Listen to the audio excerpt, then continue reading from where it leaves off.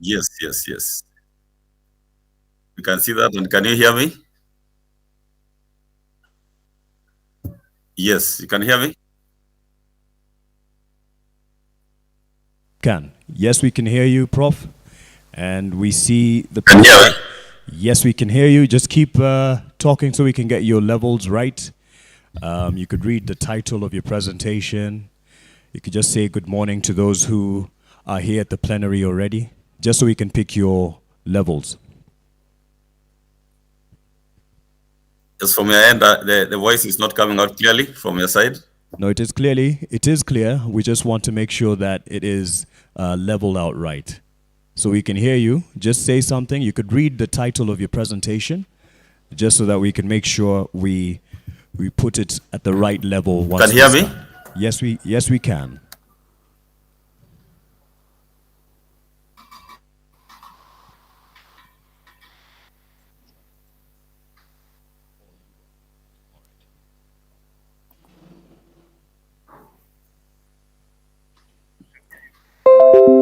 Oh, so am I to proceed? No, no, this is okay. So We I can can hear you. proceed? Not yet, sir. We're, Oh, okay, okay, we're okay. going to just formally start, and then Yes, thank you very much, ladies and gentlemen, distinguished guests. First, allow me to thank the organizers for this invitation, to that, thank the CEO of WRTI for the as invitation, Asante and Prof. sorry for the issues of technology.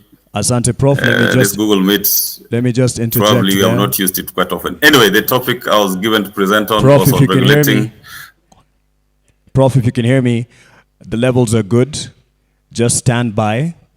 You will be able to hear us as we start. We were just waiting for everything to be aligned, and Dr. Vincent Obanda will be Yes, am I moderating. audible? We'll be moderating. So just stand by, sir. All is good. Al, We have your presentation. We can hear you loud and clear. Al, Yes. So just stand by, sir.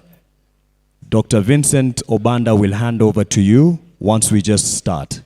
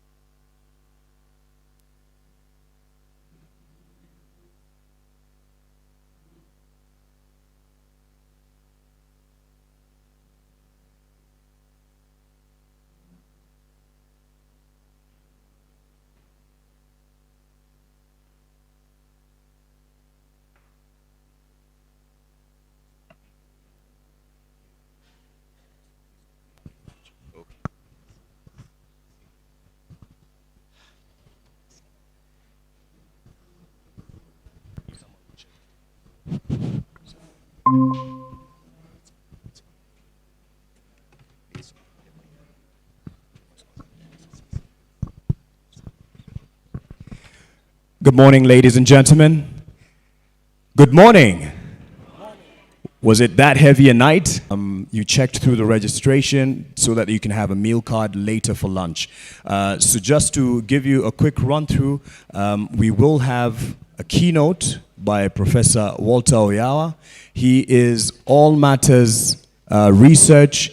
He is the main person, research regulation, that is. So this is a conversation you want to pay attention to, after which there will be another quick address, but this will be moderated by Dr. Vincent Obanda, after which we will go into breakaway session and then get into a tea break, another breakaway session, lunch, another breakaway session, then we get into the recommendations, way forward, and closing ceremony. So we want to observe time. Now that everything is aligned, I'd like to ask that we be silent. Bwana James Washira would like to lead us in a word of prayer. So tafadhali, let's respect that and be silent. Those who are standing at the back, uko nyuma tafadhal, settle in, please. I can see some people standing there. Please settle in. Please settle in so we can start with the word of prayer. Bwana James. Okay. Let's join together in prayer. Our dear Lord and Father, we thank you and we honor your holy name this morning. We are grateful, Lord. Thank you, Lord, for being with us, oh God. We thank you, Lord, for the protection and the guidance, oh Father, since we started, oh God. Thank you, Lord, for even this last day, oh God, as we go through it, oh Father, may you be with us, oh God. We commit every presentation, oh Father, to your guidance. And even the travel later in the day, oh Father, we commit it into your hands, oh Father. May you be with us and guide us in everything, oh God. Father, we thank you, and Father, we honor your holy name. In Jesus' name we pray. Amen. Asante sana, James. And thank you all. Just a reminder, we will have, if you need to go to the ladies or visit the ladies or the gents, it's right there. And we will be having tea. And please make sure that you utilize the exhibition area. It is still open. There's some who managed to interact and were impressed with what they found, the setup there, and the teams that are there to answer all the questions that you may have. So make use of that during your break to just interact with the people that are represented there. So now I'd like to call on Dr. Vincent Obanda, who will be moderating this morning's session, comprised of keynote address, and there will be an opportunity for Q&A afterwards. Good morning and karibu. Karibu. Good morning, everyone, and thank you for making it. I hope the night was fantastic. I would like to introduce our first keynote speaker, who is going to address a very important topic, because all of us have been, the purpose why we have been here is because of the research, the various research that we've been doing. But then we have a body, we have laws, regulations that guide or give authority for conducting research in Kenya. And so there is no other person better than the director of National Commission for Science and Technology and Innovation to give us a keynote speech for around 30 minutes. Then we'll have 15 minutes for questions. So I would like to invite Professor Walter Oyawa. Prof, I believe you can hear me. Yes, hello. Yes, you may proceed. Thank you. You can. Okay, thank you very much, and please alert me when you can't hear me. But first and foremost, allow me to thank the organizers of this great event, particularly the CEO, and for the invitation. I was requested to say something on regulation of research. I just picked on the title. As you can see, regulating research systems for national prosperity and public good. There's that keyword, research systems.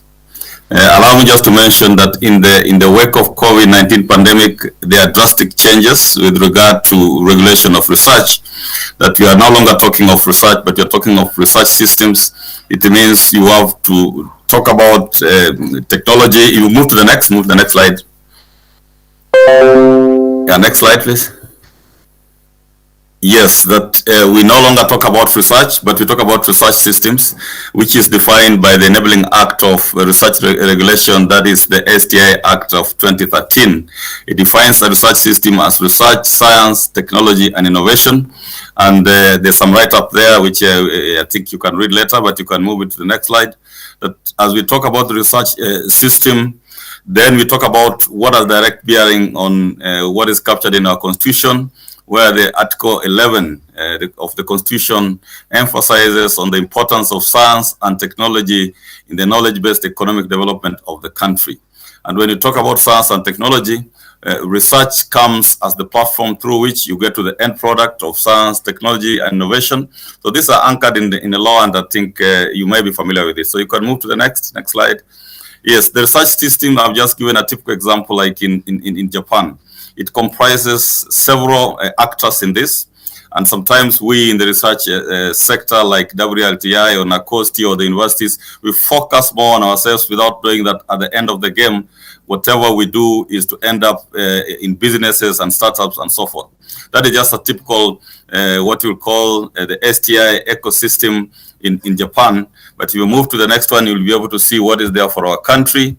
What is defined as the STI ecosystem in our country, or the research system. It comprises 3 subsystems. The first one is the political governance and regulatory system, where we have the government, we have the Ministry of Education, we have the NACOSTI, we have the NRF, we have the Kenya, and probably our WRTI is the next system, which is education and research system, which are the professional education and training and so forth and so forth. The bigger challenge that we are having or facing or has been facing as a country or as a region is how to convert what happens in the first 2 subsystems into the last subsystem. That's the business and industrial system. And that's why when you talk of research regulation, I would want just to inform that the Act empowers NACOSTI to regulate not just research, but to regulate the science, technology, and innovation sector.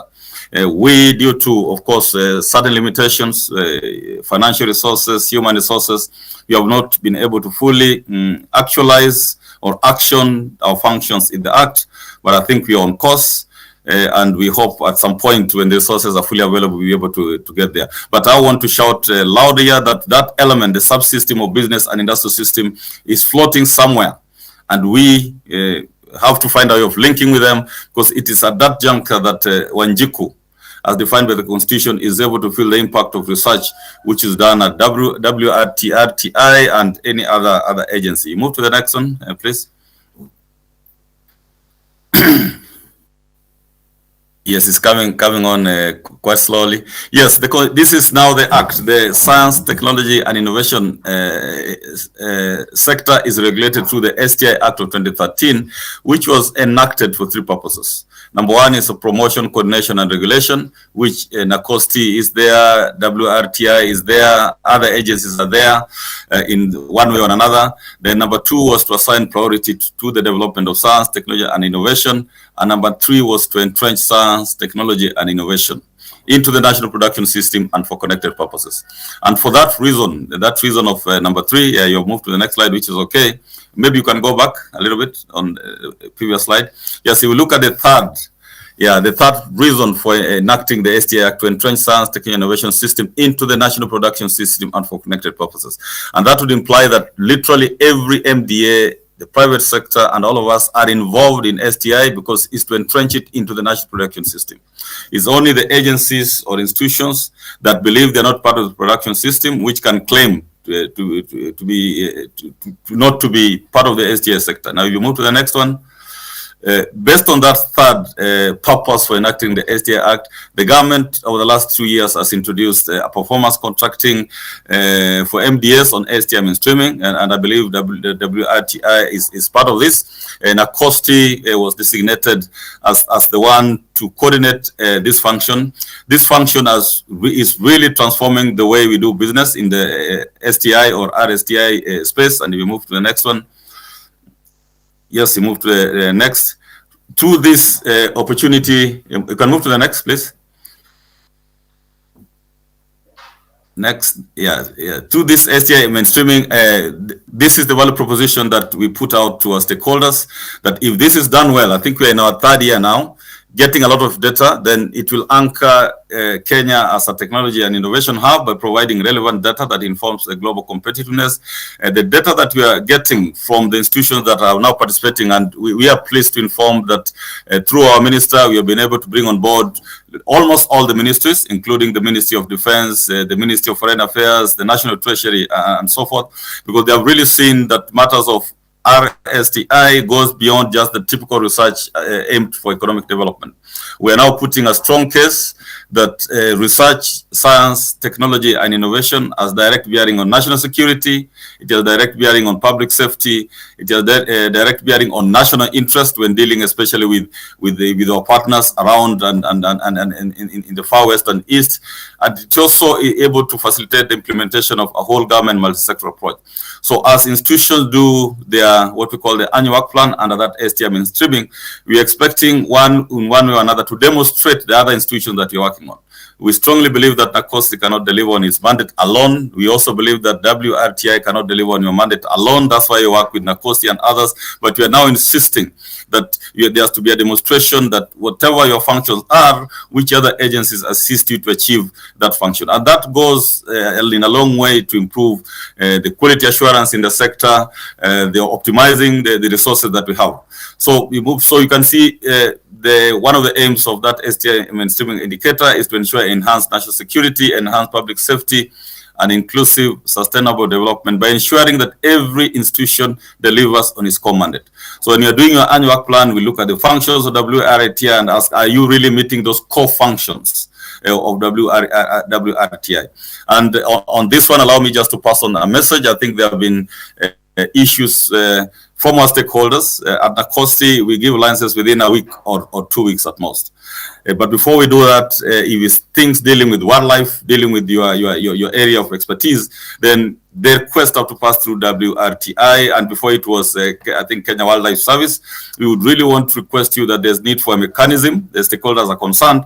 They want a one-stop shop for this activity, so that it doesn't take maybe 1 year at WRTI, it takes another 1 year at Kenya Medical Dentists and Practitioners Board before it comes to NACOSTI. So I pass on that message that debate is ongoing, and I think there were strong presentations to the Presidential Working Party on education reforms on the need for a one-stop shop on this. So I've discussed before this with the CEO that we need to sit down and figure out how to act on that. If you move to the next, we go also to components of the Act, where it establishes 3 key agencies. I think the other agencies, but the three key are NACOSTI, which is the regulating agency. The other one is the Kenya National Innovation Agency, and the third one is the fund.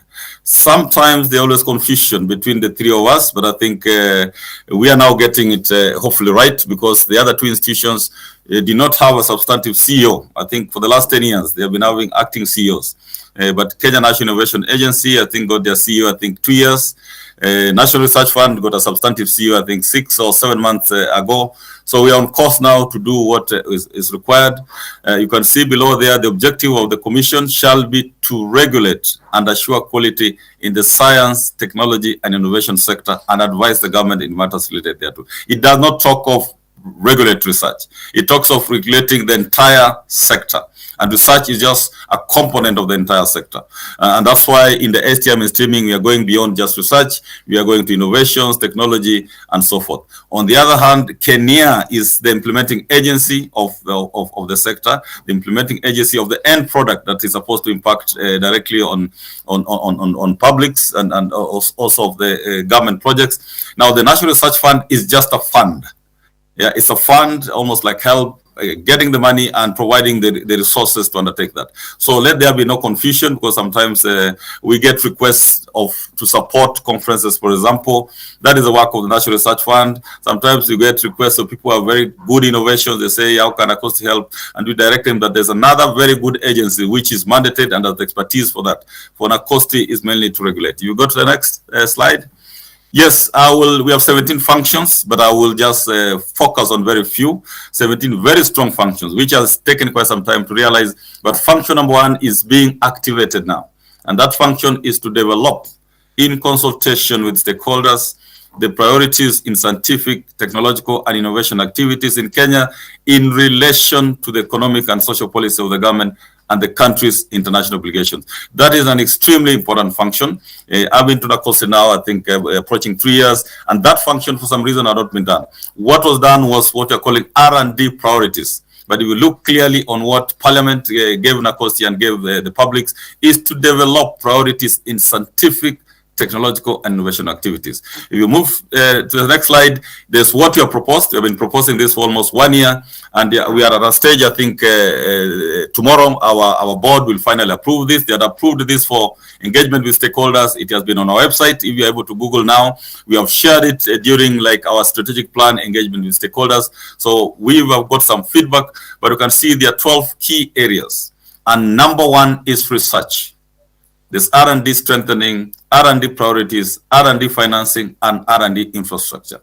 We hope when this is approved, then we're able to create sector working groups on R&D. And this is where WRTI, research institutions like Calro, Kemri, their universities are able to come and form a team, a sector working group on this one.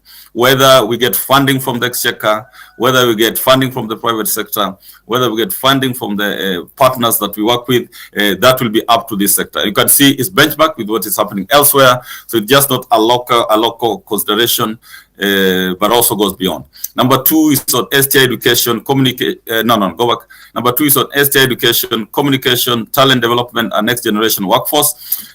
As we deal with institutions like TVET institutions, and they're asking what is really their role in like now the teachers training colleges, and you're saying you are doing an extremely important task because you are generating the next generation workforce that will coming through STEM and eventually form a workforce on science, technology, and innovation. That is another of the areas. The next one is inclusivity, advocacy, and diplomacy. So we are saying when, for example, WRTI is doing your work plan, yes, you could select any of this which is close to your mandate. Like for yours, number one will be key, and will be asking how much resources are you allocating on R&D? What % of your operational budget are you allocating on R&D? Then also in terms of inclusivity, are you encouraging gender parity in the ACI sector? As you know, matters of science have been so much associated with the male gender.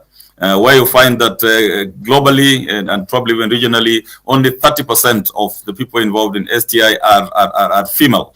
So have you taken special measures even during the recruitment and hiring to ensure that you encourage the other gender to be able to participate in this? If you move, so the other things you can read, it's in our website. I don't have to read everything, but it's heavily benchmarked. If you look at number 4, it is part of the bottom-up economic transformation agenda, what we're calling GOK MTP4, which is fostering technology protection, diffusion, commercialization through strategic investments, and so forth. This is where now our other strong agency, the Kenya National Innovation Agency, plays a key role. They would take a lead in this and take it from the sector working groups and move on.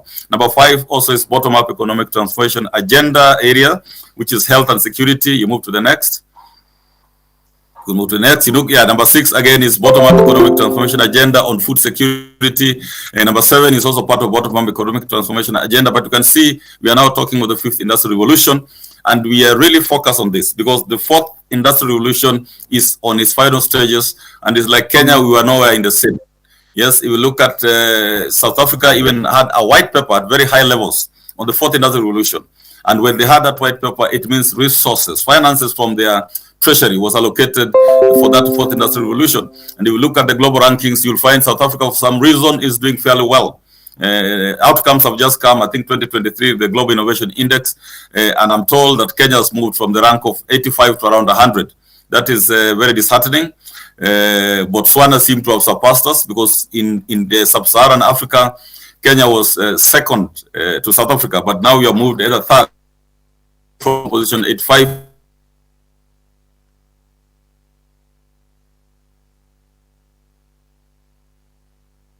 is there in all our institutions. We have done a lot. We believe Kenya is far ahead, but we are not able to avail the information to the platform that do the ranking. So there are rankings like the Global Innovation Index, there's the SDG Index, there's World Competitiveness Index, there's ICT Index, there's Talent Index. There's so many, there are about 9 or 10 indices that we need to be ranked. So giving us the data, like when you ask through the STM streaming, is very key so that we are able to avail it to those platforms.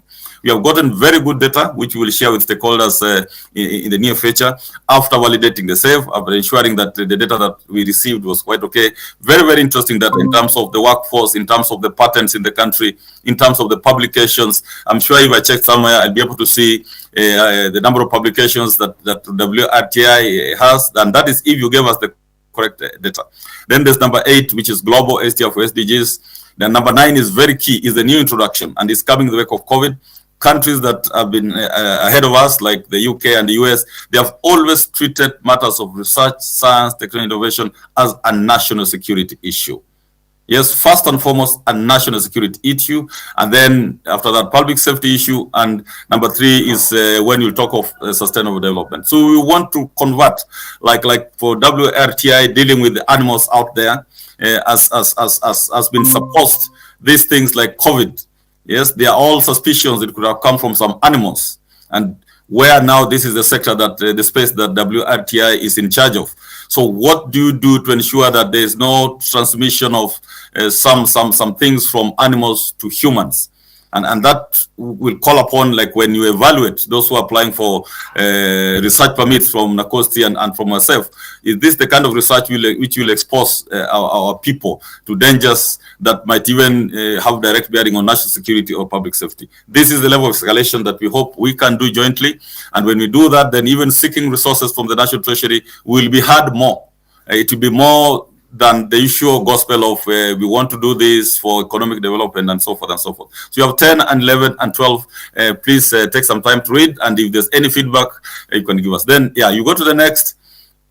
Yes, very quickly, we are supposed to lead interagency efforts to implement sound policies. This is what gives us, is it the platform to bring together all the MDS, because people would ask, why not NACOSTI, why not so and so, why not? But it is actually captured in our functions to lead interagency efforts. Number 3, to advise the national government. And if you move next page, I'll skip. Yes, number 5, ensure coordination and cooperation between the various agencies involved in science, technology, innovation. We coordinate. Ours, we are just like the secretariat to ensure that WRTI is working with their stakeholders, and we will be getting that information. So when the same information is requested for under STI mainstreaming PC target, please assist us to indicate that you are able to work with other areas. We are known for 6 accrediting research institutes and approval scientific research.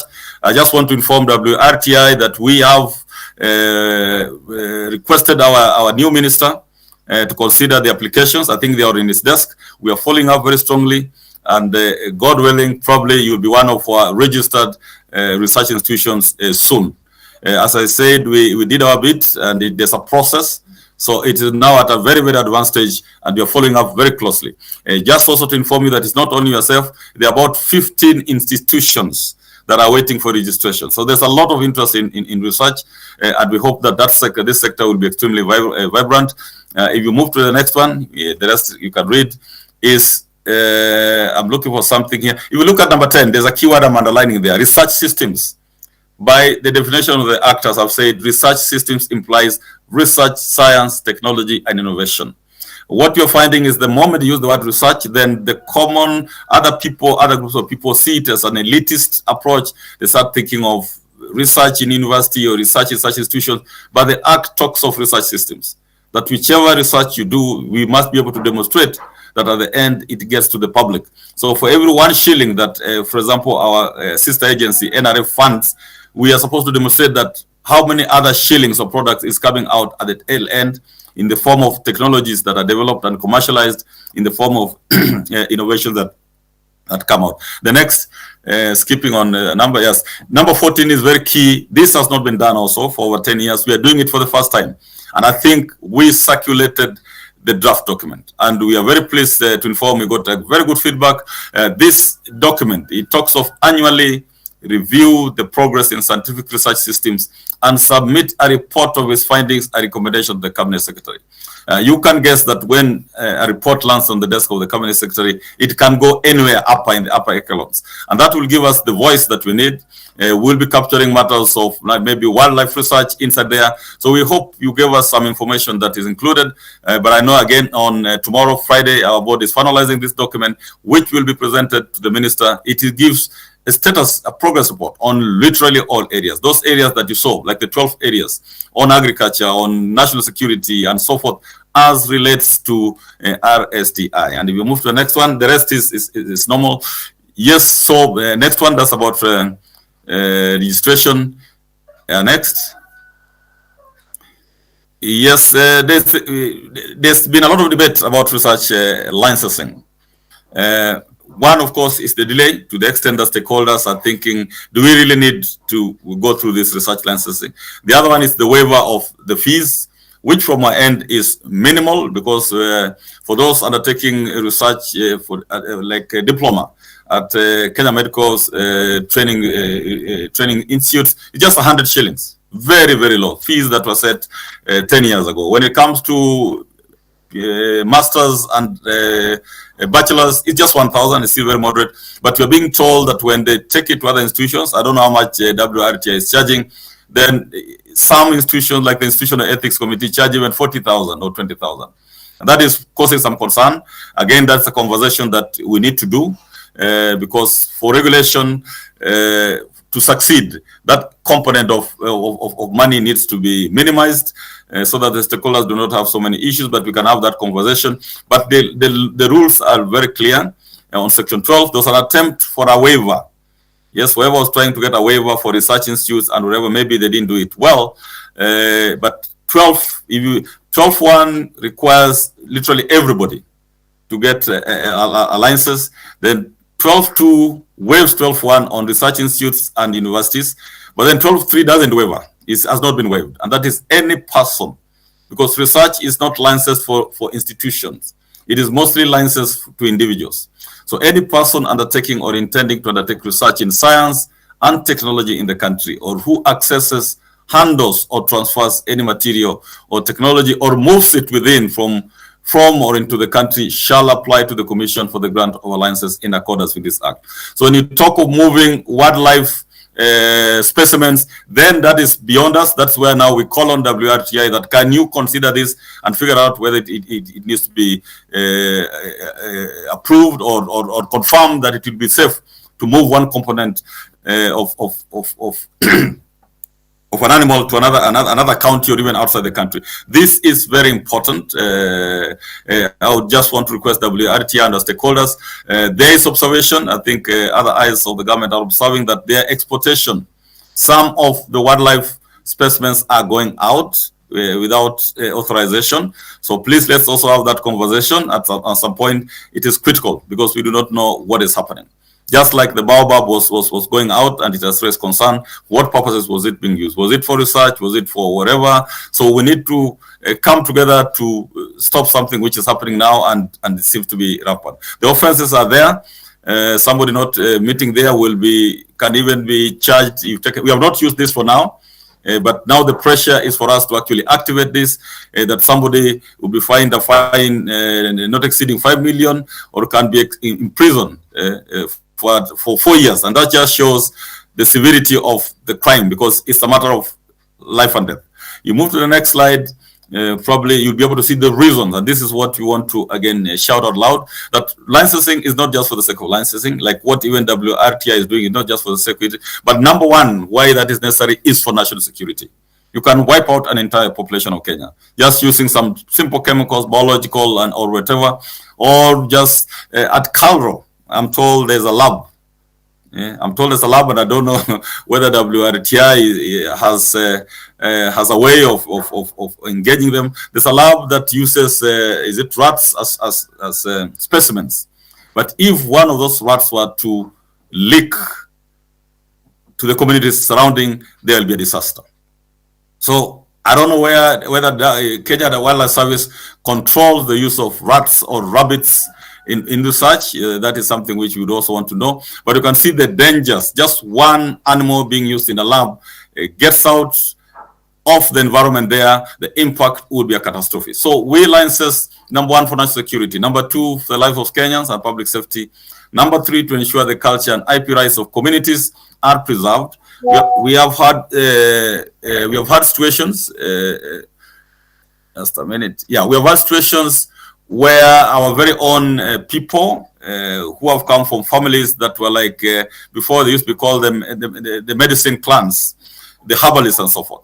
And somebody wants to patent what has been transmitted over maybe 1,000 years from the communities. The law does not allow you to patent what belongs to a community, whichever community you come from. But people are now moving, changing something a little bit and saying we want to patent a venom, anti-snake bite or something like that. And the question is it from the culture, unless you're changing something which is significant.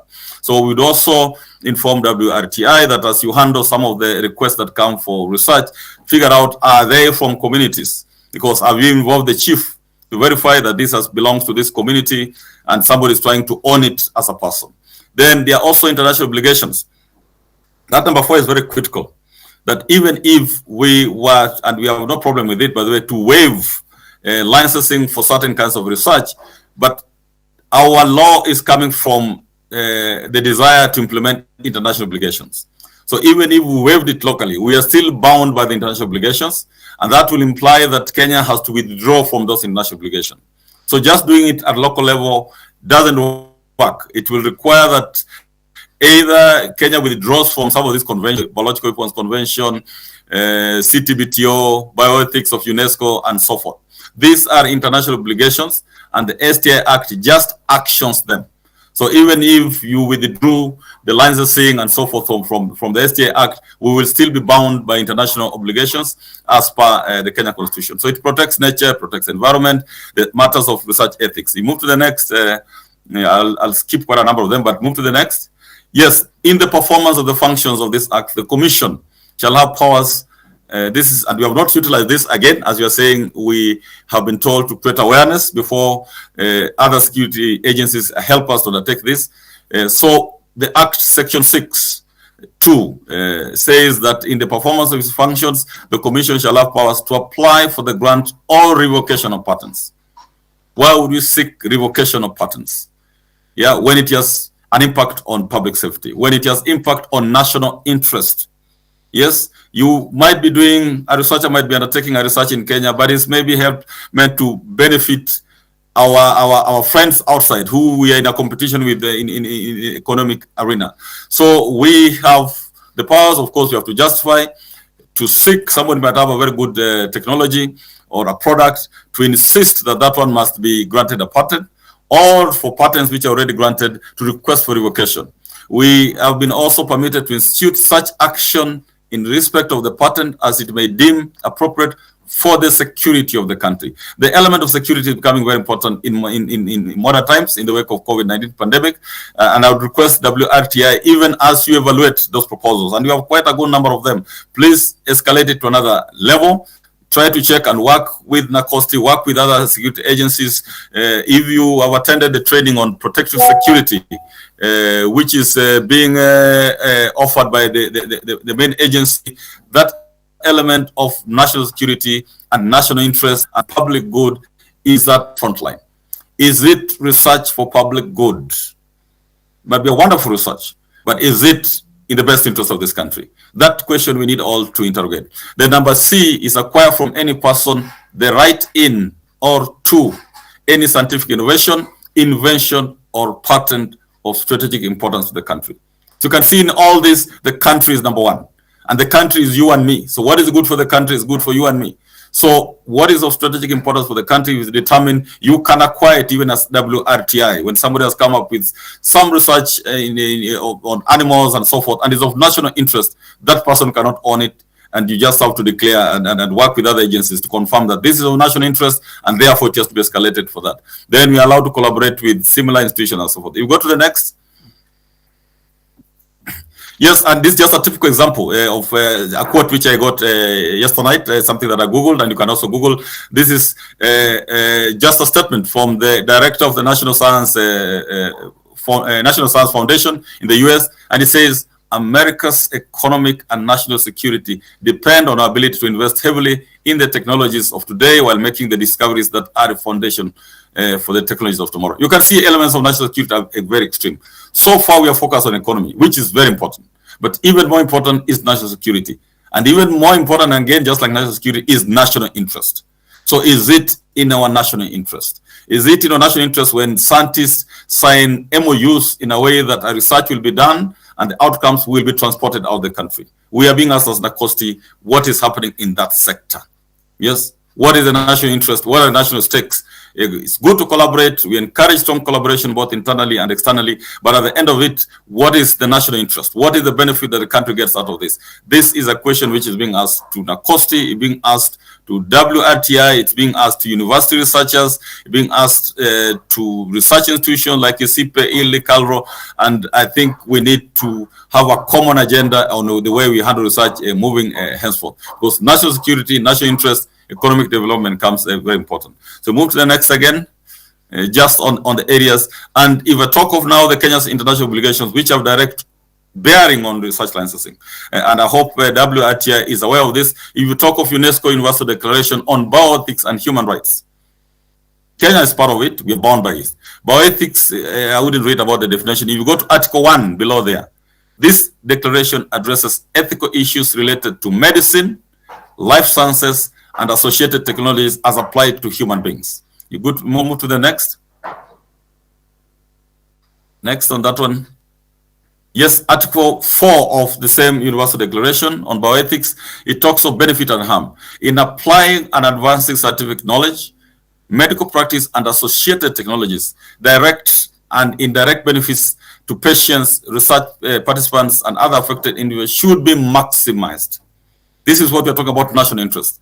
And any possible harm to such individuals should be minimized. I know WRTI talks of this, checks on this, because we always check if there's a research in your domain, how will it impact positively on the local communities where the research study is being done. There's a request that we need to undertake more vigilance, especially in the remote areas of Kenya, where studies are being done, things are happening without our knowledge, without the knowledge of WRTI. So we need to escalate, and that's why I think it was a very timely and good decision for the ministry to decide to have WRTI as a standalone state agency. But now the task at hand is massive, because you have the entire of Kenya, things happening in different corners, things are happening in conservancies, things are happening in so many other places, even in Nairobi, that involve wildlife. Yes, their products going out, the products being converted to other things, the products being maybe a threat to human beings and so forth. So can we be able to give annual reports on just the state of the impacts of research on wildlife on the country? I think that would be a very good report, even for the country, and it can come as advisory as a policy brief to the country. Move to the next. Yeah, it's the same thing, respect for human vulnerability and personal integrity. Discuss. Okay, next, again, move to the next.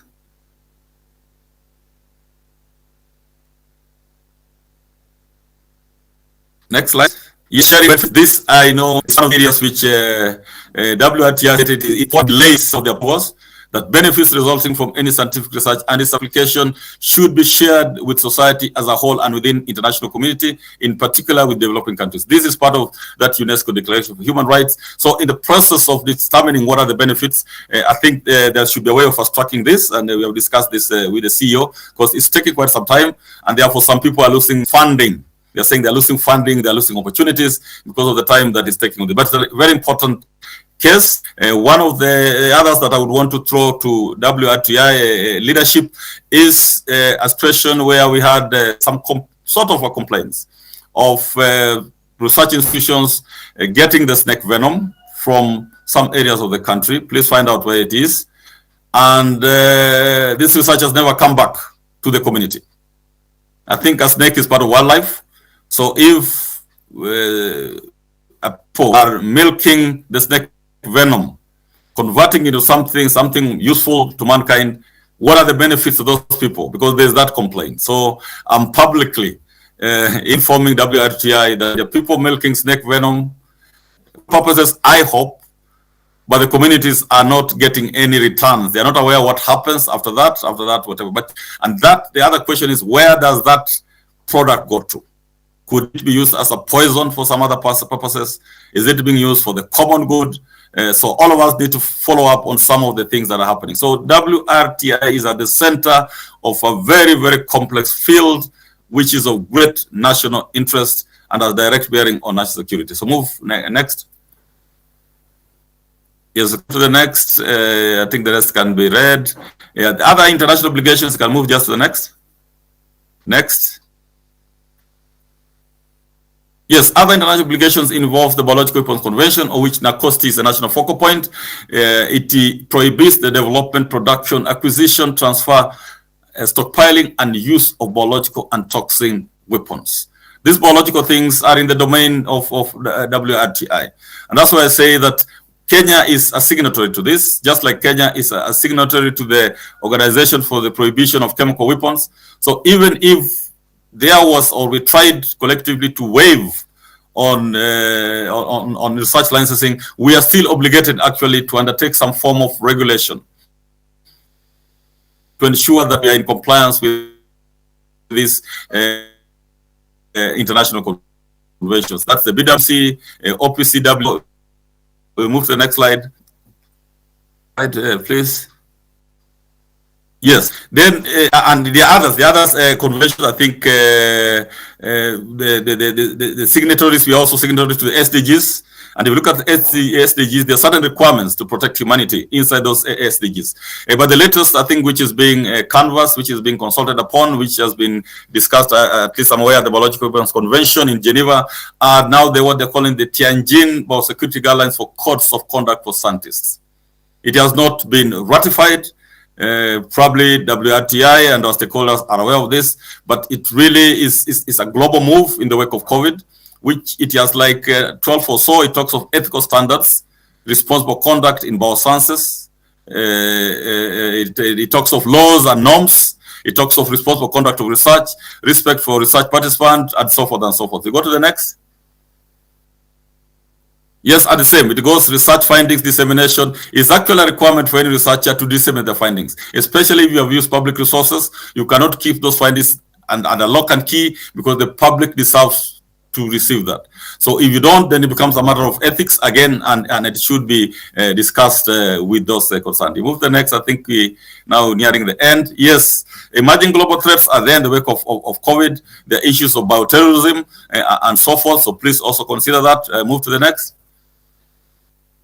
In conclusion, we want to say that COVID-19 pandemic has reaffirmed the vital role of science, technology, and innovation as a global public good, but also research regulation is key to the advancement of national security, public safety, and inclusive sustainable development. Thank you very much, and back to you. If there are any quick questions in the next 5 minutes, I'm seeing I'm under pressure to join some other things, but in the next 5 minutes, if there's something that we can address, back to you. Thank you. Thank you, Prof. Yeah, let's give the Prof another applause. He has given us a heavy dose of information concerning regulation and research regulation in the country and internationally. So let's give him another applause. Thank you, Prof. Stand by for 1 or 2 questions.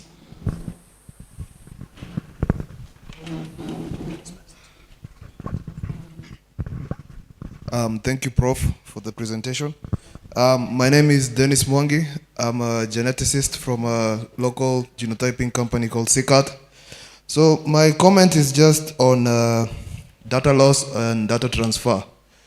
I don't know if you're aware that after COVID, people realized that the African people were not so adversely affected, and there's a huge project that started beginning of the year to genotype, or rather to get genetic data of all our local African plants.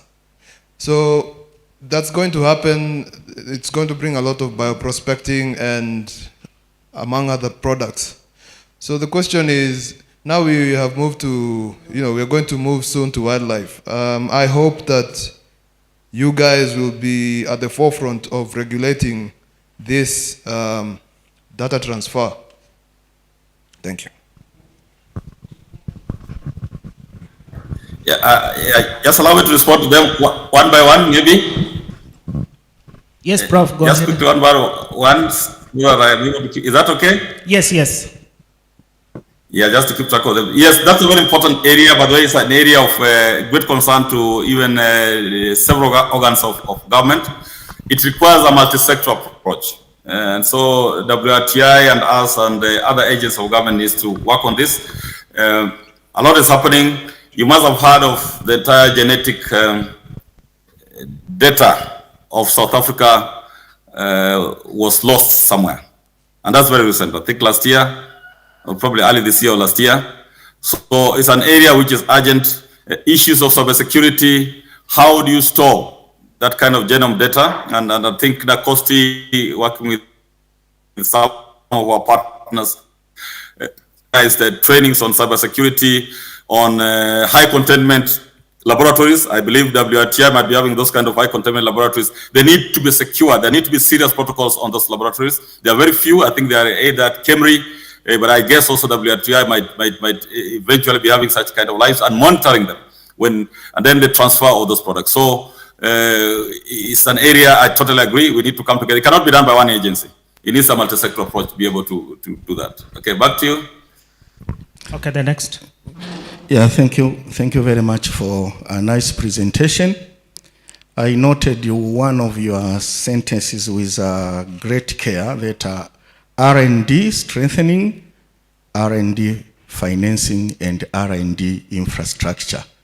I think those are the three important things which are making things fall apart in most of our research and development institutions. So I just wanted to know from Kenya, where are you in setting adequate funds for research and development institutions, as well as infrastructure development? Because I know the AU agreement, it was proposed that at least every nation should set at least 2.5% of their GDP for STI. But it is only South Africa. Otherwise, most of the countries, we are at 0.025. Now, promoting research, and we are saying do not export biological specimens outside the country while we do not have the state-of-the-art infrastructure and the laboratories. And we are not addressing our priorities because most of our projects are donor-funded. What are we doing if we can know from Kenya as an example? Yes, again, thank you very much. A very, very pertinent issue. It's not only at that higher level of AU where it was decided to have 2.5% of GDP. It is actually in the STI Act where I think the Exchequer is required to allocate 2% of the GDP. That is, if you calculate with Kenya's GDP, it is billions of money.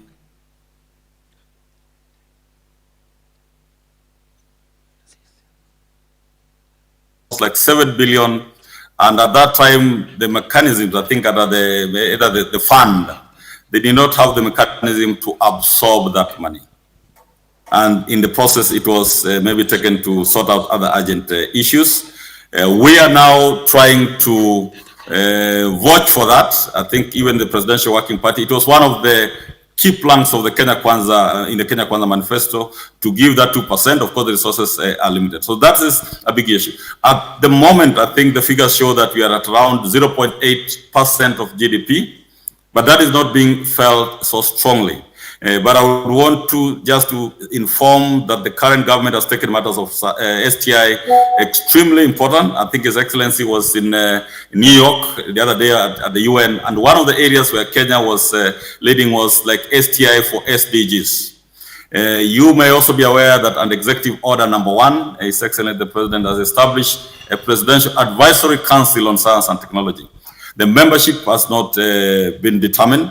But what does that tell us? That council will be like the National Economic and Social Council. It will report directly to the presidency. And when you escalate, because we have not, as scientists, converted matters of research to be, is it political? There's something called STI diplomacy, where we are supposed to speak to decision makers to value what we do. The wake of COVID has informed even the politicians that unless you invest in STI, we are likely to lose a lot of lives. So this is the time to put up that case, and it's a time that to take advantage when the membership is identified by the appointing authority, that Presidential Advisory Council, then you have direct ear right up to the top. That is the time to ask for that money. So we are indeed on course. The other thing that we need to inform ourselves is that when we compare globally, we need to move from relying heavily on the exchequer to the private sector. In a country like Switzerland, which is ranked #1 in the Global Innovation Index, 75% for their research funding, R&D and RSTI and so forth, comes from the private sector. 10% of 15 comes from the exchequer, and then another 5 or 10% comes from partners, philanthropies, and so forth. This is where the world is heading. And the reason is very simple, that research is not being done for the sake of research. If you bring in the private sector, they will demand a product if they do that. Now, so we are escalating matters of STI. Just in our neighbor, Uganda, they formed the Ministry of Science, Technology, and Innovation, and you can Google that. His Excellency, the President Yoweri Museveni, placed that ministry directly under the presidency. That was last year. And in this last year, he allocated 15 billion Kenya shillings to research, science, technology, innovation. I'm sure we would want to have that. The condition which you are told of that, which I think should also be a condition in Kenya, that when you touch that money, you must be sure there'll be a product for the people. So I'm told the scientists at Makerere University are scared of applying for that money. Because you apply, you are saying you're going to come up with a COVID vaccine, be sure that you'll at least come with the product. The country cannot put 1 billion on you, you spend it and it disappears. So we are on course, but there has to be a product. That's why we are talking of RSTI. There has to be a product. If you can't deliver, don't touch the money. If you are sure you're going to deliver, then be ready. It's like the Japanese, where no goes, and if you don't deliver, don't come back home. Back to you. Let's have one extra question, and then the director. Then we close. Okay. My name is Francis Mula from the University of Nairobi. I saw in your strategy, you are prioritizing security over everything else. In most countries, it is normally economic, knowledge creation, and products and solutions, which then the resources from there you direct towards security. Now, and then you know that security is a completely different domain. The first ones I mentioned are civilian. Once you move research to security, then it moves away to the military. If you look at the NSF, which you quoted, the first priority is economic.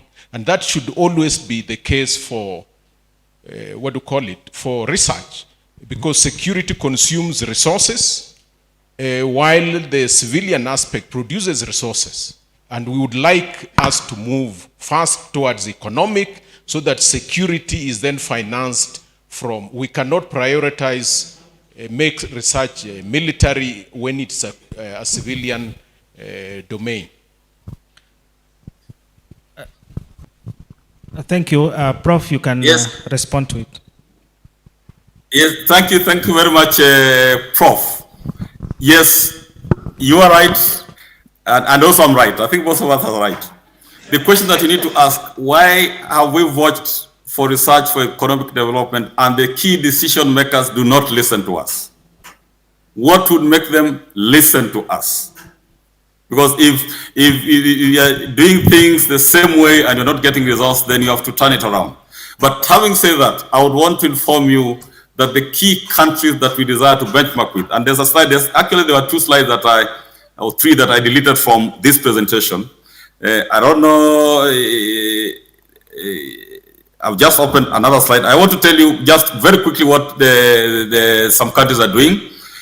In the US, and I'm just going to, I've opened it. This is a statement from the science advisor, the former science advisor to President Biden.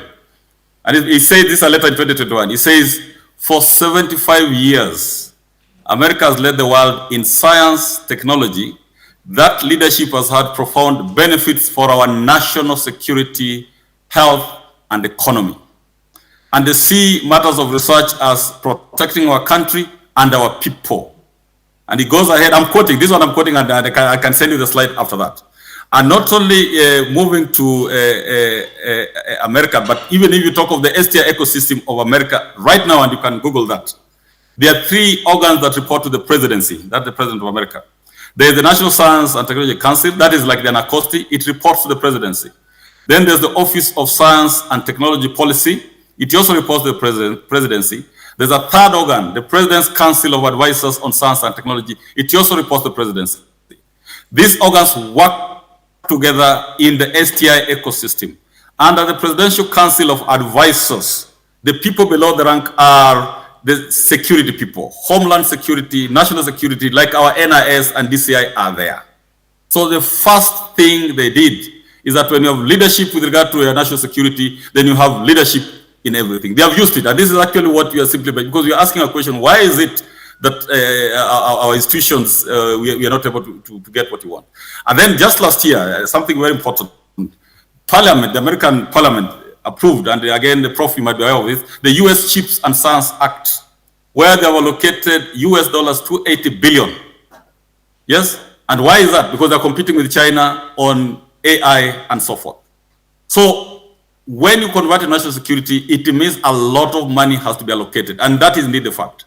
Very lately, just to, you have brought a topic which I'm very passionate about, that as I'm speaking, the US government, the Prime Minister, Rishi, has just established a new ministry called the Ministry of, I think, Science and Technology.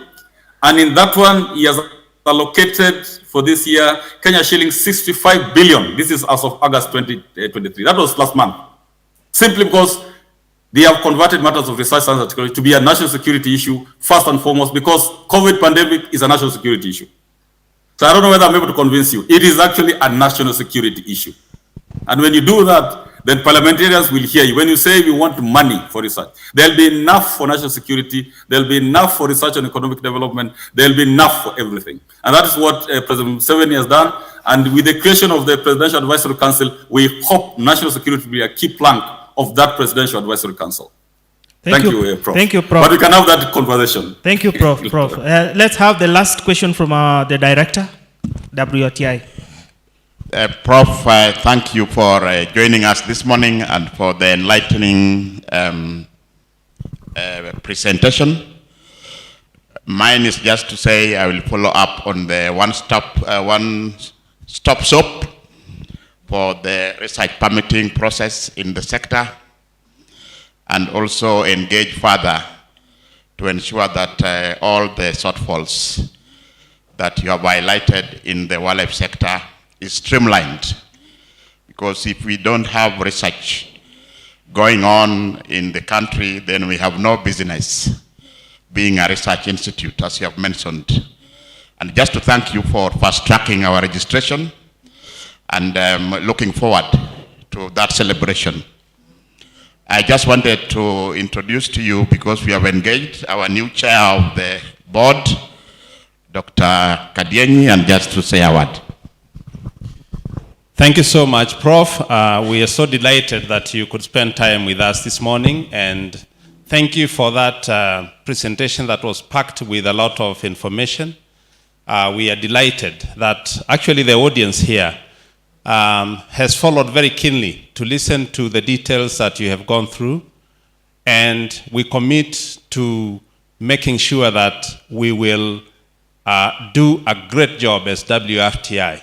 We know there's a huge task ahead of us, but we are up to the task, and we will not let down the President of this Republic and the people of Kenya, because at least for now we have seen that there's a lot of interest right from the top in research, in technology and innovation. We will move in that direction. We will be following up on a number of things that you have mentioned, and we are delighted to say that actually, as you said, research and technology and innovation are a security issue. You know, that is looking way ahead, because when we get it right, then it is holistic and it carries with it the economy and other things. But if we don't get it right at that level, then we could miss a big point, and COVID just taught us that. So we really appreciate your time, we really appreciate your thoughts into this, And we actually see Nacosti is in the right hands. And here at WRTI, we will do our bit and make sure that we move this country to the next level. Thank you very much, and we really appreciate. Another round of applause to Prof. I think that was really great. Thank you so much. Yes, yes, thank you. And also allow me just to appreciate this opportunity. There's a lot that we can share. I just wanted to add that key security agencies have actually been in touch with us on matters of concern, as I said, matters that are happening in the research sector that are likely to affect our national security and national interest. And they're calling upon us, all of us, that we really need to be vigilant. There was a circular recently released that the presidency would like to enhance regulatory agencies like NACOSTI and WRTI. And I think there was a meeting just last week at KSG, led by the head of public service. That is how matters are becoming very complicated. What are our national interests in whatever we're doing? Are we benefiting through the collaborations? Are we benefiting through the engagements that we have? Very lately, I think as of yesterday, we found people who have forged an NACOSTI license. They have forged the Institutional Ethics Committee recommendations, and we are working on it. And if you look at the support for these people, it was coming from elsewhere. We are also having, very quickly just to add, a situation of proxy researchers. Yes, proxy researchers, it means researchers from somewhere, probably outside the country. Then they fund a master's, they fund a PhD, but then all the data is being channeled somewhere else. That's why I'm saying it's a national security issue, because the same research outcomes will be used to undermine our existence. So it is a high thing.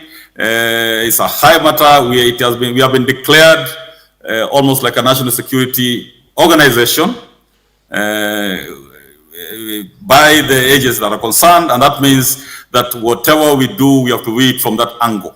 Is the interest of the country taken over? And therefore, our key stakeholders, our key players, our key regulators, like WRTI, who is dealing with our wildlife, you are right at the top of that security angle. So read from that perspective, and I'm sure we'll get it right. Otherwise, thank you very much, and God bless. Thank you, Prof. Thank you for your time. Now we would like to move to the second speaker. We would hope to recover the time, but it's not a time that is lost. I would like to introduce our second speaker, Dr. Alain Ndoli. Please come over. He'll be giving us a speech, a talk on the role of research in the implementation of the East African Community Wildlife Strategy.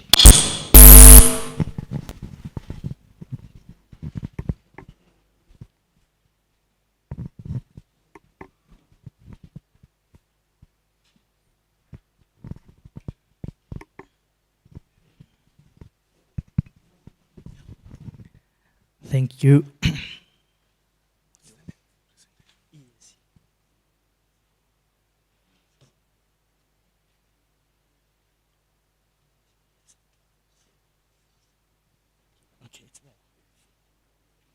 Thank you. Yes, I think it will move. Thank you very much, and good morning, everyone. Allow me first to start by thanking WRTI for the great events that you have organized and inviting us as EAC, though not being a research institute, but at least to the other side of end users of the outcomes. My name is Alain Ndoli. I am an IUCN staff, but seconded to EAC for technical support. So this morning I will be presenting shortly on behalf of the EAC. And to this matter, allow me to maybe let my colleagues stand up, the EAC Secretariat and the EAC Partner States colleagues in the room. Can you stand up and wave, please? Yes. Everywhere we have almost 5-6 countries already present, and thanks for the invitation. Whatever I'm going to present here, they are the mastermind behind it. Allow me to start with a brief introduction on the East African community, as usually do, because it's one of the vibrant RECs in the African Union. I will not explain the ranking there, but you could see that EAC was ranked first among the 8 RECs in terms of structure, organizations, and operations. So we have 7 partner states. Some people knew us when we were still 6 or maybe 3. But the Republic of Burundi, Republic of Kenya, Republic of Rwanda, the Republic of South Sudan, the Republic of Uganda, and the United Republic of Tanzania, and recently the Democratic Republic of Congo are the signatory to the EAC treaty. So, a brief background, EAC occupies a land area of 4.8 million square kilometer. It's a huge mass, 95% of land and 5% inland water, and a GDP of 305 billion US dollar. It's a great, great economy. We have 283.7 million citizens, among which 30% are living in cities, while 70% are estimated to live in rural areas or suburban areas. On top of this, and to the matter of interest for this conference, we have a highly diverse and extremely rich area in natural resources, from grasslands, forests, rivers, wetlands, deltas, oceans, Great Lakes, and most importantly, a wide range of wildlife. Everything we do at the East African community is guided by our Bible that we call the EAC Treaty. The EAC Treaty for the wildlife and tourism cooperation among partner states has the guidelines for the engagement of partner states. And this is mainly on Article 115 on the cooperation in promoting tourism. But most importantly, the Article 116, where partner states undertake to develop a collective and coordinated policy for conservation and sustainable utilization of wildlife and other touristic sites in the community. Therefore, the partner states engage to harmonize policies on wildlife conservation, exchange information. We have been talking about information in previous presentation, even yesterday. Coordinate efforts in controlling and monitoring encroachment and poaching activities, and encourage the joint use of training and research facilities and common management plans, especially for the transborder protected areas. Yeah, the previous speaker has highlighted the importance of ethics in research, and yesterday we saw long-term research and monitoring outcomes. But as wildlife has no borders, collaboration in terms of research among the partner states become a key. So this is already in the EAC Treaty. The role of EAC then in relation to its wildlife, I will briefly just highlight a few points that partner states, those 7 ones I mentioned, Kenya included, even among the former, before the community grew up, are the signatory to several wildlife crime prevention, regional treaties and protocols. This includes the Maputo Convention, the Lusaka Agreement Task Force, for those, the Congo, the DRC, Burundi, Rwanda, and Uganda, they are on the Greater Virunga Transboundary Collaboration Treaty, the African Union Strategy, the EU Action Plan against wildlife trafficking, among others. So there is therefore a need to coordinate all these efforts on how we harmonize our approach for conservation and management of wildlife. 5 years ago, EAC developed and implemented a regional strategy to combat poaching and illegal wildlife trade for 2017 and 2022 with the following objectives. There were 6 objectives. One was to strengthen the policy and registration. to enhance the law enforcement capacity, to strengthen the regional and international collaboration, to promote education, so education and public awareness about wildlife crime, to increase capacity of local communities to pursue sustainable livelihoods. But in red, I have put that we were endeavoring to promote research and development. So, however much we are not a research institution, we know that any good policy and strategy has to be backed up by scientific evidence. So, I will not mention a lot, but for that objective on research, few things have been achieved.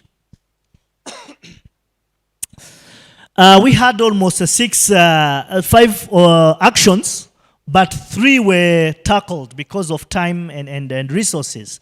But I would mention, for instance, the development of national accounting system for sound wildlife management, whereby an economic valuation of natural capital study was conducted for 4 big transboundary landscapes, including those ones touching on Kenya. So the results are out. It was a thorough study. It's online. Interactive websites were created, and you are invited to consult. We had also an action to improve regional wildlife management information, gathering and sharing.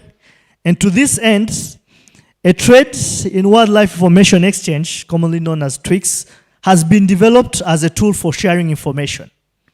But as I will mention, we're still having challenges on protocols on how to share information and which information should be shared. The last one was to identify sources, transit, and demand of wildlife products and drivers in the region.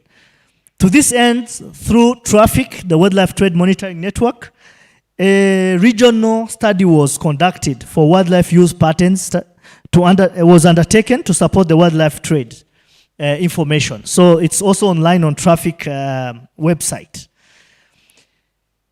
At the end of the strategy, we didn't stop there. We know that wildlife is the backbone for our tourism in this region, and ESC has undertaken the next step.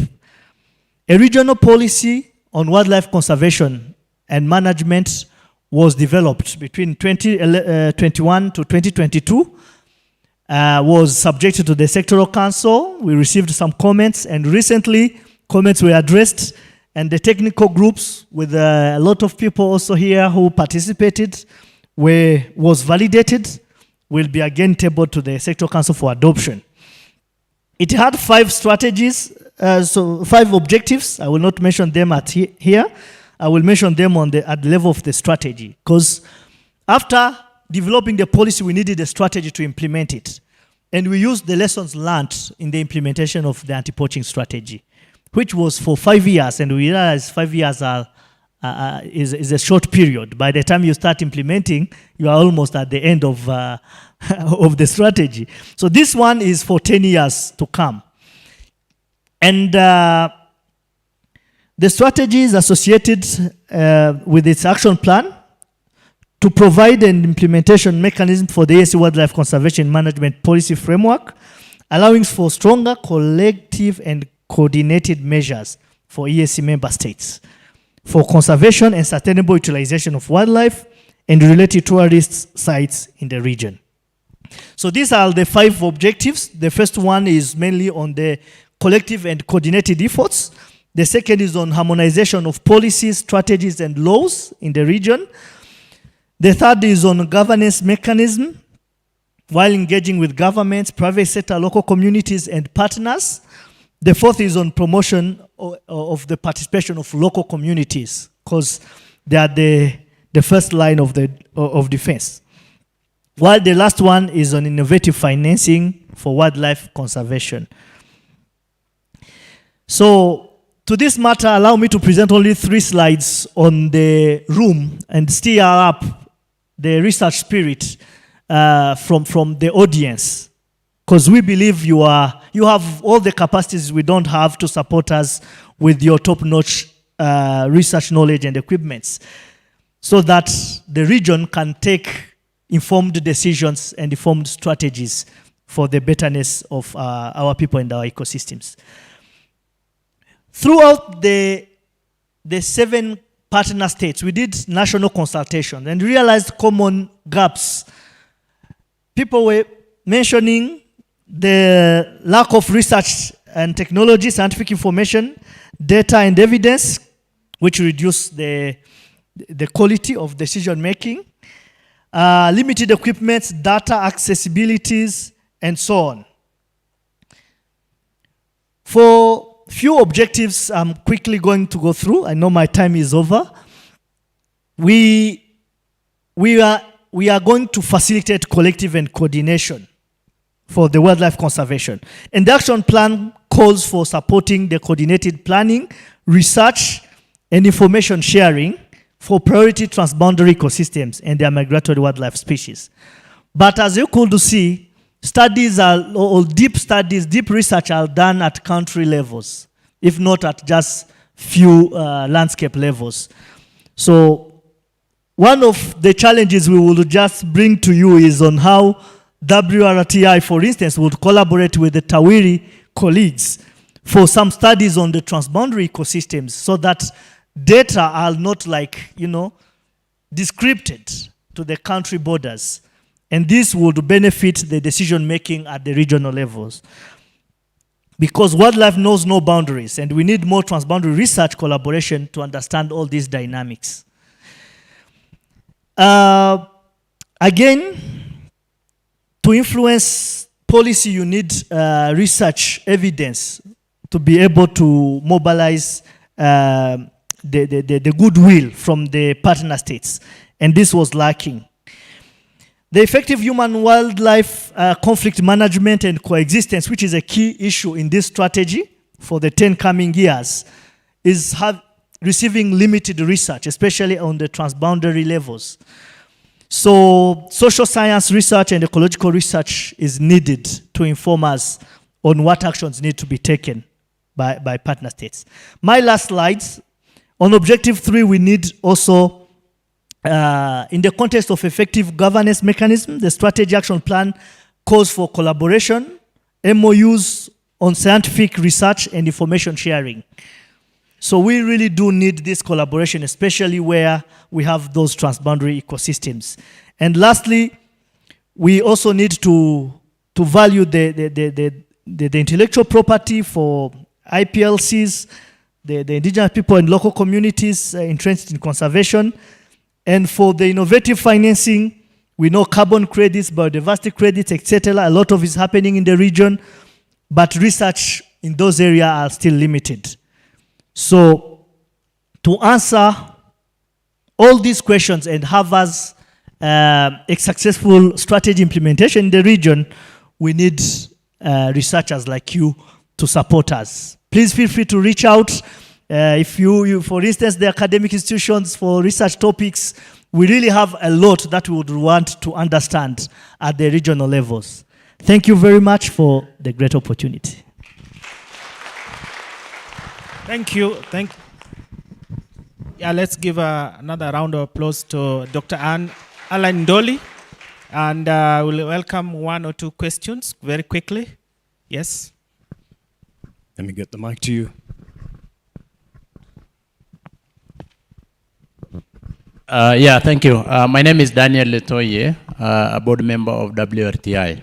My question is that I know you have already mentioned as part of the challenges, but for purposes of clarity for the researchers in this room, that as East African community, you don't have any data currently that exist as a matter of evidence of the movement of wildlife across the 7 member states. That's just what I wanted to hear as a matter of clarity for the scientists in this room to hear, which is really a big challenge.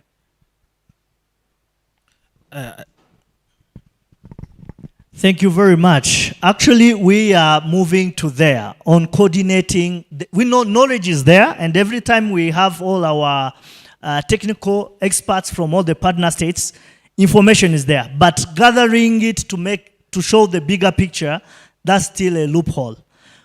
What we are trying to do will be to go by landscapes. That's why we started by evaluation of key transboundary ecosystems. The Mara Serengeti, the Tsavo Mkomazi, the Great Virunga transboundary landscapes. And from there, we will generate knowledge and be able to portray bigger picture. Thanks. Thank you. Is there any other? Oh, go ahead. Thank you. My name is Vincent Ojuka. I'm just wondering, as a proactive approach to ESC in management of wildlife and conservation in East Africa, in a bid to have a borderless countries, how are you making maybe strategies to ensure that there's the counteractive approaches to stop wildlife trade in the region?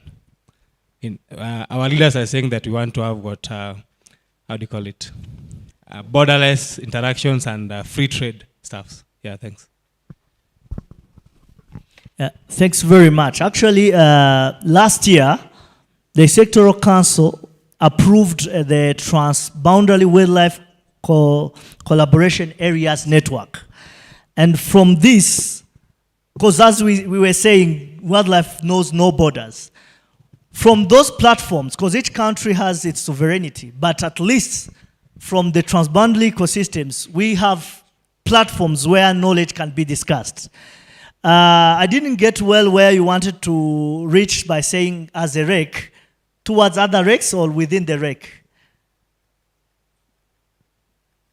Within the REC, okay. So within the REC, that's the platform we are going to mobilize. And there is a technical working group which was established by the Sectoral Council to make sure that those key transboundary ecosystems rich in biodiversity have the joint work plans, the joint management plans, if necessary, MOUs to be signed and ecosystems managed as a whole, not really as silos. So last month, we are still in September. This month, all the 7 partner states visited the transfrontier conservation areas in Ruvuma to see how other people are doing, especially the other side of SADC. And we are learning from them to establish similar thing in our region. Thanks. Okay, the last question.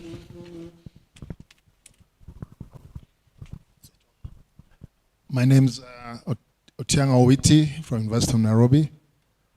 I just want to find out how much work has been or is being done in the area of wildlife forensics, noting that the region has a lot of biodiversity, and of course people are going to move around with all the specimens and all the trophies and all that. So, how much has been done, or is there any work being done on that area? Thank you.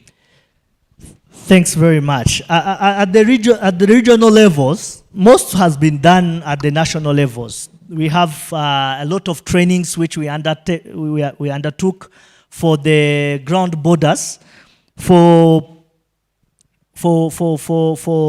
personnel at the borders to know how to identify the specimens which could be smuggled and illegal wildlife trade as such. And we undertook this through collaboration with the traffic for both inland and also the maritime borders. So to say the truth, we had an objective to develop DNA, data bank, forensic laboratories and everything, but this in a short period couldn't be achieved. But as you mentioned, through collaboration, especially where we see hotspots, this could be the next priorities to come. Thank you. Thank you, Dr. Ndoli. And thank you all for listening the first session. I would like to hand it over to Mark for the next session. Thank you very much. Asante. Some applause to Dr. Vincent Obanda, as well as the keynote speaker and presenter that have started us off. So it's now time for tea break. after which we follow the program. We were meant to have just finished the first breakaway session for the morning. All the moderators are here for Kiboko Hall, and that is Dr. David Ndere. For Two-Way Hall, that is Wycliffe Mutero. And for the Acacia Hall, Priscilla Mutungi.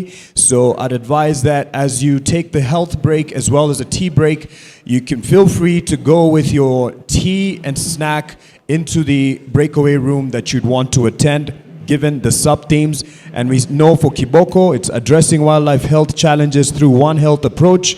And for Two-Way Hall, it is use of new technology in addressing wildlife conservation challenges. For Two-Way, I'm told for the session that we are starting this morning is Joseph Edebe and not the previously mentioned person, because we're meant to be addressing the 9:15 to 10 o'clock breakaway sessions that were scheduled. So just follow the program, and according to the sub-theme you're interested in, you can go with your tea and your snack. Enjoy your break.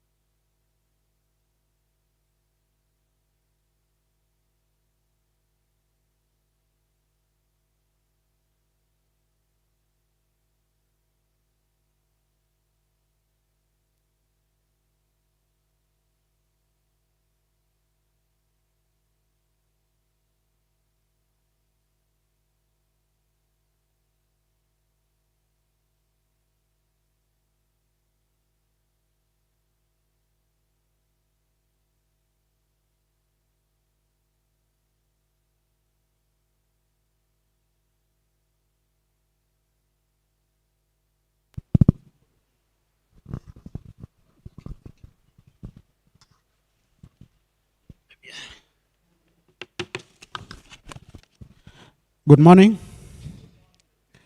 Yeah, let's settle. We want to start this session. We are already 45 minutes late, and therefore we'll have to be strict on time. So presenters, I will request that we stick to the time allocated. The keynote speech by Professor Mogoa will be about 20 minutes.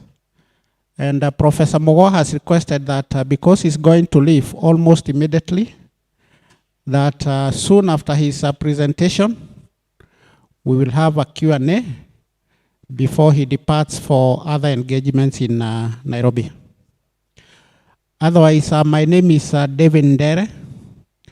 I'm from the Wildlife Research and Training Institute, and it's my pleasure and privilege to moderate this session. So I think without further ado, I will welcome Professor Ed Mogoa to give his presentation. And before he does that, Professor Mogoa is, let me get his profile, sorry. Professor Mogoa graduated from the University of Nairobi with a Bachelor of Veterinary Medicine in 1986 and a Master of Science in Clinical Studies from the same university in 1990. And then thereafter, he obtained his Doctor of Philosophy degree in 1999, from the University of Pretoria. And he is currently an associate professor in the Department of Clinical Studies at the University of Nairobi's Veterinary School, where he trains both undergraduate and postgraduate students in veterinary science and wildlife health and management. He has published and consulted widely in areas of surgery, animal welfare, veterinary education, delivery of animal health services, livestock policy issues, zoonotic diseases, and One Health research.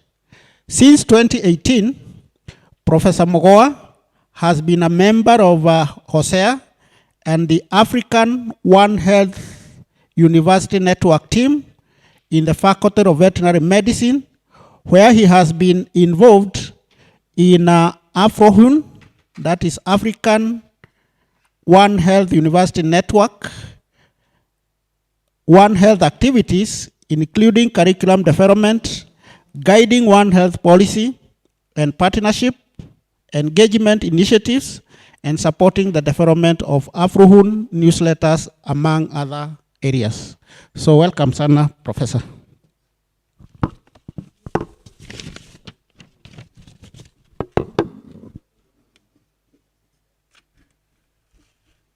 And then all presenters who have not submitted their presentations to the ICT team, kindly do that.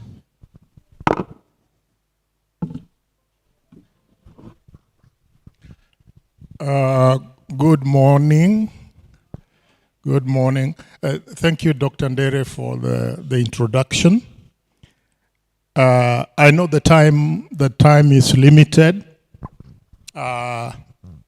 We'll want always to have more time to discuss some of these areas because I call them deep areas because of the information that they give us and what we can do with that kind of information. I'll try and be as brief as possible within the time limit given. I'm going to have my discussion based on 10 points. Drivers of biodiversity loss, wildlife health, climate change and wildlife health, wildlife diseases, human-wildlife conflicts, causes of health challenges in wildlife, community engagement in wildlife health management, media and the wildlife health, stakeholders and disciplines in wildlife health management and conservation. And finally, conclude with the gist of this discussion, the use of One Health approach in dealing with One Health challenges. They look many, but I'm going to scan through some of them so that they take me to number 10. I want to really focus on number 10. But since Tuesday, we have been talking about biodiversity loss, so I don't want to tire you with the numbers. You have seen these numbers before. Populations have plunged from 69, average by an average of 69 between 1970 and 2018 and all that, 2018 and all that. So it's a reality. We are losing biodiversity, the same thing. That we have lost quite a number of mammals, birds, reptiles, amphibians, and fish, and that within a short time, 1 million wild animals and plant species are now threatened with the extinction, many within decades, more than ever before. So the issue of biodiversity loss is a reality. Now, wildlife issues are not just biodiversity concern alone.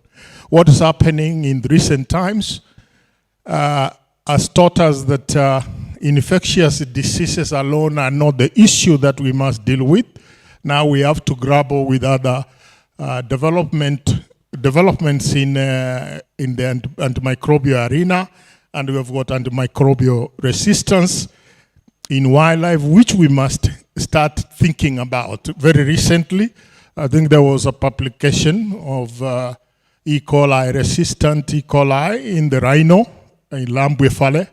That tells you that the problem is closer home than you think. Research which has been going on through ILRI around Nairobi area as isolated resistant genes in E. coli, not only in humans and livestock in Nairobi and the Periapa Nairobi, but also in birds, wild birds. We have got issues with the rodents. There is a lot that is going on, and we need to be ready to deal with more problems beyond the traditional issues that we deal with in wildlife. And that's where One Health approach is going to be very key. Now, there are many causes of biodiversity loss. You can identify those from what we have been going through since Tuesday. And there are quite many. Disease is one of them. My interest in this is not really the disease aspect of it. My interest is for us to identify that there are some activities going on in these environments that we share. We share an environment with animals, humans, and us. Wildlife is part of that, the triad. And within these environments, activities are going on which are impacting wildlife health in one way or another. Each of those particular factors that we see there impacts wildlife health. Not necessarily directly, but they are direct drivers of environmental or biodiversity loss, and those indirect ones. But remember, all of them interact. None of them works in isolation, whether it's from climate to any of the species extinction or alien species and all that. They all are interacting within the same environment. Now, we're discussing about wildlife health challenges, but then we need to understand what wildlife health is. So, how do we get to understand this wildlife health, and what is the scope of wildlife health? There are things that we call determinants of health, and for humans they're there, for livestock they're there. We also have determinants of health for wildlife, and these ones go beyond disease or infectious diseases, and the scope goes straight to other interacting factors within the environment in which these animals live. And the outcome is what really matters. how does it affect the health of the animal at the end of the day, all these factors. So what is wildlife health? Up to about 15 years ago, wildlife health was defined in terms of absence or presence of disease. This is something that used to be the same for humans until 1948, when the WHO came up with the new definition of health. What is health? Human health. But for animals, wildlife, nothing really happened until very recently when this was defined more clearly. So it's a multidisciplinary concept that, of course, is concerned with the multiple stressors within the environment in which these animals live. And really what we must recognize is the other drivers and the stressors besides pathogens and parasites. And these include what we have looked as drivers of habitat loss. You mean habitat loss and the associated drivers, globalization of trade, land use pressure, climate change, among others. And therefore, we must appreciate the fact that wildlife health is connected to the health of the ecosystems, domestic animals, and the animals which share, the humans who share within that environment. And in defining wildlife health, they have come up with some determinants of what we call the determinants of wildlife health. And it gives us the picture of a situation which has got multiple dimensions. And this, at the end of the day, now crystallizes what being healthy is in wildlife, as having the ability or capacity to realize full function, satisfy daily needs, and adapt to or cope with changing environments. That is a healthy animal. There have been, there's been a lot of research in this area, and they have come up with the determinants of health, which are basically 6 of them. The needs for daily living, a biotic environment, socio-environment, biological endowment, direct mortality pressures, and human expectations. So beyond disease, we have all these other factors or contributing factors in concert within the environment in which the animal lives. And the outcome is what now we are going to look at, the health challenge. What results out of this if there is an imbalance? And we are talking about the environment, and there is pollution, there is climate change, temperature changes, competition for food, and all that. The stresses of that environment end up playing into the physiology of the animals, and the resultant effect is what we are more concerned about. Now, what about climate change? I'll try and quickly go through this. We know that there are consequences of climate change, and we are seeing that: intense droughts, environmental degradation, water scarcity, and all that. The major impacts of this remain on wildlife health remain altered interactions between infectious disease pathogens of wildlife, vectors of the vector-borne diseases, and their hosts. And consequently, those altered host pathogen vector interactions are going to influence, or they're playing a role in influencing the distribution, intensity, and the dynamics of infectious diseases within the shared environment. And that's really where the problem is. And therefore, there is need to emphasize the fact that we have to integrate the knowledge at a knowledge level, research level, integrate biomedical and ecological research, for example, to study the physiological and ecological mechanisms which mediate climate change and how they impact disease. This is one area which has received a lot of funding in the last 2 months. I know of one project which is actually being initiated, and we're looking at how has climate change impacted the distribution of, for example, vectors. There is a reality on the ground that the distribution of some diseases within the country we used to know particular areas as being, endemic, but their distribution has widened. And that is being blamed on climate change and all that. And all these things, for us to be able to deal with the problem, we must be able to understand what's going on. And to understand, no one science or discipline can be able to solve a problem, especially of this magnitude, because of the complexity of the problem of climate change and the pathogen dynamics.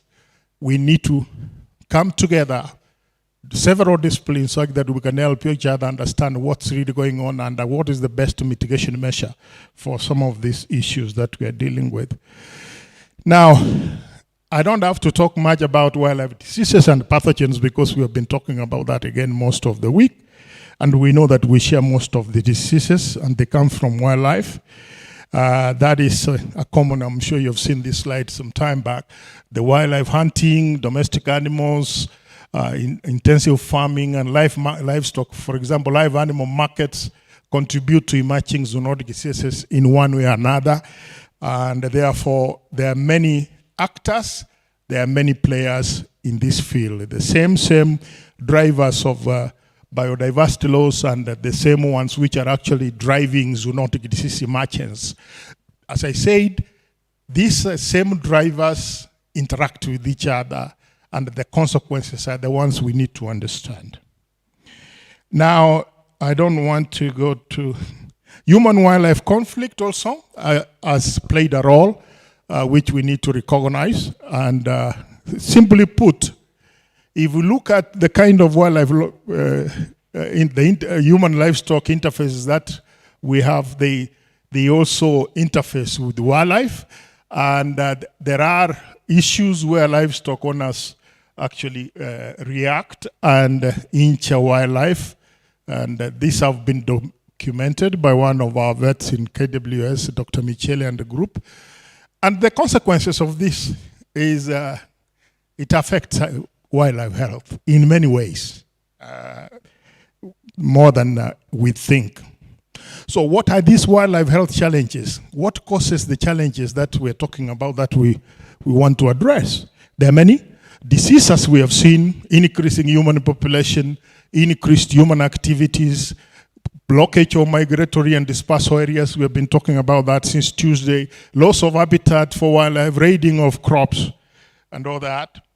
We also have issues of human-wildlife competition for resources at watering points, for example, illegal and unsustainable harvesting, we call it poaching, and of course, the stress that we find within these environments. Consequences, increased stress in the environment, and beyond this, there is change in host infectious agent dynamics, and of course, disease flare-ups.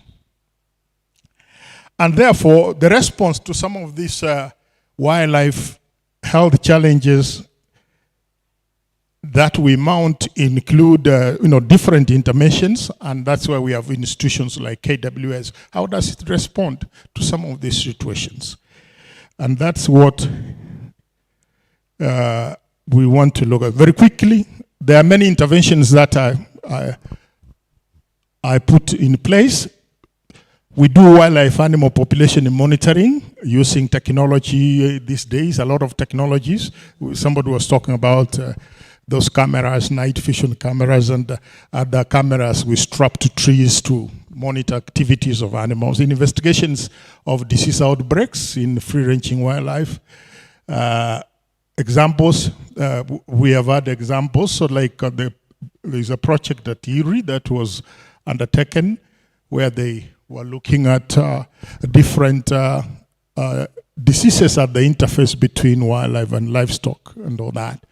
And of course, I'm sure somebody's going to talk about, I think I saw something about recurrent anthrax and all that. If you look at the investigation, the paper, that is, the approach used there is a One Health approach, and it really gratifies to know that as much as we're encouraging people to do this, it's already going on, but on a small scale. We need more people to come up and wherever they are mounting some of this, let them embrace the One Health approach. Of course, in investigating the animal welfare, field disease surveillance, very critical. Research, determination of baseline data in research, wildlife crime and forensic investigations. Professor Otiang Owiti will tell you that that's a very important part of wildlife management. And of course, ensuring well-being of animals. There are others like clinical exams, sampling, human-wildlife conflict management, translocation of wildlife. Somebody was talking about elephant translocations and morbidities and mortalities. They affect the health of the animal in one way or another, and we need to focus on and carrying out disease risk analysis, free living wild animal restraint and anesthesia, wild animal rehabilitation, and of course surveillance and carrying out field pathological investigations. All those are interventions in wildlife health. Now, the element of community engagement is something that we don't take seriously sometimes, but it is been proven and it is been documented that successful implementation of infectious disease control programs require both community engagement and educational outreach to disseminate information to the public and make them partners in what you're doing. If you look at the KWS website, I'm sure they have also they have indicated that they do that much and what they do in outreach and all that. Media is critical to sensitizing the public about the need for conservation and the benefits of conservation and all that. And therefore, what I'm advocating for here is that we should partner with all these people so that we can be able to deliver any conservation message, whether it's a health intervention or not, because it still contributes to conservation. So, who are the stakeholders? If you looked at what I've talked about, the activities that involve biodiversity laws and the rest, you will come up with the kind of people who need to sit together and think about how they need to address wildlife health challenges. There are many. From the wildlife vets, the ecologists, microbiology, virology, public health, pathology, parasitology, epidemiology, endocrinology, blah, blah, blah, behavior science, climatology, disease ecology, immunology, molecular epidemiology, anthropology, wildlife management, conservation biology, environmental health. There are a big number of stakeholders who are useful in addressing wildlife health challenges using the World Health approach. And of course, we have got the other stakeholders. At international level, WHO, World Organization for Animal Health, FAO, UNEP, and all that. Regionally, Africa CDC, AIBA, FROHUN. National ministries of health, livestock, environment, wildlife, forestry. Those are what we call the primary stakeholders. But the others, there are many others. CDU, AFROHUN, Kenya research institutions, universities, tertiary institutions, professional bodies, and NGOs. And locally, we want to work with communities, administration, CBOs, and NGOs. Then, let me go straight to the One Health, the number 10. I hope I've got some minutes to explain.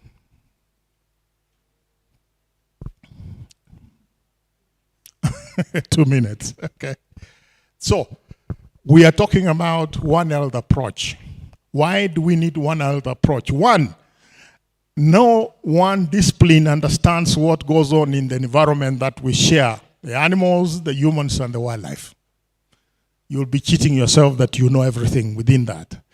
We'll need the environmental health expert. You need somebody to tell you how pollution is affecting the pathogens, the climate is affecting the pathogens, and the response of the animals. I saw somebody talking about translocation of rhinos, and he's going to measure cortisol and all that. The physiologists will come in and all that. So it is a multi-pronged kind of approach. So what is One Health? By definition, a collaborative, multi-sectoral, and transdisciplinary approach, locally, regionally, or nationally, and global level, with the goal of achieving optimal health outcomes, recognizing the interconnection between people, animals, plants, and their shared environment. Now, that has been around for long, but I want us to go to the more recent one by the HOLEP in 2022, actually, that One Health is an integrated, unifying approach that aims to sustainably balance and optimize the benefit of optimize the health of people, animals, and ecosystems. It recognizes the health of humans, domestic and wild animals, plants, and the wider environment, including ecosystems, are closely linked and interdependent. That is the starting point. The approach mobilizes multiple sectors, disciplines, and communities at varying levels of society to work together to foster the well-being and tackle health threats to health and ecosystems, while addressing the collective need for clean water, energy, and air, safe and nutritious food, taking into account, of course, climate change, and contributing to sustainable development. It's a very huge one. But there are things that are common to all this, that there is collaboration between different sectors and disciplines, and that collaboration is critical to the well-being of animals, humans, and the environment. The other thing is that the interconnectedness, the interdependence of animals, humans, and their shared environment. It's the human beings who are actually decimating forests, but they don't know that when they are doing that, they are stressing the wildlife, and that stress can easily lead to disease emergence, or the proximity they are creating between themselves and the animal ecosystem, the wild animal ecosystem, is going to create problems. And the major objective of applying this One Health is principally to attain optimal health and sustainability for humans, animals, and the environment. So in a way, we can apply this One Health approach in food safety, control of zoonotic diseases, laboratory services, neglected tropical diseases, environmental health, and microbial health, and many others which have been advocated to be added to the list of things that we can do with One Health. You can read more about this. Prof, please summarize in the next 1 minute. Okay. So what are the cornerstones of One Health approach in dealing with the health challenges? Collaboration, coordination, communication, integration, capacity building, and the stakeholders. And in collaboration, we are talking about across disciplines and sectors, partnership. You need to forge partnership between like-minded people. I know where the WRTI works with so many other partners in enhancing their work coordination. There must be a mechanism for coordination of the activities of One Health, and we are happy we have the CDU in this country as the national platform. Communication between the agencies that or the entities involved, integration, bringing together the others so that you work together, and capacity building, of course, identifying your stakeholders and all that. So you can work through research. You can apply One Health through research. Policy and advocacy. I know we are talking about inadequacies in the One Health policy in this country, and you have an opportunity to advocate for improvement of that policy. Disease surveillance, preparedness and response, information and data collection and sharing, capacity building, and also community engagement. Examples of what has been going on and what has been done through One Health approach. For example, I told you the collaborative multisectoral and transdisciplinary approach to determine the burden of Rift Valley fever, Q fever, brucellosis, livestock, wildlife, and humans in Kenya. This is, I think, is ongoing. And we also have the Lake Nakuru anthrax outbreaks. I'm sure there will be a presentation on that. And the surveillance. Now we have got high real-time reporting of domestic and wild animal diseases following a rollout of some mobile phone reporting system called CAPS, that is Kenya Animal Biosurveillance System, which brings together the various sectors. And Dr. Gakuya and the group have been working on that. So that's what we are encouraging. Finally, you want to make sure that you succeed. And for you to succeed, plan together in One Health, ensure that you have a favorable policy environment. If there is none, then advocate for one. You need an institutional framework. Discard the operation of disciplinary silos. Everybody working on their own. Funding is required for that. Avoid interdisciplinary tough wars. And also you need political goodwill. But remember, there will be challenges, barriers. Lack of communication is always a problem in collaboration, so you need to work at it. The forging collaborations can be very difficult, and also coordination can be very difficult. Thank you very much. Sorry for taking more time than... Thank you very much, Professor Mogoa. Actually, Professor Mogoa was my lecturer at the University of Nairobi way back in early 1990s. And he has taken us through the need for multidisciplinary and multi-sectoral and multi-institutional approaches in addressing wildlife health challenges. So thank you very much, Dr. Mogoa, Professor Mogoa rather. And as I had mentioned later or earlier, Professor Mogoa will not be with us by the end of this series of presentations, and therefore we want to take 2 or 3 questions before we release him to go to other engagements in Nairobi. So someone to circulate the mic and questions, 2 or 3 questions kindly.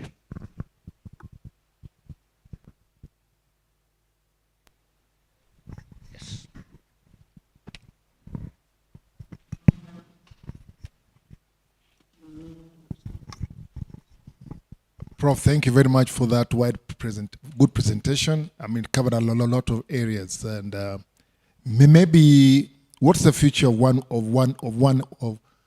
Health in the country, and who are the key players who are going to be involved in One Health? Thank you.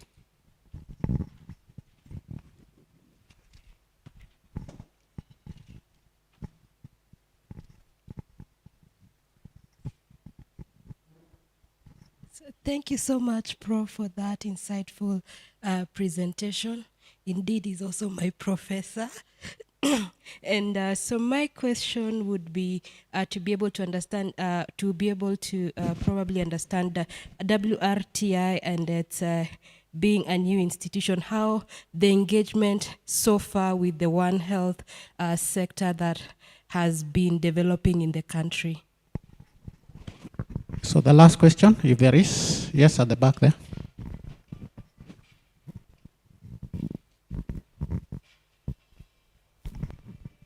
Thank you so much, Professor, for that insightful presentation. My name is Stanislas Kivai from the Kenya Institute of Primate Research.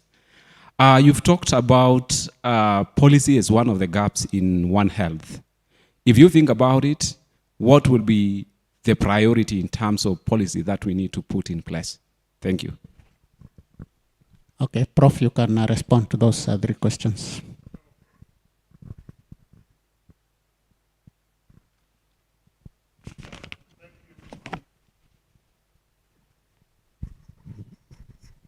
Thank you, Professor Whitty. You asked about One Health, the future of One Health in the country. That's the only way to go, unfortunately.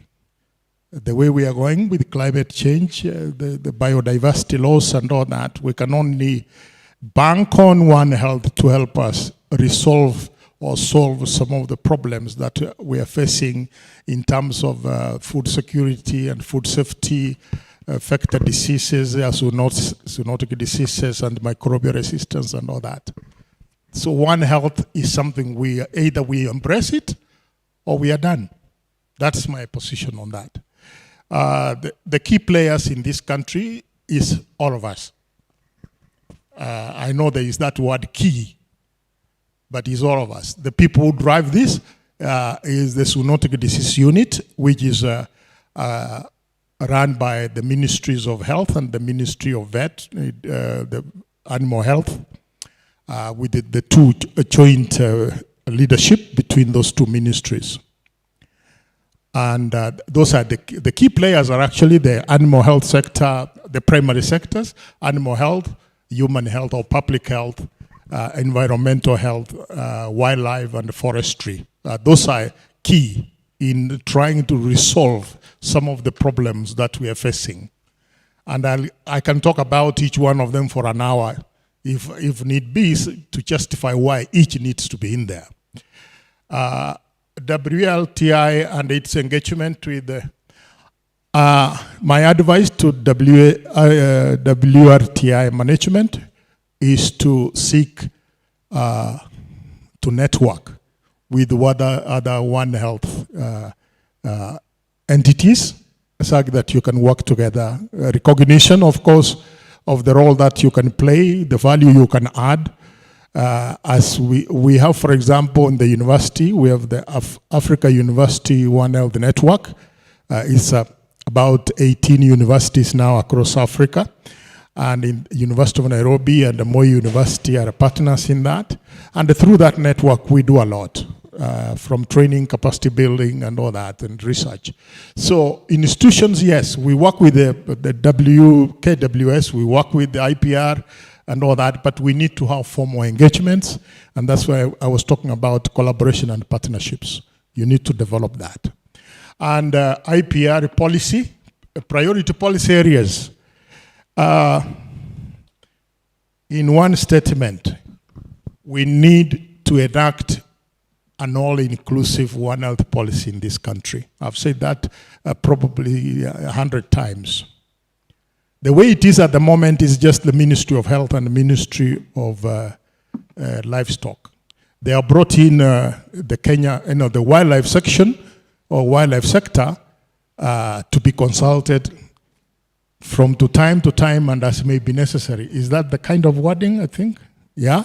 That's not acceptable. It's a very important sector. It has to be on the table when making the decisions. So the discussion here today, the final word is, let's bring the wildlife sector, environmental health sector, and the forestry sector into the One Health discussion. Then we'll be able to move forward. Thank you. Thank you very much, Prof. And safe journey back to Nairobi when you depart. Asante.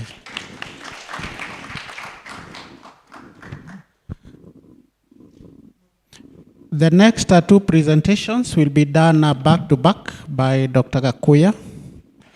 And one is on the recurrent anthrax outbreaks within the country. And the second one will be on the temporal patterns of outbreaks of the same disease. And Dr. Gakuya, you have 15 minutes for each of the presentations. And I'll be notifying you at the 10 minutes mark so that you start summarizing. Karibu. Thank you. Thank you, Dr. Ndere, and thanks to the participants. As you stated, I have two presentations. One I will do on behalf of my colleague, Matthew Mutuli, who could not make it for this conference, but we have done this work together. And it's really a One Health approach on anthrax outbreak, which affected humans, livestock and wildlife in the Nakuru National Park. And for introduction, I think all of us know anthrax is a neglected zoonotic disease and is zoonotic in most parts of Africa, including Kenya. In animals, it causes acute syndrome, which results in death in 1 to 3 days. I know one of the differential diagnosis when you are for any sudden death, what comes in mind, especially in herbivores, is anthrax. It affects humans and occurs in 3 forms, what you call the GIT or the enteric or oropharyngeo, cutaneous that affects the skin, and inhalation forms that infects the respiratory system. And it's really a disease of antiquity. It's mentioned in the Bible. Those who are good Bible scholars, as a fifth biblical plague. But also is one of the diseases that meets Koch's postulate. Robert Koch is one of the fathers of microbiology, together with Ralph Pasteur. And if you know the four postulates, it's actually one of those that that forms that. So you can only find it in healthy animals. It can be replicated, and it can also it can be replicated, and yes, there are about 4 that are there. So I think it's caused by Bacillus anthracis. Mortalities are very important, especially in humans. When it is GIT, when a human is infected through meat or food, the mortality is 20 to 60%. But when you inhale, it goes up to 85%. Cutaneous form is less than 1%, which is not, the mortality is quite low. It's among the 13 most important zoonotic diseases of African farmers, and incidences are known due to its nature of occurrence. Sometimes it occurs in in some areas that are quite far off, and sometimes not known exactly the estimates. And what has been estimated, and this is very good statistics, in Europe, if you get 10 livestock cases, there's a very high possibility you get 1. But for us, in Africa, 1 livestock cases translate to 10 human cases. And why? Definitely is because people who consume animals even when they are dead. So in wildlife, it causes large-scale loss of wildlife, is a major threat to conservation. And there are several studies or several reports that have been done of huge or mass deaths from anthrax, including what happened in Zimbabwe in 1987, and again in Zimbabwe again in 2004, in Ivory Coast among chimpanzees, which are critically endangered, and even hippos in Queen Elizabeth, and even in our just a few kilometers from where we are in Lake Nakuru National Park, which affected the buffaloes and the rhinos then. So what happened in Nakuru? In 2014 and 2017, there were anthrax cases reported, and 2015, there was reports in wildlife.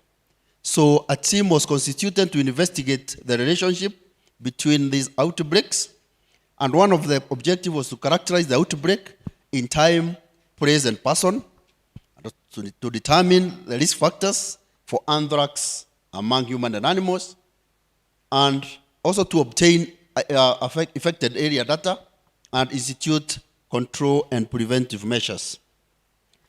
And these were the size of the outbreak. Okay, you can see most of it was around Kipteden village. Yeah, and you can see it's actually related where River Joro is coming in, and where it is entering the park, and the outbreak for wildlife was in the park. So you can see that cross relationship between these two areas.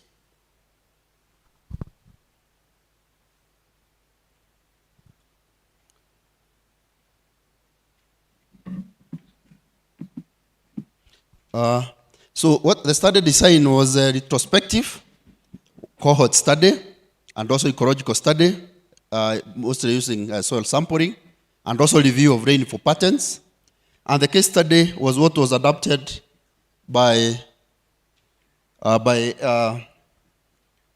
CDC, Center for Disease Control Case Definitions in Human, and World Organization for Animal Health in Animals.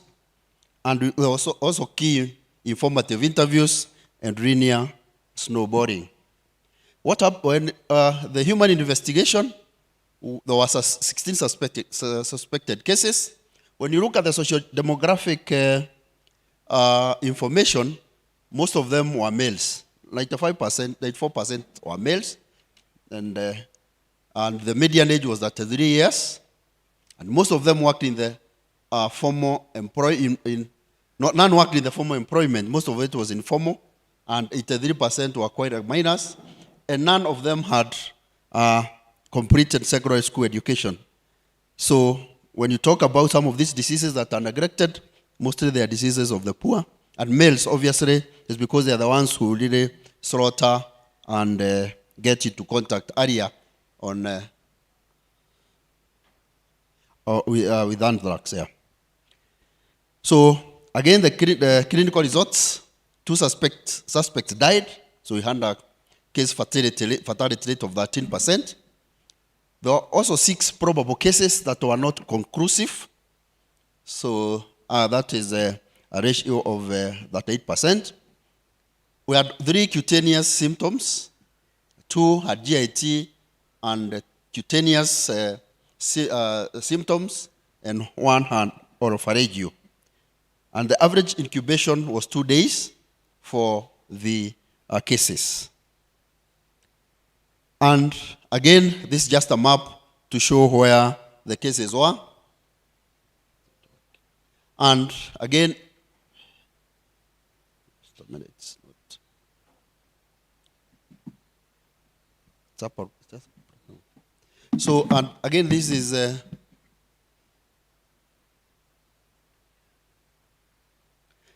just shows the relationship again on where the deaths, not the deaths, the infection occurred. And these are some of the cases. You can see these are cutaneous cases that were found there. These are cutaneous anthrax cases. And even some, again, were still cutaneous. Those wounds on the hands, and even the submandibular swelling. This was as a result of oropharyngeal anthrax. And this is just a photo of sampling that was done then. And what were the risk factors? One of the risk factors was slaughtering and handling of meat. Okay, and that 8% of the cases were either those who slaughter or handle meat. And then 17% were those who ate the meat. And handling meat really, and odds ratio, a relative ratio of 5.3, and also lack of knowledge on anthrax and the same. So it shows that those the two are very important: the handling and also lack of knowledge on anthrax. For annual investigations, 8 cattle died and 2 are lab confirmed. None had been vaccinated for anthrax, and the production systems was semi-zero grazing. So meaning most of those animals that are affected were the ones that were semi-zero grazing. The zero grazing animals were not heavily affected. And source of water for borehole was 1. All the rest of the animals actually took their water from River Joro, which remember flows into the park. And 63% were mature males, and or mature male and female, and the remaining 3 were male. So what we are saying is that the animals affected, most were male, were mature males. You have 5 minutes. Okay. So these were just cases of some dead animals, cattle that died during that outbreak. So in wildlife again, in 2014, we had the outbreak in Lake Nakuru National Park, where we lost about 766 animals within 2 months. And buffaloes were primarily affected, and the highest species-specific mortality was in buffalo and white rhino, and you can see they're actually there. And again, there were males, and most of them were adults. So a question there about the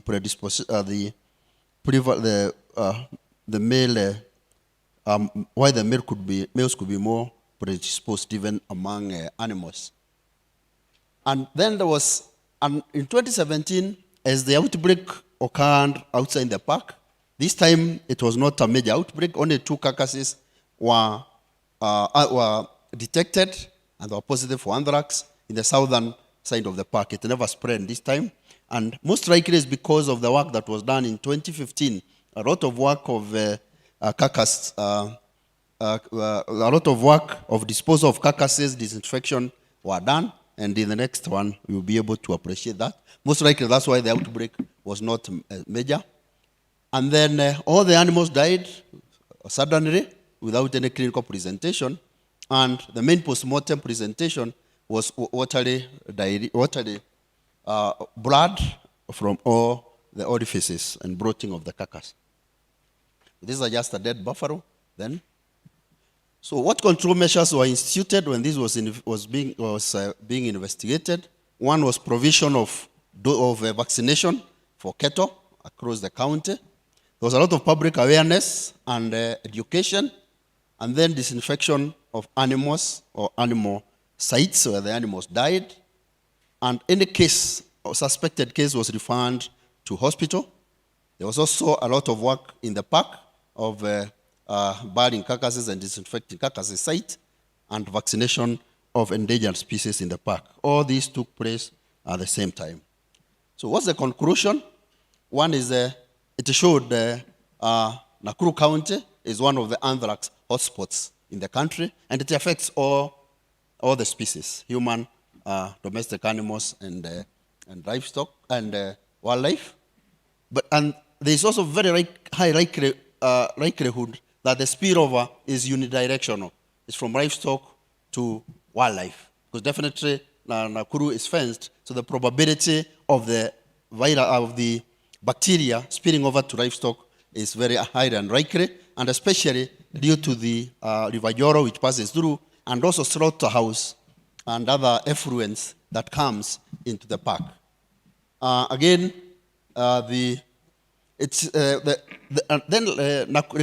Nakuru is a very good area, especially in terms of investigating the ecological factors or risk factors that drive anthrax outbreak in that area. And as you can see, the sectors that were involved, One Health approach is really critical in investigating, responding, and control of anthrax in endemic areas. If you find it in livestock, then it's very, very likely that it will spill over to wildlife and to humans, so vigilance is required. And also the frequency and severity, it's, again, I think I talked about that, that's a hotspot, and One Health is critical. That's repeated. Thank you. That's the end of my presentation. Yeah, thank you very much, Dr. Gakuya. And I think without further ado, we can proceed to the second presentation. So let's write down all questions, and then we'll have a Q&A at the end of this session. So Dr. Gakuya, just proceed.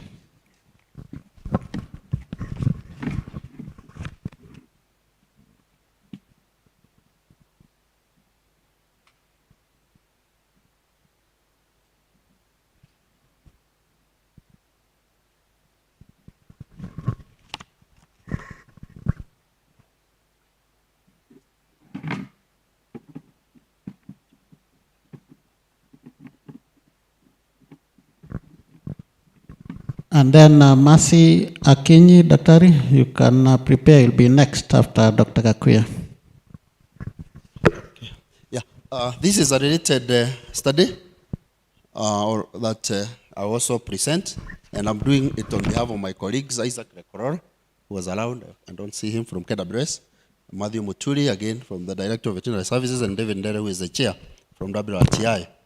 And it's on changing temporal patterns of anthrax outbreak among wildlife in Kenya, and the current measures being instituted to control the outbreaks.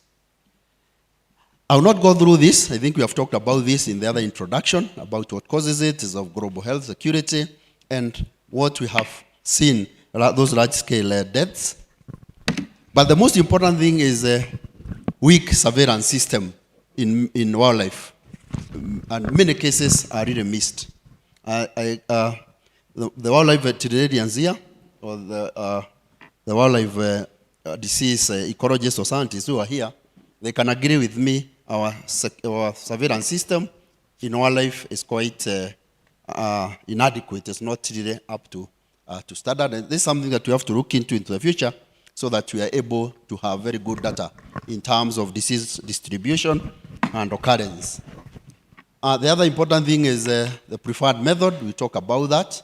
Carcass disposal is very, very critical when it comes to control of disease, and also vaccination of affected species, but this one can only be done in because of the technical difficulties. It can only be done on small scale and in endangered species.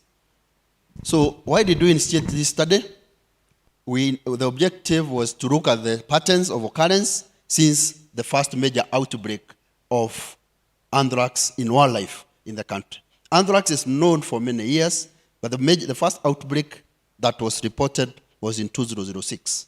I know there is historical data about anthrax deaths, even among rhinos in Mount Kenya and wherever, but the one that was reported, a major one, was in 2006. So what has happened after that?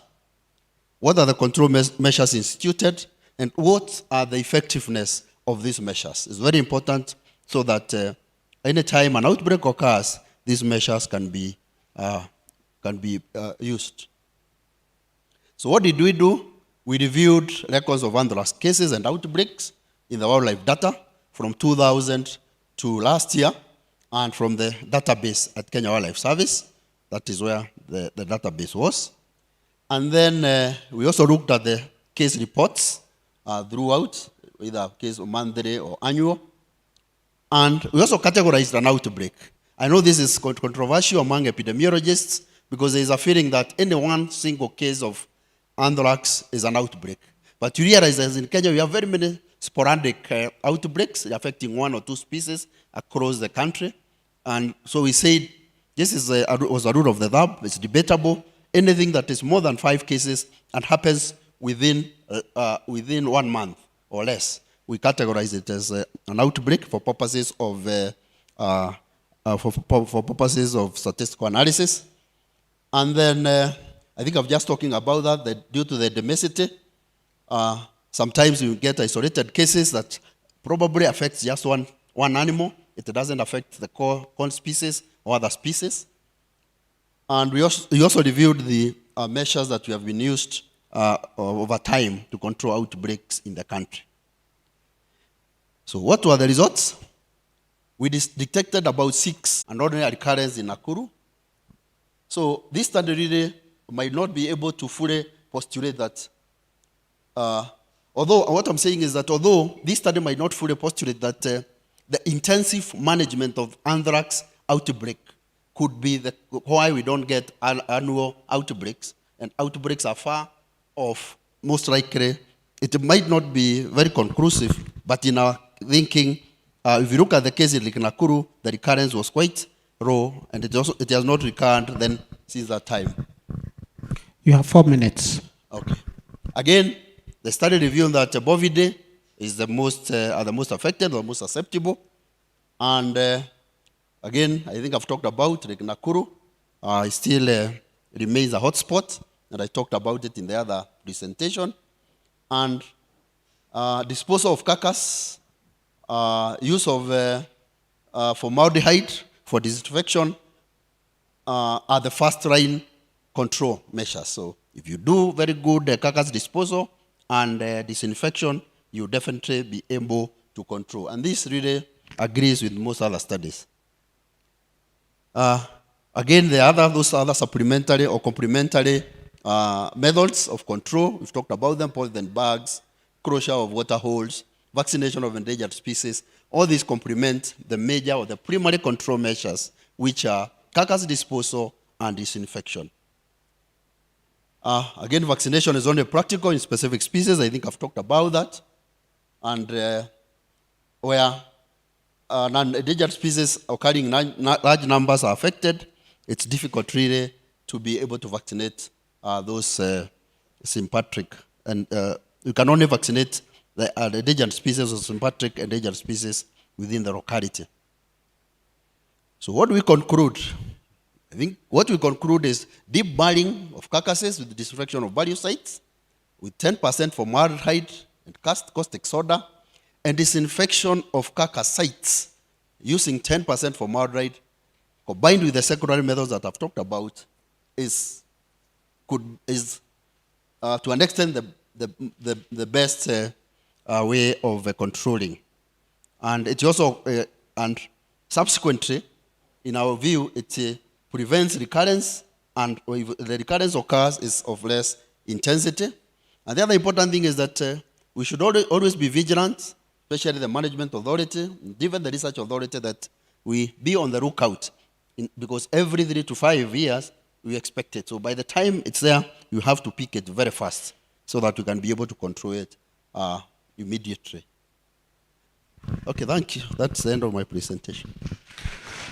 Thank you very much, Dr. Gakuya, for keeping time and taking us through anthrax, a zoonotic disease of global public and animal health importance because of its potential for use as a biological weapon. So thank you very much, Dr. Gakuya. And the next presenter is Mercy Akinyi. And Mercy Akinyi will make a presentation on the behavior and parasitism in a wild baboon population. So Mercy, you have 15 minutes, and I will alert you at the 10 minutes mark. So karibu Mercy. And then James Akoko, be ready, you'll be next.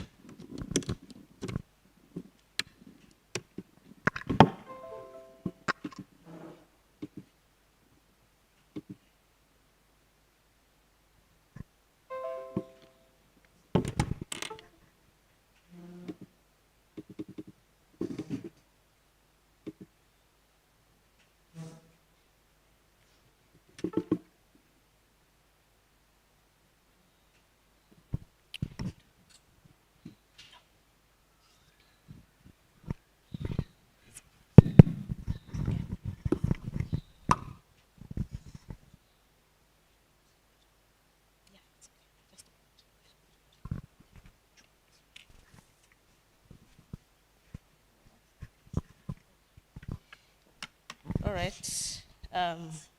Good morning. Thank you for the invite to talk about some of the work that we've done across the years with the Amboseli Baboon Research Project, where I did my master's and PhD as well, and still collaborating with the project. So today I'll talk about behavior and parasitism in a wild baboon population, a combination of different institutes, inclusive of where I come from, Kenya Institute of Primate Research, Duke University, Notre Dame, Princeton, University of Nairobi. So to give a background, I think I'm lucky that Professor Mogoa, who also taught me, gave a feel of why wildlife health is important, and that parasites definitely have effects on host health and survival. So conservation-related aspects, as well as what Dr. Gakuya just mentioned, which is zoonosis transmission, diseases that are transmitted between humans and wildlife.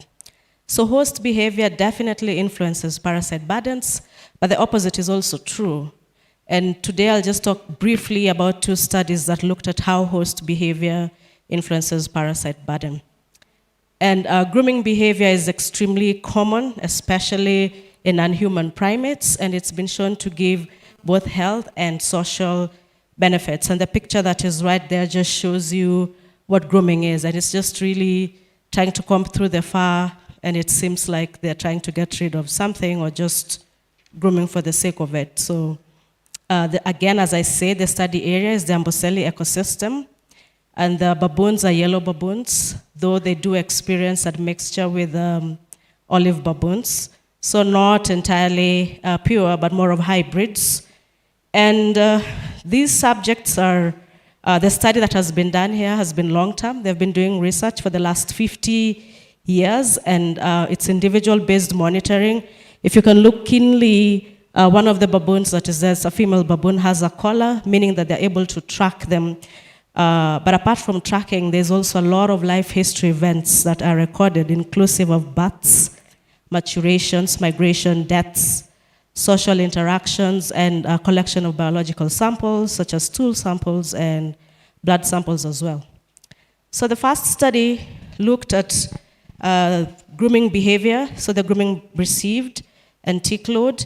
And what we did in this particular study, there were 65 individual baboons that were dated, and we collected samples, blood, and made some blood smears, to look for parasites, hematocrit analysis, which is really an index of health, then PCR screening of hemoparasites as well.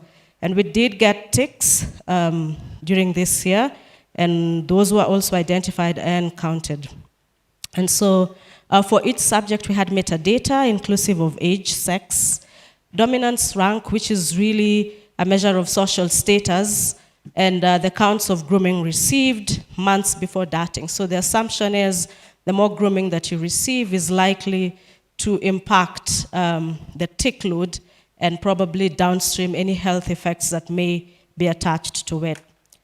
So just looking quickly, we did find a lot of tick infestation. I think after 2007, we've never seen this before.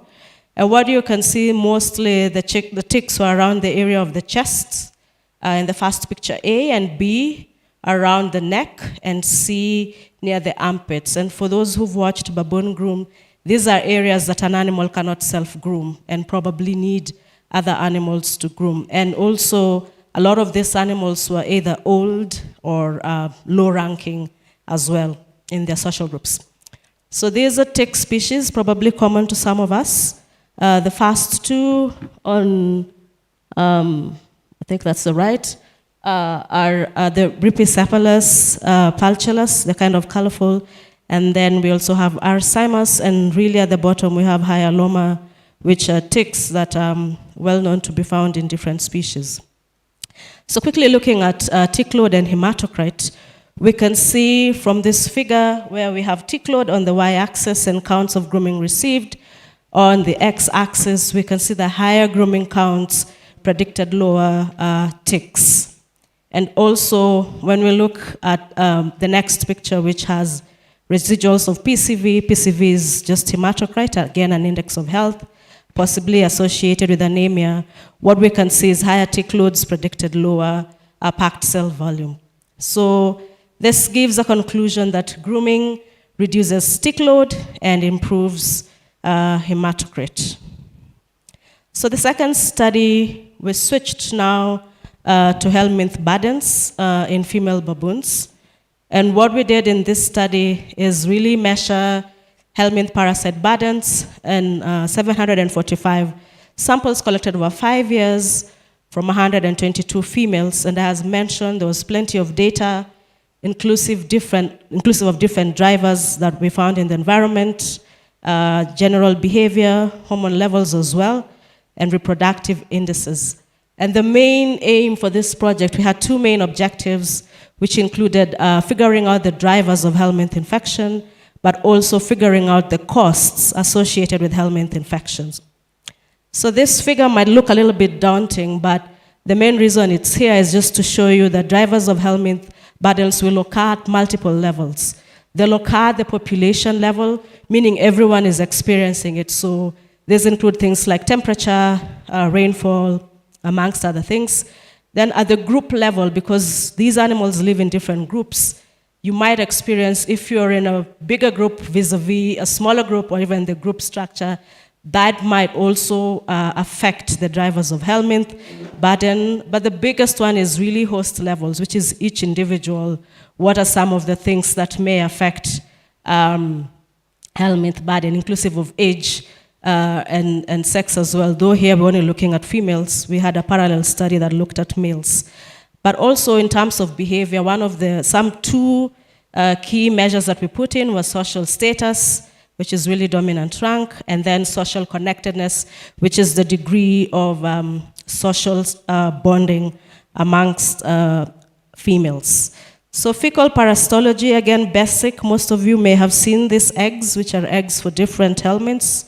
And again, it's just basically doing microscopy, flotation, and sedimentation, but also quantifying parasite burdens in multiple ways to be able to model them out. So whether it's the abundance, which is the number of eggs, or whether parasite is present or absent, or the number of species that we found in each stool sample.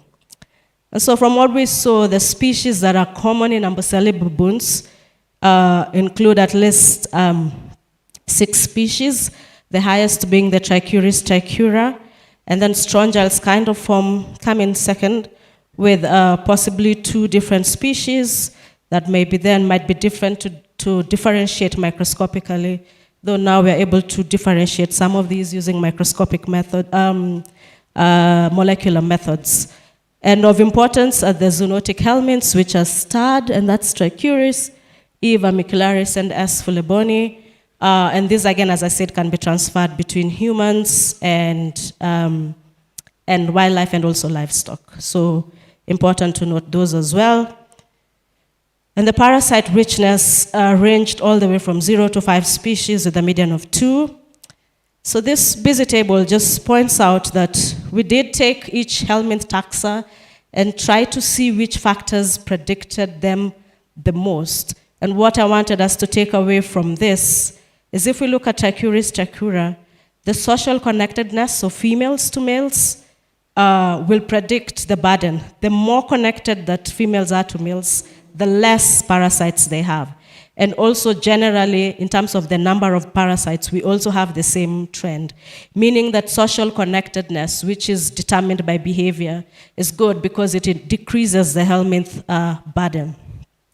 When we look at costs of reproductive status where helminths are concerned, we looked at reproductive indices, and some of this included what we call the interbirth intervals, and which is the time between two births. Postpartum amenorrhea is the time it takes to go back to cycling after having gotten an infant, so like lactation. The differences, the time between cycles, and then also how long an animal is pregnant. And what all of these things are, they're just measures of fertility. You desire to have shorter interbirth intervals or shorter durations of these reproductive indices as opposed to longer durations. And so what the helminth burdens were showing from a lot of these trends that we can see is that parasite burdens were associated with longer interbirth intervals, which is not good for the fitness of these particular species.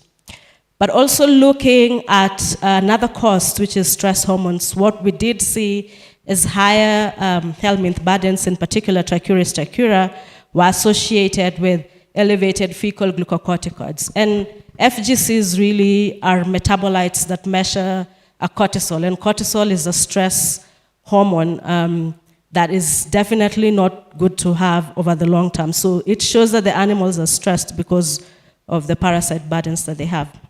You have 5 minutes. Okay, thank you.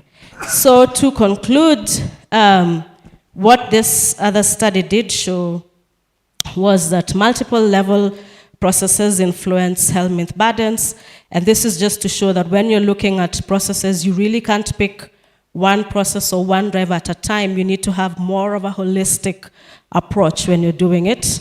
But also social isolation is associated with higher helminth burden, meaning the more connected you are, the better for your health in terms of reducing the parasite burden or even parasite risk. And then helminth burdens as well prolonged interbirth intervals, which means it's reducing fertility or reducing fitness for the particular individual. And lastly, that helminth burdens were associated with high fecal glucocorticoids, which are a measure of stress.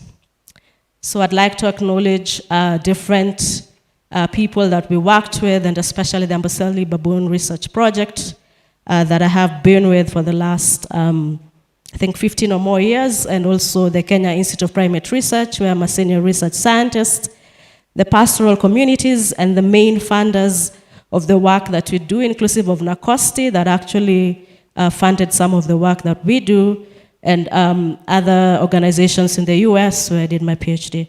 So with that, I'll say thank you.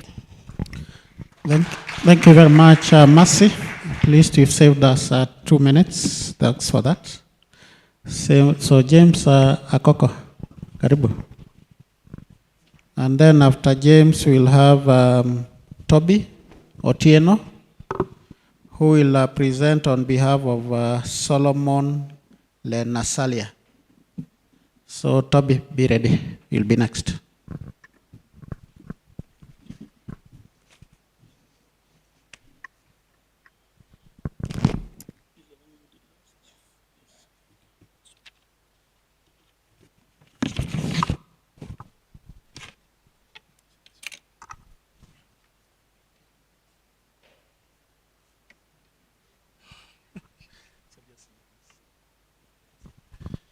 Thank you very much. Good morning. My name is James Akoko. I work with International Livestock Research Institute. And just before maybe introducing my topic, I want to just take a minute to talk about ILRI. So International Livestock Research Institute is an institute that is focusing on livestock research. But because of the changing situation of diseases in the country and the developing interest in One Health, we are actually embracing One Health currently. And so we have a department called Animal and Human Health, where we have a number of research activities that are focusing on human health, livestock health, and a bit of wildlife. And we are also having a research station and wildlife conservancy called Kapiti. So we invite you to our tent so you can get more information about Kapiti Research Station and Wildlife Conservancy. And so today I will talk about the evidence of co-exposure with Brucella species, Coxiella burnetii, and Rift Valley fever virus among various species of wildlife in Kenya. This is just an example of one of the studies that we are implementing as a One Health kind of activity at ILRI. So just to say this work is already published, and a number of institutions were involved. As you can see, Wildlife Research Institute was at the center of the research activity that was done. The Zoonotic Disease Unit, the Kenya Wildlife Services, Kenya Medical Research Institute, University of Nairobi, Los Alamos, which is an institute in the US, and the International Research Institute, where most of the work was done in terms of testing and all that. So just to acknowledge Dr. Gakuya, who is in the room, who was leading the component from the Wildlife Research Institute. Dr. Lekolol was around. Dr. Bernard Bett, who has been leading from the ILRI side. So why are we looking at co-exposure or co-infection? So co-infection is the occurrence of at least 2 genetically different infectious agents in the same host. So when you find 2 different infectious agents in the same host, they tend to interact directly or indirectly through the immune system. And when you have that interaction, it tends to modify the ability or the disease situation in the host that is having the 2 or more kind of infectious agents. And it's also been recognized as one of the leading drivers of pathogen evolution and epidemiology. And sometimes you even have a more devastating epidemic or cases being seen. I want to give an example of HIV and TB kind of co-infection. So when you have the 2, we tend to have a more kind of a bigger impact of TB when the HIV is also present in the same host. So and in a lot of studies have been done that have been focusing on livestock and also human. But when it comes to wildlife, most of the studies that we've done have been focused on single kind of pathogen. So there's a bit of knowledge gap when it comes to co-infection or co-exposure in the wildlife population. And so we undertook an investigation to understand the epidemiology or the presence of co-exposure in the wildlife population in Kenya. And because this is important in terms of informing appropriate prevention and control strategies that could reduce the burden of diseases in wildlife, but also could also give an indication of some of the strategies you can use to reduce or to handle zoonosis. So for what I'll present here, I'll focus more on the archived samples that we analyzed. But also there's a second phase of it where we collected fresh samples, and we are currently doing molecular analysis doing sequencing to understand a bit deeper. But what I'll present today is more based on serology, which we did at ILRI. Is showing where we have white cycles, is showing the sites where the samples that we analyzed were sourced from. So these samples were collected between 2010 and 2020, through the normal routine disease surveillance that is being undertaken at that time by the Kenya Wildlife Services. Of course, now it's a bit different because some components actually falling under the WRIT and a bit of opportunistic sampling. So those are the samples that we looked at. And in total, we were able to access a total of 363 serum samples. And these samples were coming from a range of hosts, about 16 of them, and they were spread out from those regions that we've highlighted in the map. And so the samples were brought to ILRI, and we used ELISA with the IgG to detect antibodies of the 3 pathogens as an indicator of exposure to some of these pathogens that we were looking at. And just to go to the results, so I mentioned earlier that we had the species of wildlife that we looked at were 16 of them. And it's interesting to note that out of the 16, we had 15 of them testing positive for at least one of the pathogens that we focused on, a brucella that causes brucellosis in livestock, human, and wildlife, Coxiella burnetii, known to cause Q fever, and then the Rift Valley fever virus that is causing Rift Valley fever in both animals and humans. But of course, it's also good to note that although we didn't find it in one of the species, the numbers were a little bit lower, so we cannot really rule out circulation of any of these pathogens in all the 16 species that we investigated. And of course, RVF had the highest prevalence or seropositivity of 18.9%, followed by brucella at 13.7%, and then Coxiella burnetii. But it's also good to note that buffaloes had the highest seropositivity for brucella, 17.1%. And also even RVF, it had very high positivity rate, as you can see there. And also giraffe had the highest seropositivity for C. burnetii. In terms of co-exposure, we were able to detect about 24.7%, like 23 animals out of 93 had at least some level of co-exposure to one or more, 2 or more of the pathogens. And we also looked at extracted DNA from some of the samples to detect brucella.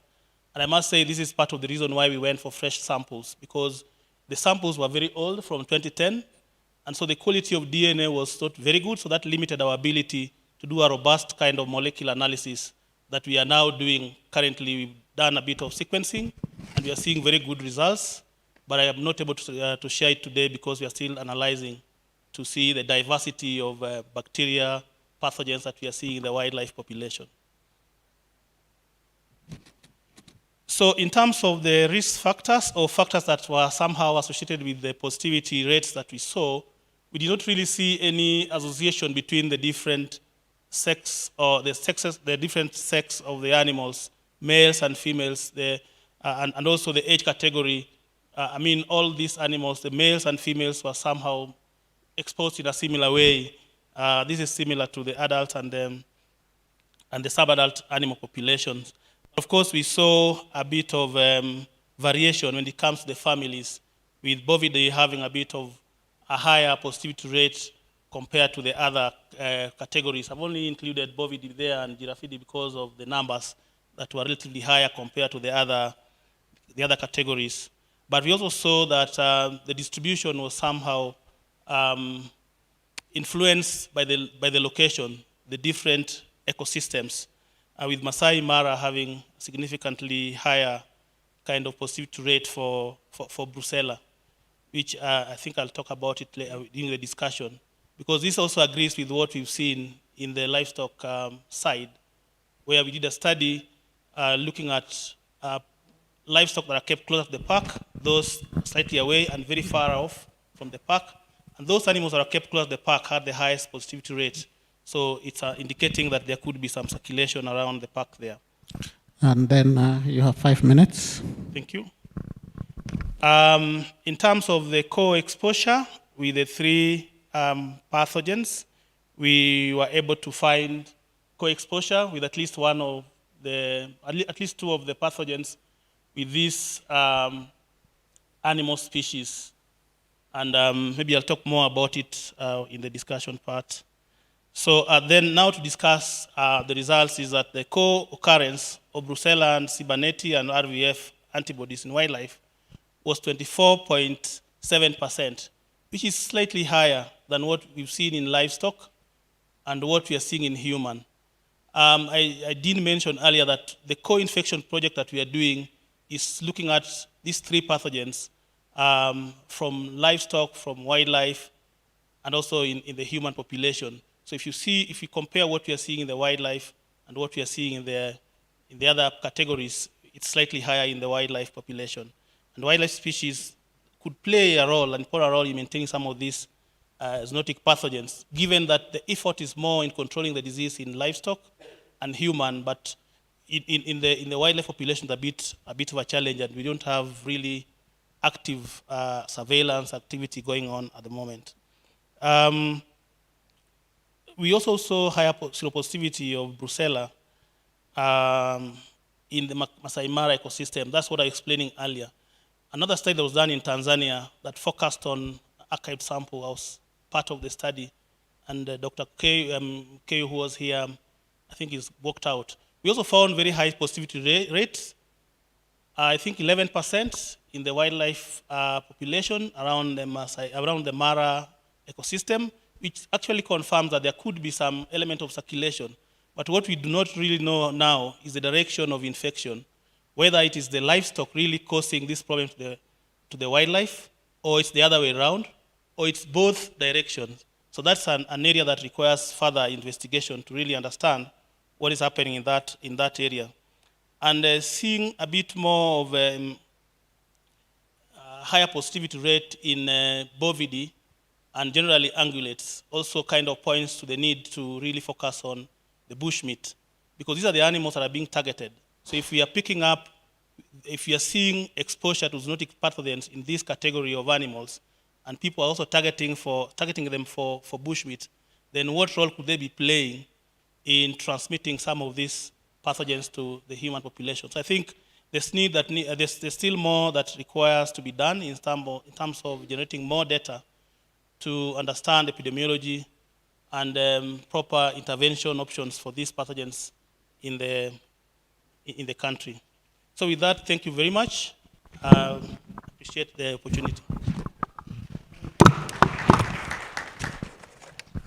Thank you very much, James. And as we said, please let's continue writing down questions. There will be a Q&A at the end of the session. And let's welcome Toby Otieno to do a presentation on the conservation of lions in Samburu through improving domestic carnivore welfare. And after Toby, we'll have Alice Button. I hope Alice is in the room. So, karibu.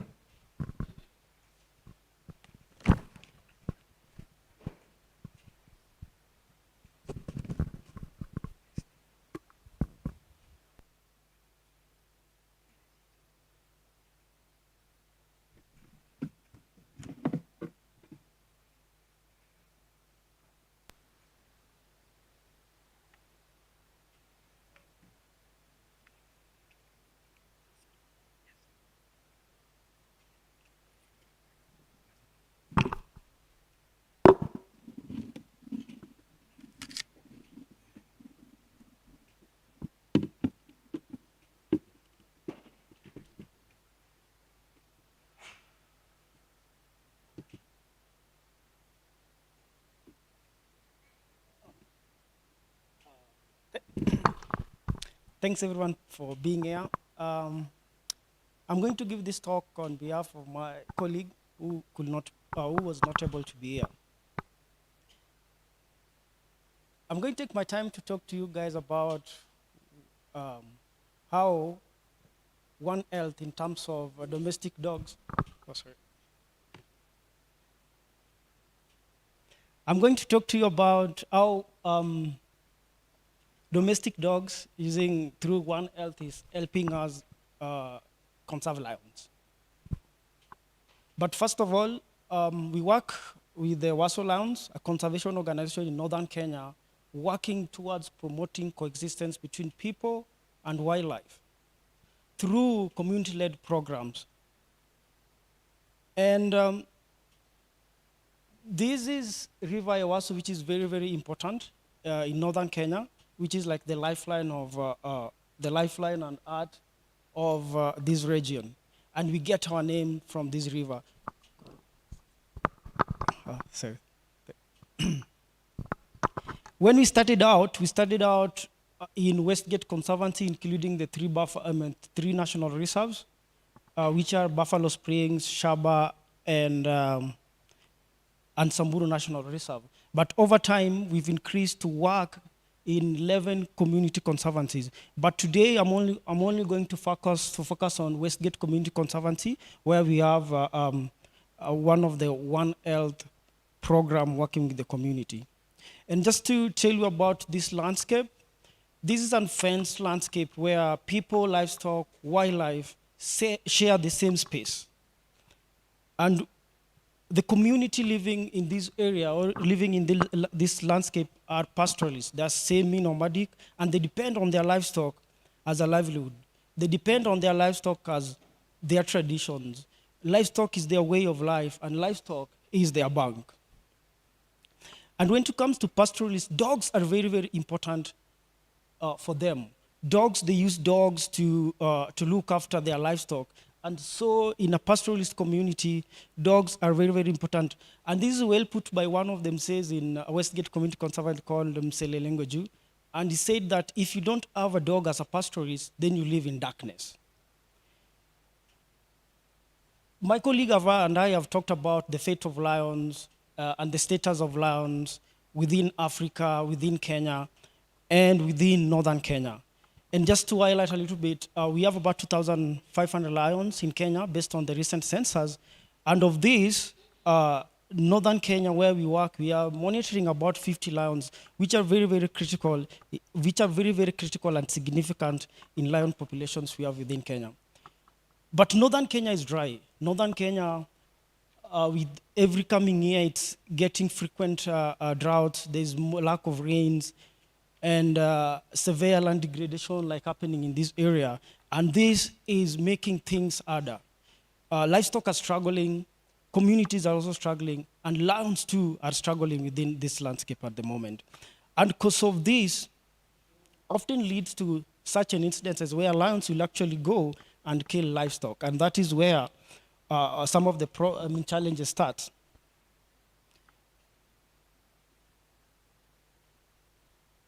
With the drought, climate change, and everything that is happening, what has been happening in the recent years is that the interface between livestock and wildlife is becoming more and more enhanced.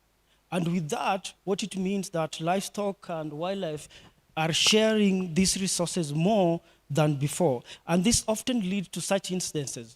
This is a picture that was taken in Tanzania by Kopi Lion Project. And this is a rabid dog. And you can see unbelievably like a dog, a domestic dog threatening a lion. And this is because of this dog had rabies and got into the park. And you see with such incidences, the lions are actually having like a threat. I'll take you guys back to again in 2019 in where we work in Kalama. While our team were like during their patrols, they came across this dog. This is a domestic African wild dog, which is like very, very endangered. They came across this, and this to us was something that was very, very concerning. You know, wild dogs, as we know, their numbers are threatened. There are like very, very few of them. And if anyone, one or two of them get sick, that's very, very important in terms of their population. So in 2019, working together with KWS vets, we managed to confirm this. This was an outbreak of canine distemper virus. And we started asking ourselves, what are some of the things that you can actually do? Because after that outbreak, we started getting concerned about lions, not just only African wild dogs, but also lions and other carnivores. And so we started asking ourselves, what are some of the things that you can actually do to help minimize such incidents or such diseases getting to the lions and any other wildlife. And so the first thing we did was actually go out to the community and talk to them and do like a survey to find out what was the relationship based on their perception in terms of diseases and domestic dogs. And as you know, these the community living in northern Kenya are pastoralists, and almost all of them have dogs. And they use dogs as night security to protect their livestock, as night security during at night to chase away hyenas and all the predators. But they also use their dogs during the day for livestock herding.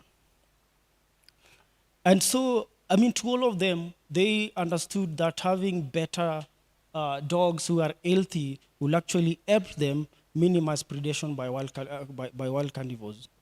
And one of the challenges that came out during this survey was that diseases to domestic dogs was one of the things that, was one of the challenges that almost all of them were facing. And so that led to one of our community programs, since we're like a community-led conservation organization, led to us starting a new program called Kura's Pride. And for those of you who know Kiswahili, I'm not talking about elections here, but Kura is one of the rescued dogs we have in our camp. And so, working together with the community, working together with the partners, conservation organization, we started Kura's Pride. And in 2019 alone, we were able to do about 767 vaccinations for both domestic dogs and cats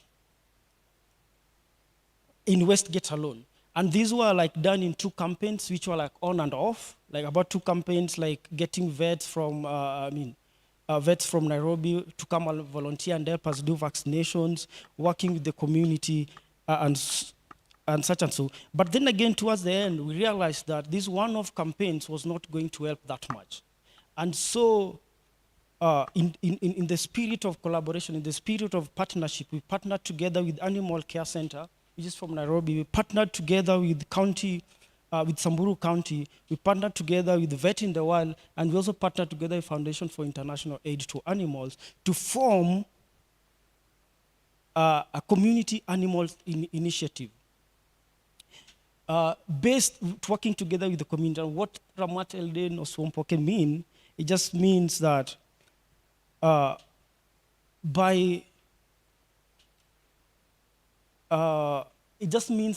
taking care of domestic dogs, we are able to take care of wildlife too.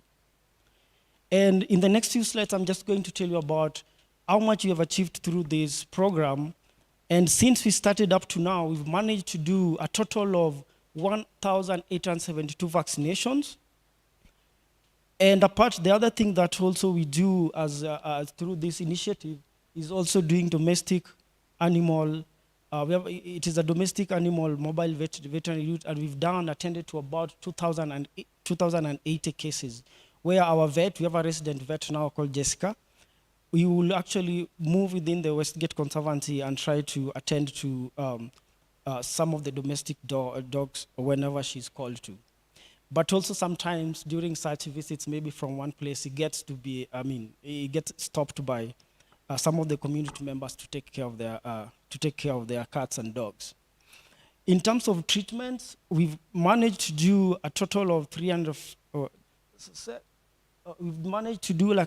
787 instances, and these include treating, for example, the dog on the left was as a result of snake bite, treating such.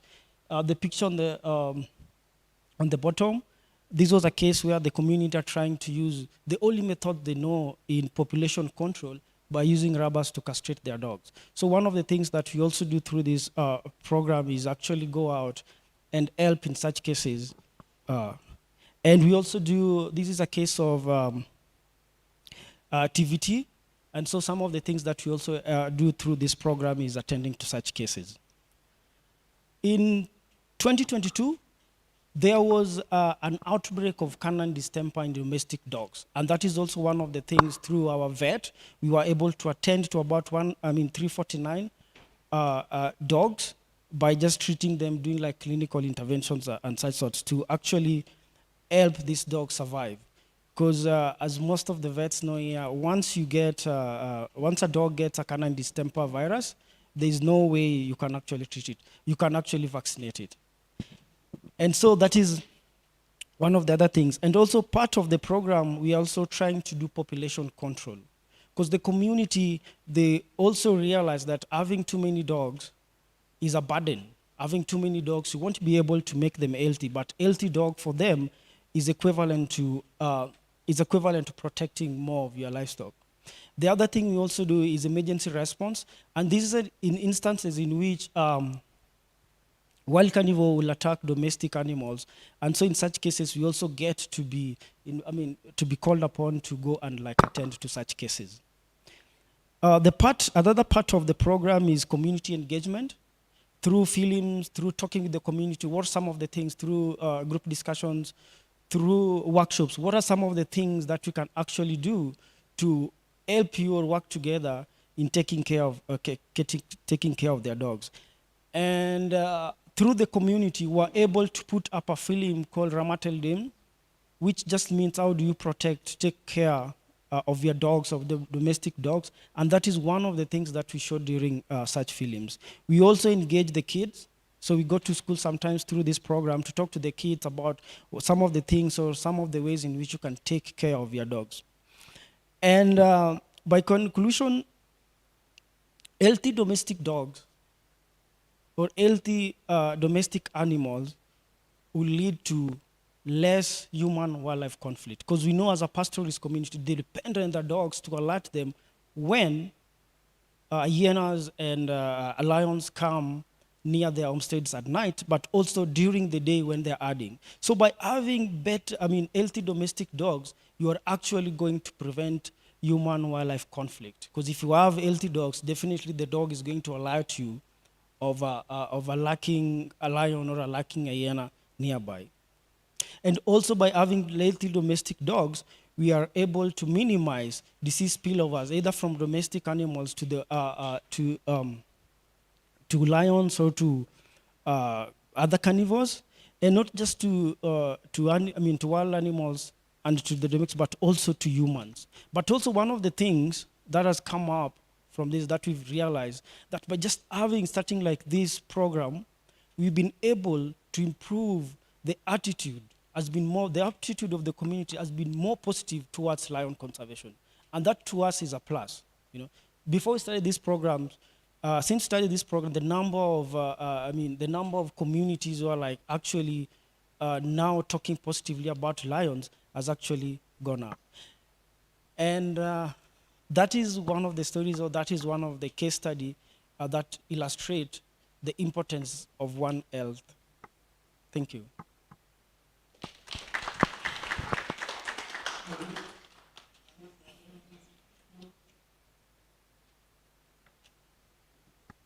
Thanks very much, Toby, for your very good presentation, and you've been able to save us about 2 minutes. So now we go to Alice Button, who will give us a presentation on the gastrointestinal nematodes and physiology at the livestock-wildlife interface in Kenya. So Alice, you have 15 minutes, and please try to save us a few if you can. And then after Alice, Andrew Holmes. Andrew isn't here, but I've got a slide of his results at the end. Oh, you'll do the presentation on? Just one slide. Just one slide. Okay, so thank you. Thank you for that introduction. I'm a PhD student at the University of Manchester in the UK, and we work with Impala Research Centre here in Kenya. And I'm going to be talking to you about a little bit of our work on gastrointestinal parasites and gut health in livestock and wildlife in Laikipia. So as some background, gut health is a really important component of overall animal health. It impacts everything from reproductive fitness all the way to animal welfare. And it can even have some quite severe economic impacts when we're looking at livestock and other production animals.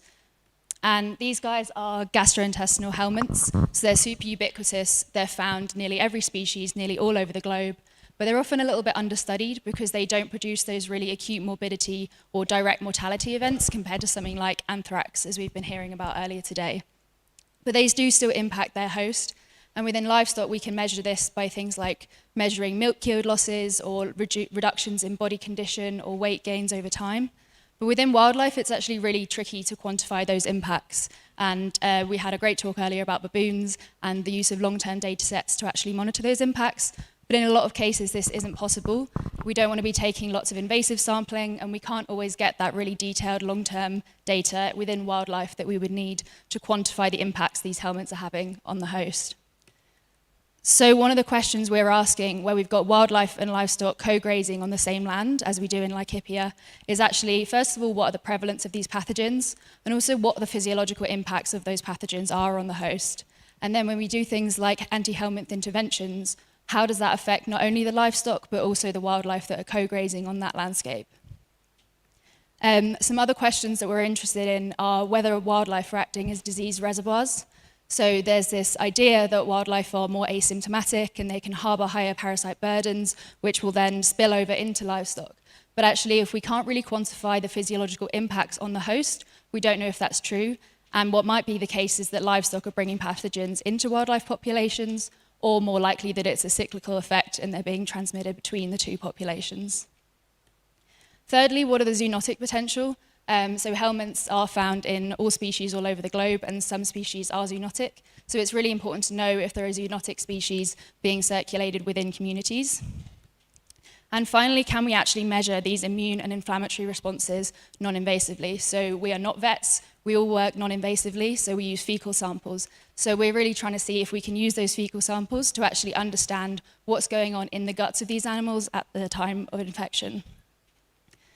So the way we do this is through non-invasive fecal biomarkers. And within human medicine, fecal calprotectin and lactoferrin have become really the gold standard in diagnosing gut inflammation. So things like inflammatory bowel diseases, ulcerative colitis, you can take a stool sample, do a quick swab, and it's really, really easy to determine whether you've got gut inflammation and also the severity of that.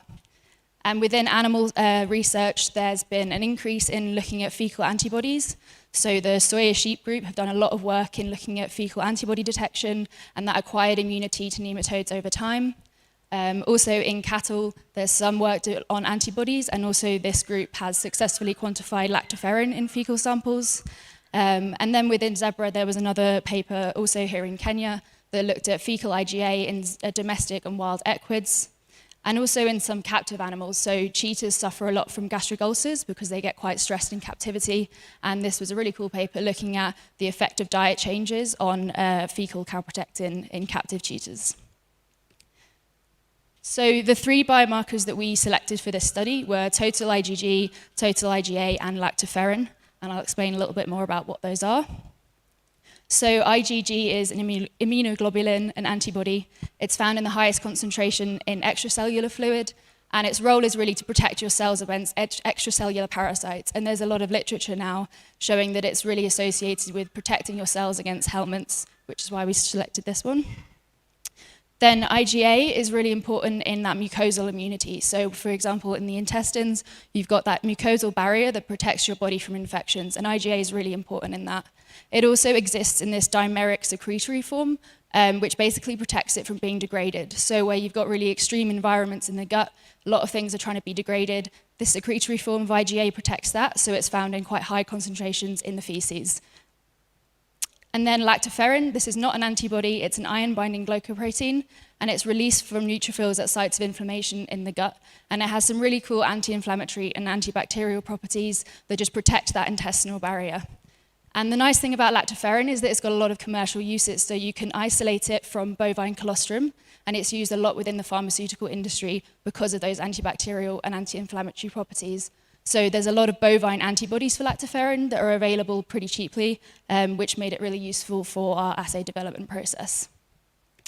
And all three of these assays, we were able to use them for bovids, and then just IgA for the equids. So because we weren't using commercial assays, the first step was quite a long process of assay optimization, including analytical validations with linearity and spike recovery. And I won't go into that now, but if anybody does have any questions, please let me know. And then we did some preliminary biological validations with fecal cattle samples. These were donated to us from a vet's practice in the UK, and there was cattle with a range of different gastric pathologies and then healthy control animals. And we did see some nice clear differences in the fecal samples of the healthy versus the pathological cows. So onto the main study itself, we went out and collected fecal samples from a range of livestock and wildlife species. We used fecal egg counting to estimate helminth burden. And then we ran enzyme immunoassays to detect our 3 biomarkers there, and then analyze the data. So the samples were collected on 2 properties in Laikipia. Impala, which is a research centre, at the time was being managed both for livestock ranching and for conservation. So there was a quite nice density of both livestock and wildlife species. And then Ilmotiok to the north, which is a community rangeland. It had much higher densities of livestock. There was quite a lot of overgrazing because it was during the period of drought in 2022. So quite low densities of wildlife on this reserve. And we collected from 15 species, so 5 livestock and 10 wildlife. And we collected all sorts of demographic data like age, sex, group composition, and body condition as well.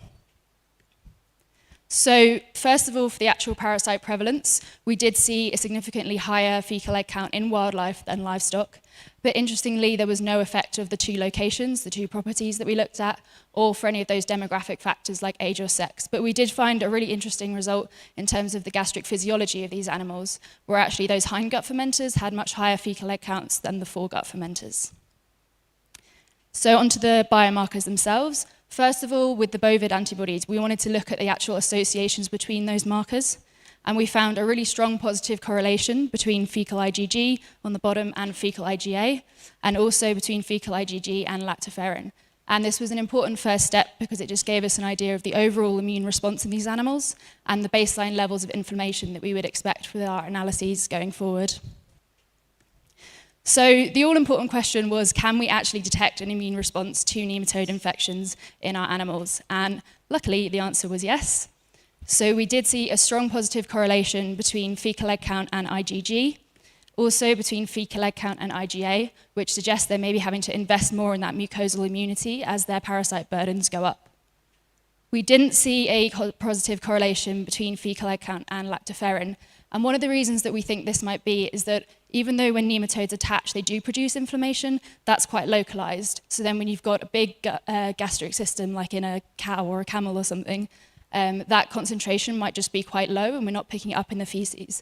Whereas when you've got something like inflammatory bowel disease, there's such a bigger area of inflammation that that's then detectable in the fecal sample. So we then had a look at the difference between livestock and wildlife. And this figure on the left is the same one you saw earlier, but just for the bovid samples, which is why it looks slightly different. But again, we have that higher fecal egg count in wildlife than livestock. But interestingly, we see much higher concentrations of lactoferrin in livestock than wildlife. And so there's 2 sort of potential conclusions that we can draw from this. The first is that initial hypothesis that wildlife are asymptomatic reservoirs of helminths could be correct because they have much higher burdens, but they're not eliciting that inflammatory response. Or alternatively, because we didn't see that correlation in the previous slide, it could be that there's something else driving this inflammatory response in livestock. So this work was done during 2022, a period of really extreme drought, and there might be something else to do with the stress of these, particularly the cattle that were in really poor body condition, or the food they were given, or the management interventions that they were having.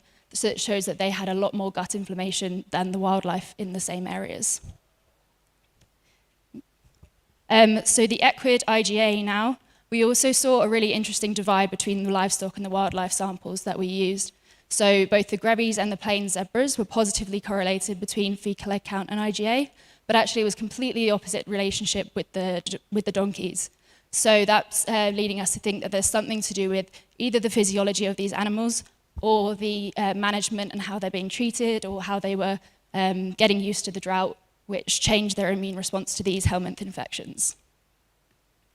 The final result was we wanted to have a look at whether there were any interspecific cross-reactivity. So the antibodies we used were bovine antibodies, But as I said before, we collected across a wide range of livestock and wildlife species. So we wanted to see if any non-bovids would actually be able to be used for our antibodies. And firstly, with the camels, this was relatively successful. We had quite a lot of samples that worked on our bovid assays, and the concentrations were quite a lot lower than with the bovid samples themselves. Then for the elephants, this had mixed success. A few samples worked on IgA, but a lot of the samples for IgG and lactoferrin were below the limits of sensitivity for those assays. Same for the giraffe, only 1 or 2 assays were successful, but interestingly, those ones were actually quite high concentrations, so it might just need a lot more optimization to get the concentrations right for those samples.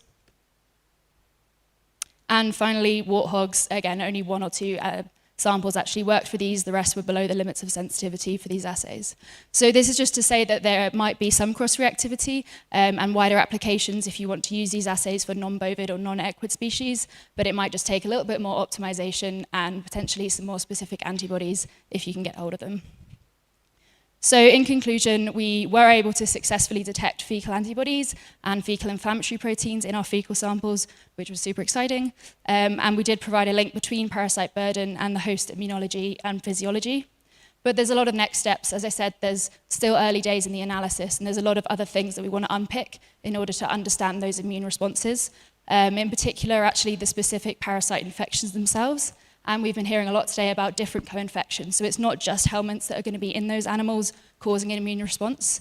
So we'll be looking to do a range of molecular techniques to try and understand not only the specific nematode parasites, but also what else is going on within these animals. And on that note, if I have time, my colleague Andrew Halls was due to give the next presentation, but unfortunately, due to a change of circumstances, he couldn't make it at the last minute. But he sent me through a slide of his results. Just to talk to you about you guys. He's been working on this group of protozoan parasites called Giardia. They're also found in the gastrointestinal tract, and they're transmitted via the fecal, oral, and water routes. And he found quite a high Giardia prevalence, in a range of livestock and wildlife species. And interestingly, when he sequenced these, a lot of them belonged to Giardia duodenalis assemblages A and B, which are actually known to be zoonotic. So these are being circulated in areas where there's a lot of human-livestock interface, so that's really important information. And if anybody does have any Giardia-related questions, I can try and answer them, or feel free to email Andrew at any time. Thank you to all my supervisors and all our collaborators in Kenya and the UK, particularly to the Omotiot community and our fantastic Impala guides. And if anyone has any questions, please feel free to email me. Thank you very much, Alice. That was very good. 2 presentations in one, in slightly less than 15 minutes. So thank you very much for that. And very interesting research there. And all the best in your PhD studies. Next is Maureen. Maureen Kamau on an invasive assessment of ovarian activity in free-ranging eastern black rhinos. Then after that, we'll have Samson Chambari. Is Samson in the room? Yeah, I can't see Samson anywhere. But if we'll not have Samson by the time we call him, after Maureen, we'll have Belinda. Belinda Omoro. Yeah, be ready, Belinda.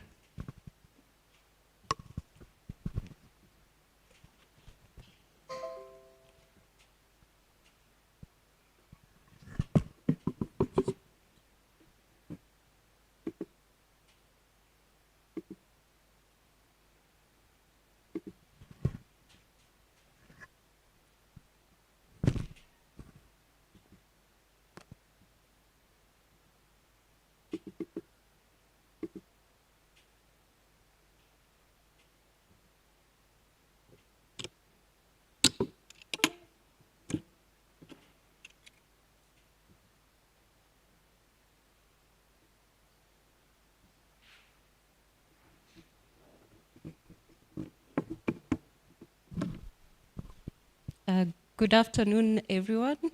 My name is Maureen Kamau, and I'm a veterinarian and researcher based at Impala Research Center. I'm currently working on the ReadyNet project, which stands for Remote Emerging Disease Intelligence Network project.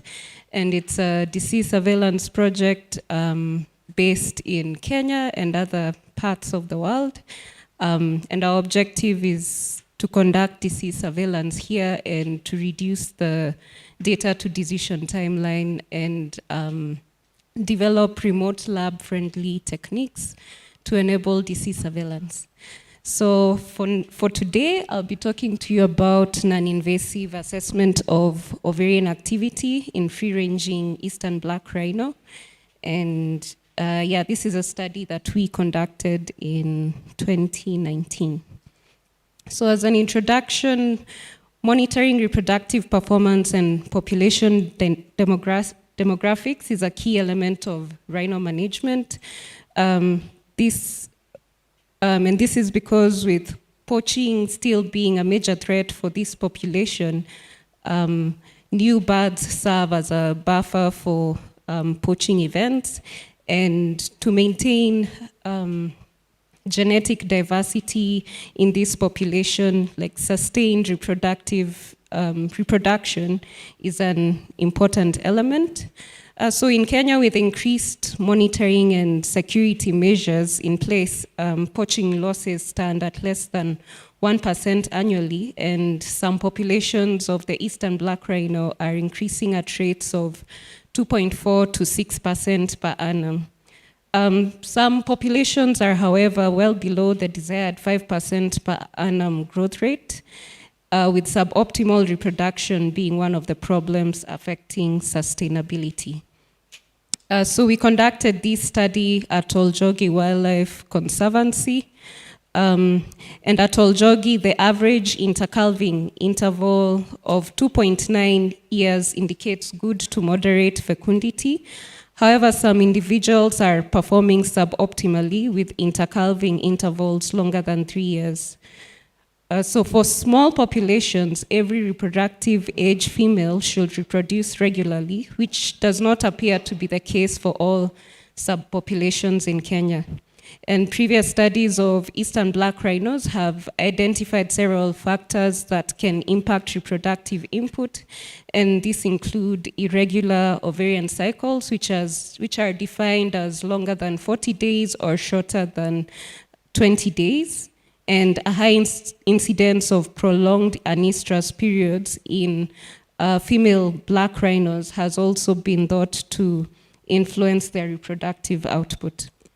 So in this study, progestogen metabolites were measured in fecal samples collected longitudinally for 5 to 12 months in all breeding age female eastern black rhinos at Oljogi to determine if suboptimal reproductive performance was related to irregular cyclicity or anestrus, and if there were differences in endocrine activity between optimal and suboptimal individuals.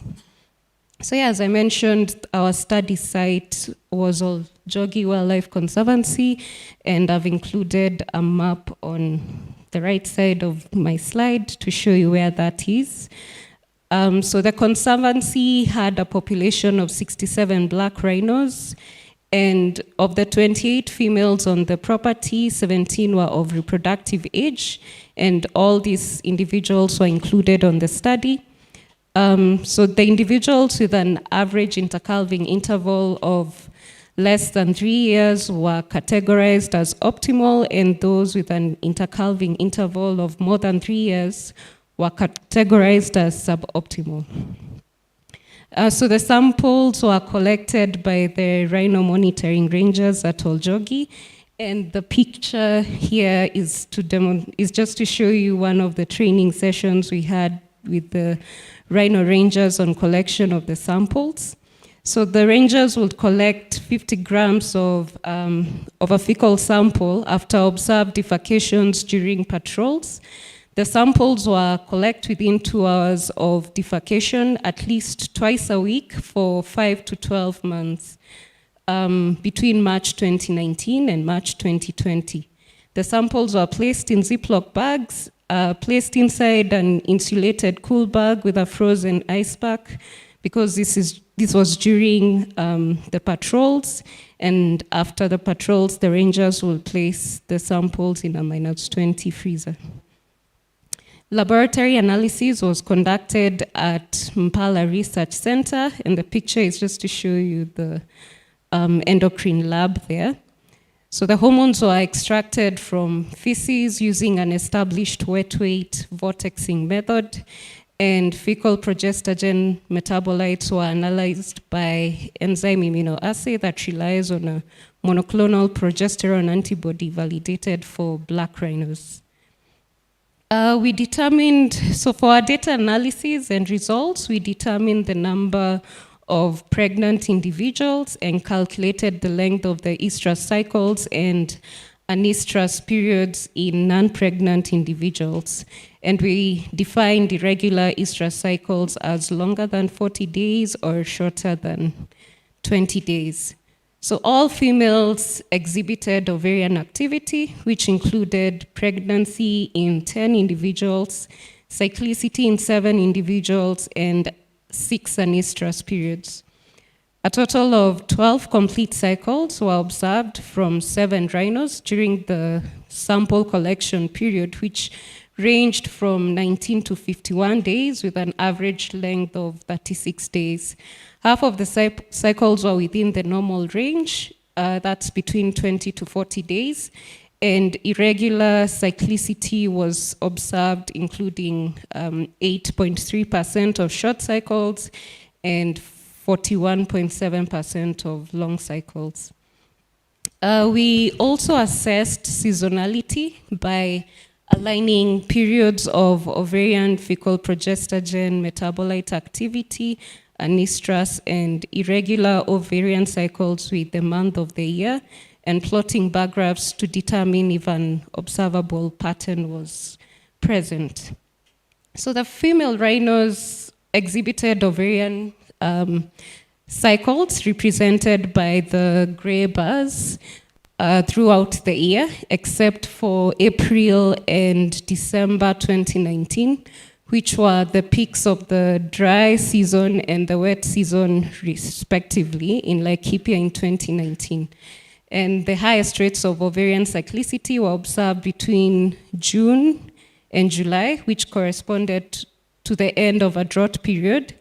And irregular cycles were also observed in June and from July to November, which was the wet period.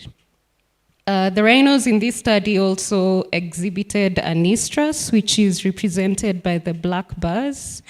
And yeah, anestrus was observed throughout the year except July. And in general, a bimodal pattern of anestrus was evident, with more occurrences observed between March and May and October and November.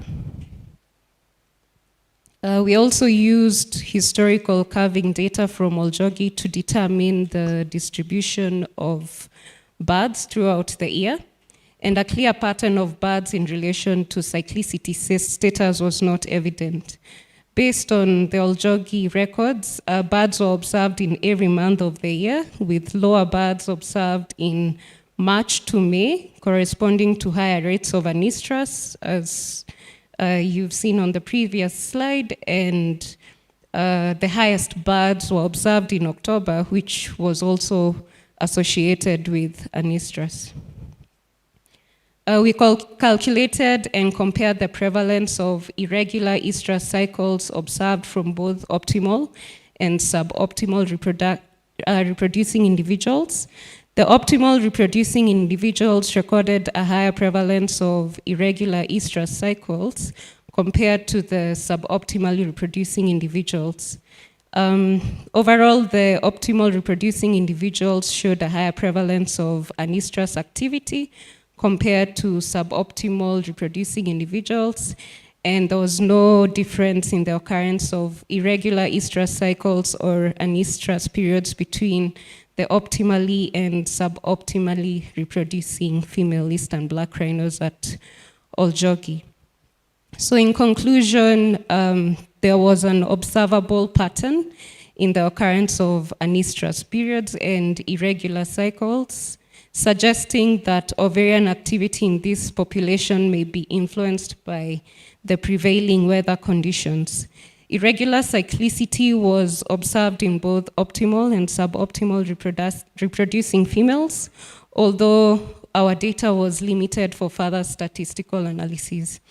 We did note, however, that optimal reproducing females exhibited a higher prevalence of irregular estrus cycles and anestrus periods compared to suboptimal reproducing females, suggesting that these reproductive anomalies are not having significant impacts on reproductive success in this population. So for future research, a high priority must be to use non-invasive hormone monitoring of both males and females in conjunction with collecting data on ecological and other physiological variables such as sex ratios, competing browser populations, distance to water sources, home range size, and drought and rainfall patterns to determine the impact of both intrinsic and extrinsic factors on individual and population measures of reproductive success. I'd like to acknowledge these institutions, the National Geographic, Dennis and Connie Keller, Morris Animal Foundation for funding this work. A huge thanks to the Oljogi management and the rhino monitoring rangers who assisted with sample collection, KWS for approving our research, the Smithsonian Institution, and Mpala Research Center. Yeah, thank you for your attention. Thank you, Maureen, again for observing time. You've done your presentation in less than 15 minutes, so thank you for that. And the next presenter is Belida. So Belida, you are welcome. I don't know whether Samson Chambari is back in the room. Looks like Samson is not yet back. So after Belinda, we are going to have a pre-recorded presentation by Richard Koch, who is based in UK. And we want to request your patience that we take lunch at 1:30 so that we can finish this session before we go for lunch, so that we save time for the afternoon session that will also include the closing ceremony. So kindly, your patience is requested.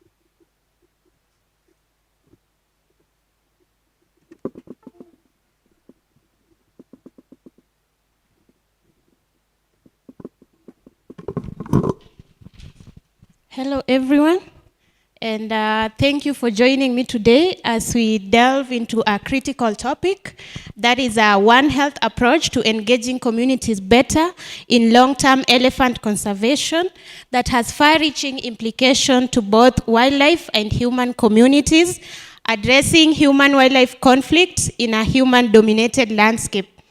I'm Belinda Omolo, Community Outreach Assistant from Save the Elephants. And this project was done in partnership with the Ministry of Health and County Government of Taita Taveta with technical guidance from Chase Africa.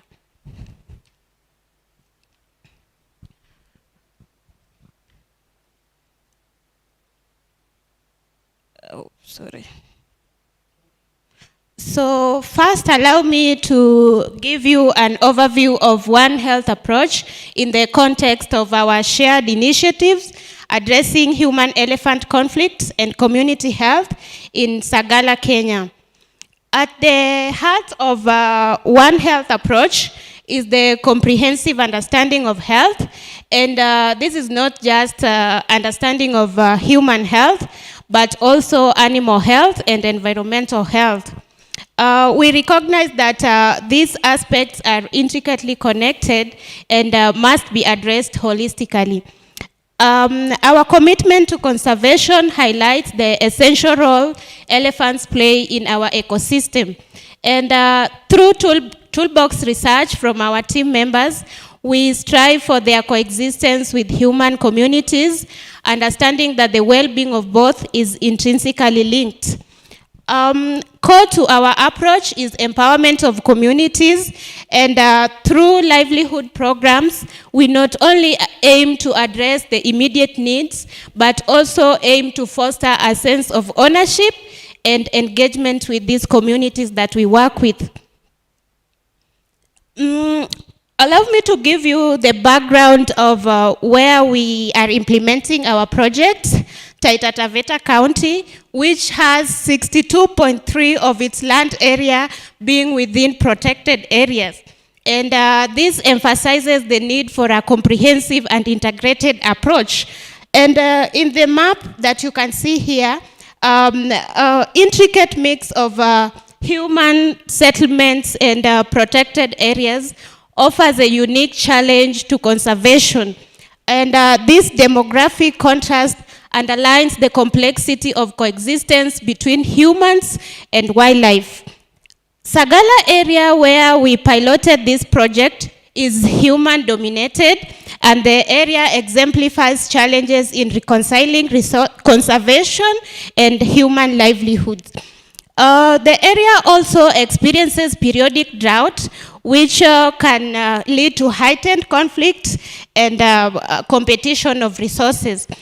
The resultant issues has been limited resources in protected areas, and conflict spilling in human settlements is a reality. Human-wildlife conflict is a pressing concern affecting the safety of the communities and the well-being of wildlife population. For the communities that reside near these protected areas, access to essential resources can be limited, and human-wildlife conflict can strain the relation between the elephants and humans, and this leads to the local community members not supporting or not engaging much in conservation initiatives. And the area also grapples with social challenges like teen pregnancies and gender-based violence. And these challenges has long-lasting implications to empowerment of women and girls in these communities. So with these challenges that I have highlighted, it requires a comprehensive and integrated approach in addressing such challenges. So, as highlighted earlier in the keynote speakers, it was highlighted that One Health approach encourages the collaboration between communities and conservation experts and health practitioners. As Save the Elephant, what have we done so that we can base our conservation agenda on around communities? And one thing that we have done is empowering the community with information and skills so that they can take initiatives in, so they can engage in conservation and health initiatives. So we have partnered with the Ministry of Health, facilitated them with we facilitate them so that they can address critical health problems in the communities that we are working with. So we facilitate them to conduct needs assessments in these communities so that they can identify those critical challenges that these communities face. And through that, we initiate dialogue forums, and the Ministry of Health are responsible for facilitating these forums. And so far, we've had a total of 1,286 attending these sessions. And as conservation organization, we also acknowledge that this community faces human-wildlife conflict. So what do we do in order to appreciate these communities?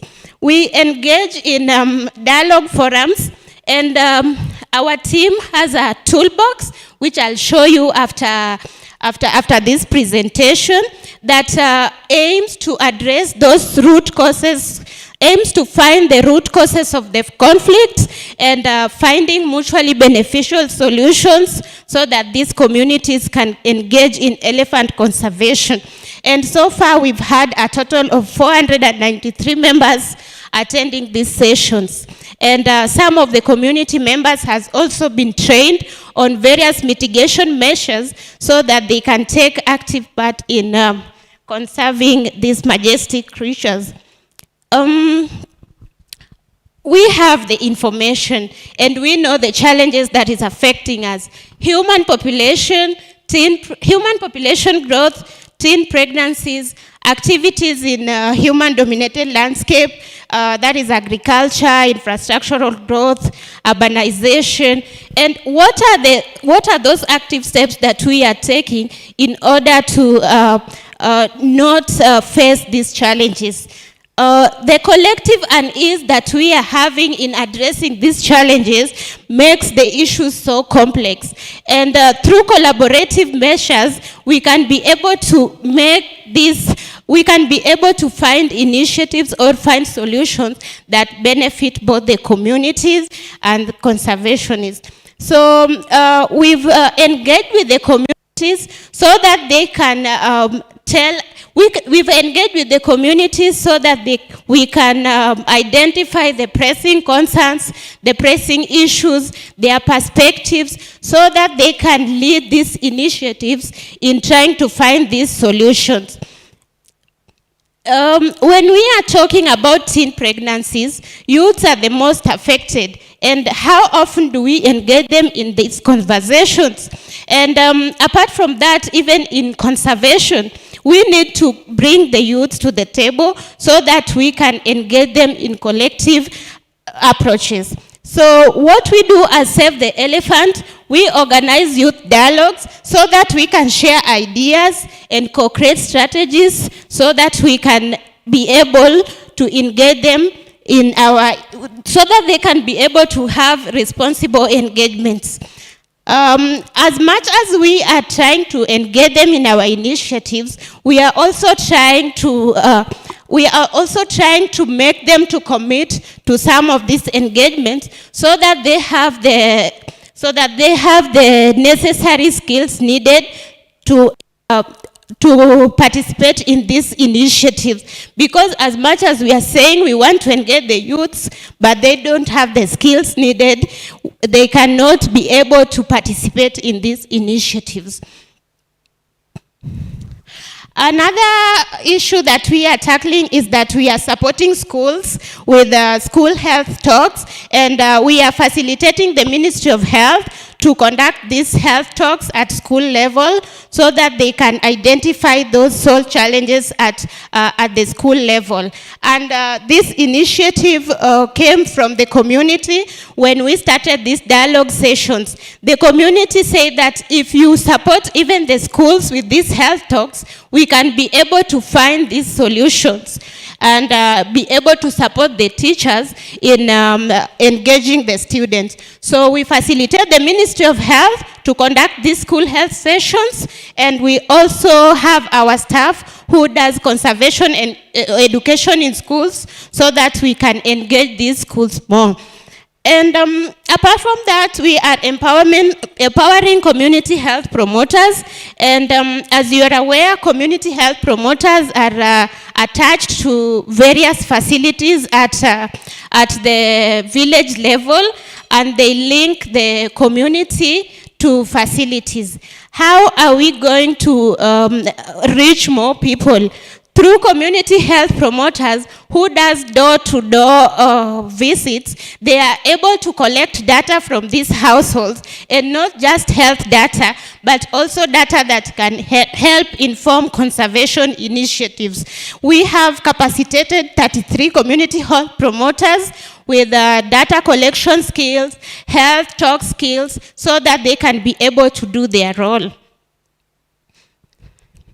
How a community is able to see the benefits of conservation We understand that health is a fundamental component for coexistence, and when communities are healthy, they can undertake other economic activities. So we provide support to the dispensaries so that the dispensaries can be resilient enough to provide support to community members. Instead of 50 community members flocking your organization for support, we try to support the facilities so that they can go to the facilities instead of coming to these organizations within facilities. So we support the Ministry of Health to conduct medical outreaches to the community members, and this reduces the transport costs. This also helps the facility in identifying various diseases within these villages so that they can take active measures.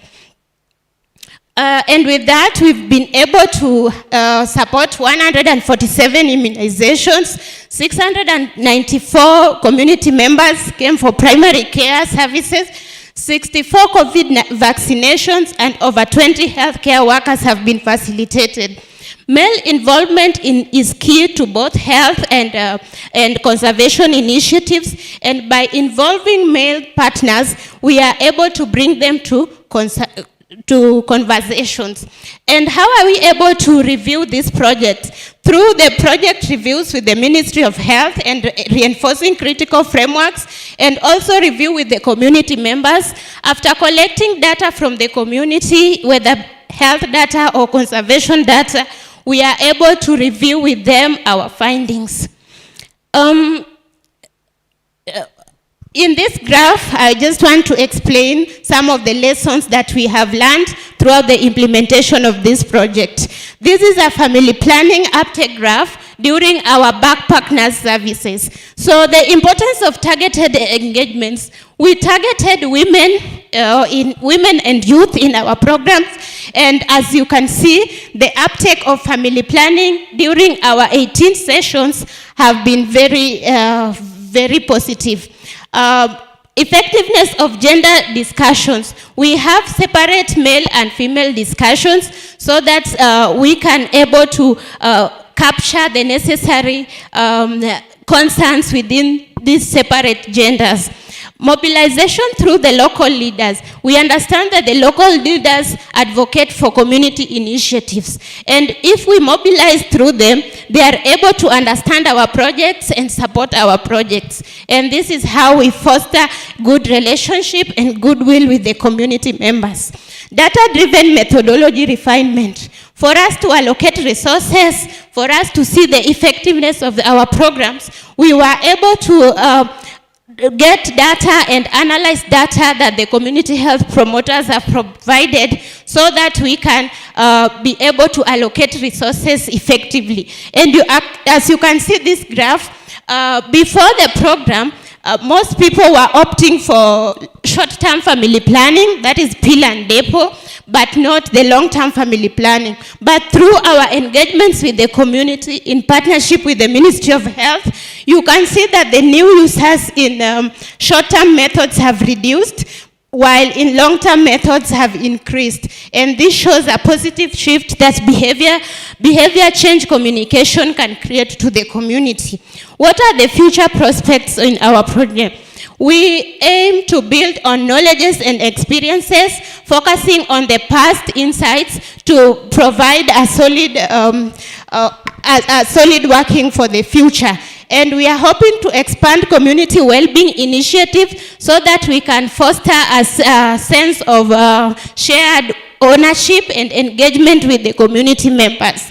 We also hope to strengthen health system for crisis resilience, and as you know, during COVID-19, when COVID-19 emerged, the health systems were crippled, and some of the community members who could seek services like family planning could not go to the facilities. And this showed that how pandemics can create, can bar some of the services from the community members. What are the potentials for One Health approach? Harmonious coexistence of humans and elephants. For us, we have developed the toolbox, and the toolbox focuses on the root causes of the conflicts and how we can find mutually beneficial solutions. And through these dialogues, we are able to foster a sense of harmonious coexistence. Comprehensive knowledge of interdependence. When we are able to bring communities, health practitioners, and conservationists, we are able to capture the concerns and perspective of each stakeholder.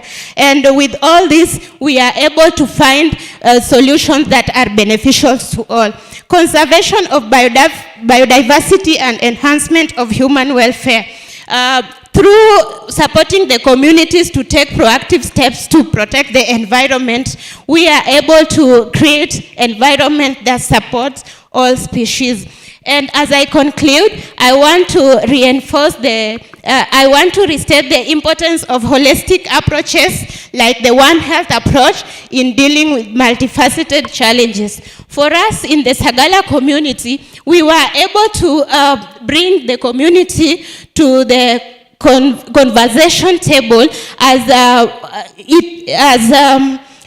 from the health and conservation dialogues. We were able to capture most of the needs of the community members. And I also want to restate the Save the Elephants mission of coexistence between elephants and the community members. And from this, I want to thank the Ministry of Health, County Government of Taita Taveta, and Chase Africa for supporting this project. In case of any questions, reach out to me, Belinda at Save the Elephants, or Esther at Save the Elephants, or Lucy at Save the Elephants. But before then, let me show you the toolbox. Okay, Belinda, do it, and do it first. Yeah, so this is the toolbox. In case you have a question on it, you can meet Neha or Lucy or email anyone there so that you can have a comprehensive knowledge on it. Thank you. So, Belinda, a very good project that promotes coexistence of humans and wildlife in the Savos, specifically the Sagala community. And thank you very much for that presentation. It was a nice one. And those interested to peruse the toolbox can see Belinda after this session. So our last presentation, because we can't get Samson, is by Professor Richard Koch.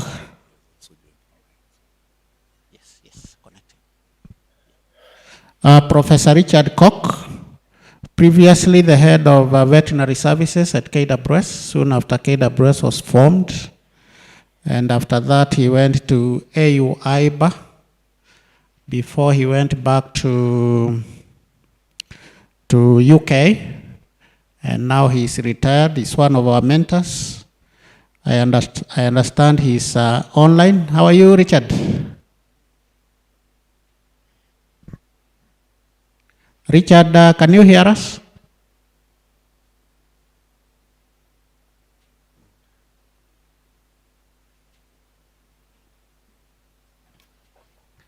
Prof, how are you?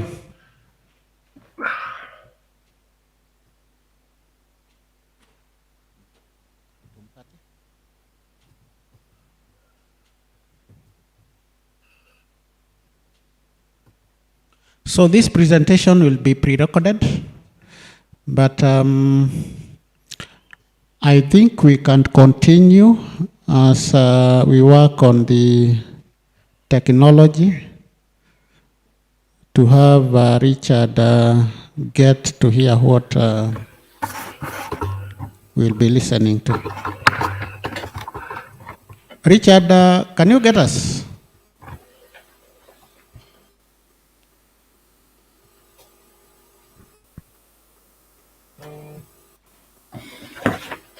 So I think let's continue with the presentation, Anthony.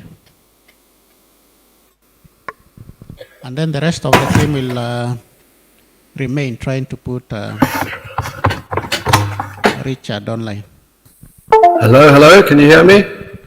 Yes, we can hear you, Richard. What about us? Can you hear us? Hello, can you hear me? Yes, you are loud and clear. Can you get us? Are you hearing us?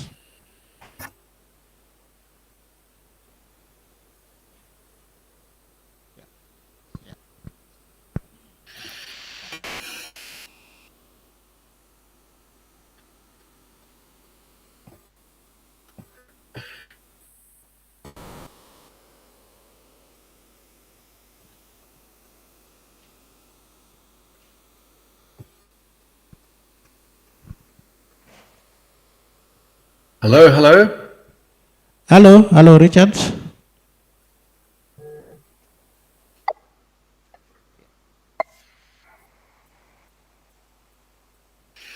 So if you can hear us. Can you hear me? Yes, we can hear you. Please introduce your pre-recorded presentation so that we can proceed. I'm not sure what's going on.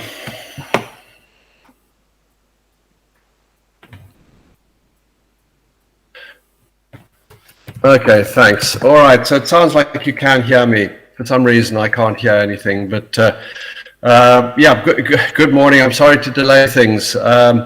Yeah, so just to introduce the talk, this is really from colleagues Steve Mihok, Francis Kikuya, myself, and it's historical material that we gathered together. A lot of time has passed since this particular event when animals were brought from South Africa to Kenya as part of a sort of slightly political, diplomatic initiative. It is a very interesting event and taught us a lot about some of the risks with translocation of rhino, particularly white rhino, to areas where we have tsetse fly and trypanosomes. So I think we just kick straight into the talk, and I just want to acknowledge my colleagues who really are absolutely critical to the content of this presentation. Thank you.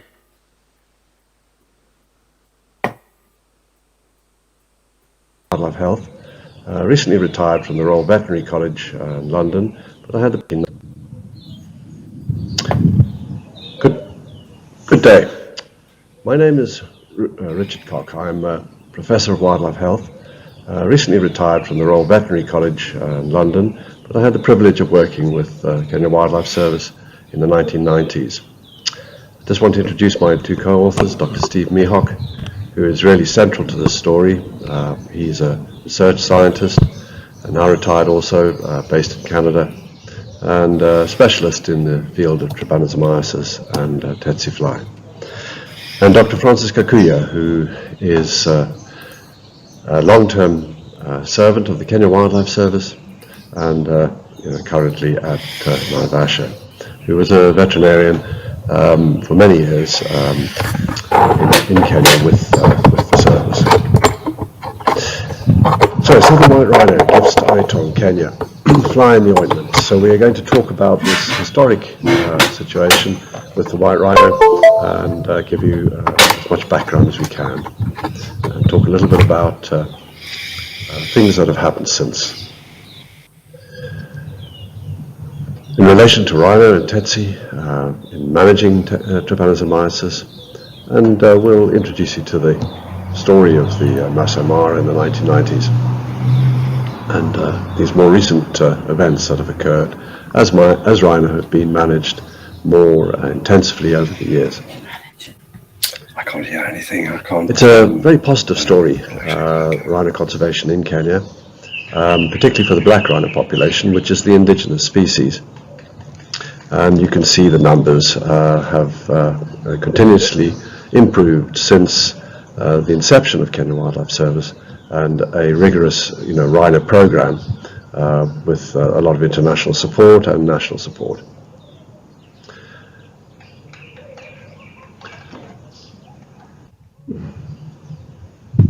The parasitology that we're going to talk about is not exactly what was expected.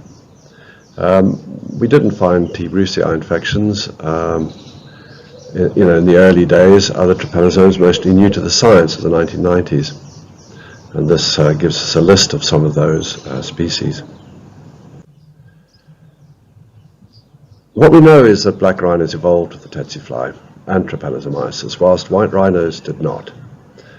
Indigenous populations across Africa collapsed in the 20th century with poaching, effectively, and weakening of government protection.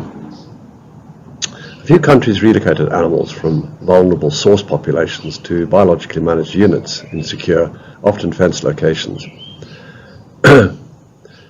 which were mostly tsetse-free, and I was involved in this whole process in the 1990s, which was successfully concluded towards the end of the 1990s. As founders bred beyond capacities, reintroductions back into natural range with the occasional disease. There were practical and epidemiological issues around moving rhinos around Africa, and disease was not initially a major consideration, with the priority on translocation and protection. But if we look at the distribution of tsetse and white rhino, it's quite easy to see why this animal, which evolved, the separation between the two species goes back many millions of years, although they do carry obviously some genetic material in common. But the white rhino was not exposed through its history, apparently, to the tsetse fly and trypanosomiasis. So the tsetse fly is the vector for the parasite. It's well known throughout Africa, and there are a variety of species, as there are of trypanosomiasis. Now, over the years, if you look back at literature, you can see that there is some early evidence of blood dyscrasias in rhino. These are abnormalities in blood when examined under the microscope in particular. 1969, there was a question mark of babesiosis in some mortalities of black rhinoceros. In 81, there was a treatment for T. brucei in black rhinoceros associated with Kibeti Institute at the time. In 1986, there was a white rhino mortality to Matuzadona National Park in Zimbabwe that was reported. A high tsetse density area. In 1992, we were undertaking translocations and we detected hemosiderosis in the black rhinoceros, a blood condition, when we were comparing free-ranging and recently captured, translocated and captive animals. And in 1999, we assumed a TRIPS-induced anemia, effective translocation, and these experiences were published. Just a quick aside on the issue of species in conservation. The black rhinoceros is indigenous to Kenya, the white rhinoceros is not. So it really comes under slightly different state regulation, and essentially the private sector handles this animal with the support from national agencies. And it's used as a sort of tool for tourism, and now, because of extinction of the northern white rhinoceros, there's talk about using the southern as a surrogate, but it's a long way from that. Now, in the 1990s, there was a lot of collaboration between the various agencies in Kenya, and that's something to be applauded. And Kenya is endowed with both tsetse and trips and happily rhino, and this is a map showing the sort of distribution, essentially in thick bush lowland areas, and less so in the more desertified and obviously not in highland areas. Gilia Sanctuary was a particular area, fenced area, that was protected within the Tsavo National Park, and rhino were placed in there, and that was one of the early areas where we detected some abnormalities. Tsetse and trip surveys involved trapping, obviously blood sampling and so forth, and very extensive and intensive laboratory work to monitor the situation. The Removing of rhinos became a well-established methodology throughout the range in Africa, and the Kenya Wildlife Service Vet Unit became quite proficient in this whole process. But we must understand that all translocations are stressful, and therefore we can expect some consequences associated either with the anesthetic procedure or with the introduction of the animal into a new habitat and exposure to new pathogens and to new vectors. And we were able to establish these blood dyscrasias. And very early on, before the veterinary unit was really established, a private veterinarian, Dr. Rocha, was involved in an early translocation which was associated with the mortality of a calf, and that was ascribed to trypanosomiasis. We were able to show, across Africa actually, that where you had translocations without tsetse fly involved, there was very little change in the blood, but where TRIPS was involved, or tsetse, you could see quite a significant effect. And this was not just in Kenya.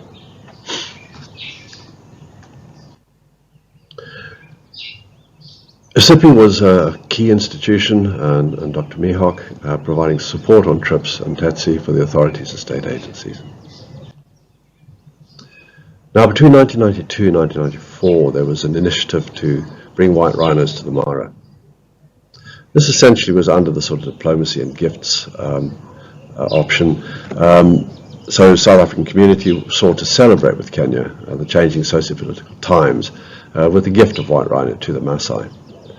So this was really a private initiative. It was not a strictly a conservation initiative because the animal is exotic to Kenya. But it had, some very positive attributes to it, no doubt.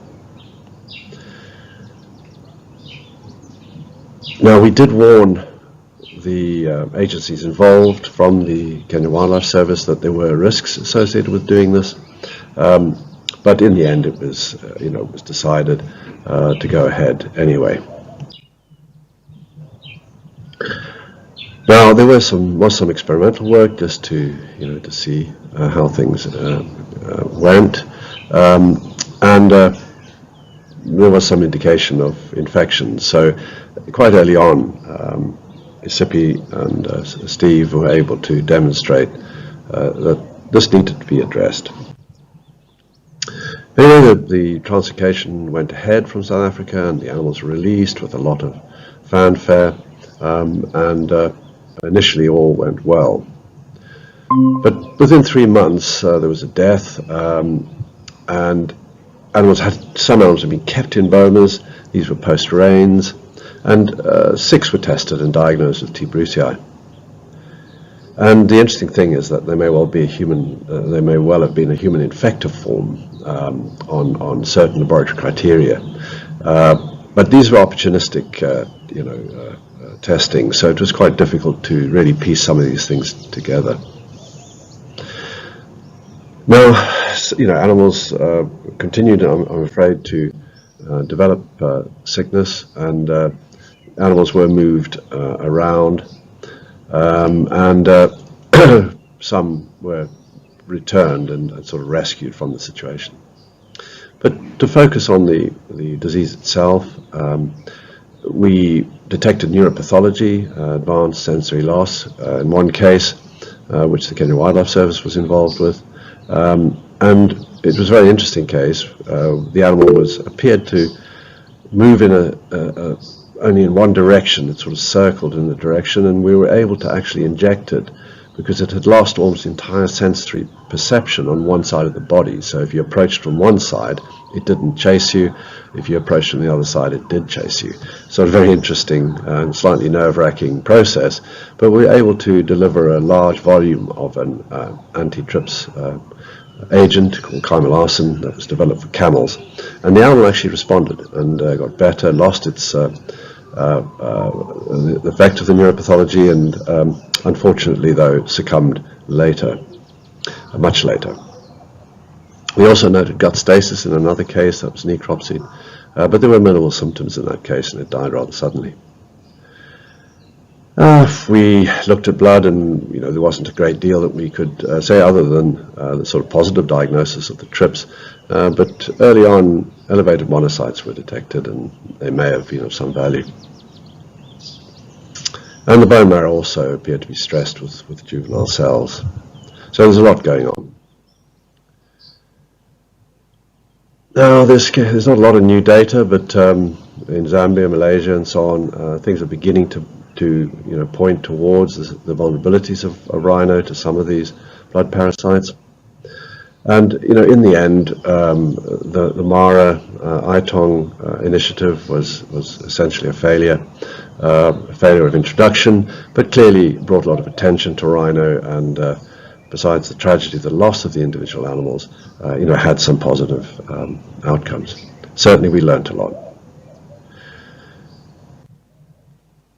And if we go forward to further work, a lot of studies have been done now on TRIPS in the Serengeti and the Masai Mara, and this is helping us to understand much more about the issues there and the risks. And by all means, contact Steve about some of that very, very interesting and very valuable work. It was also important for tourism because of the risks of human infection. There were also other efforts to move rhino into risk areas, the Ruma National Park, for example, and with a certain amount of success. Meru National Park also became a centre for this, quite rightly for the black rhino, which used to have a good population there. But rhino were included, and unfortunately, in that history, that recent history in the Meru,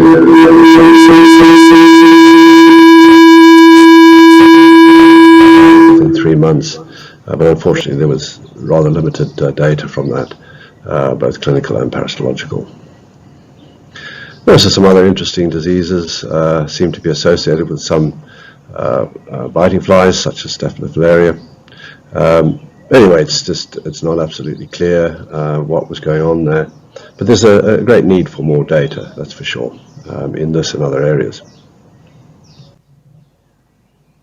Research versus control, I think, it's it's one of these things that, we do understand a lot about Tsetse, and certainly methods for controlling Tsetse in specific areas.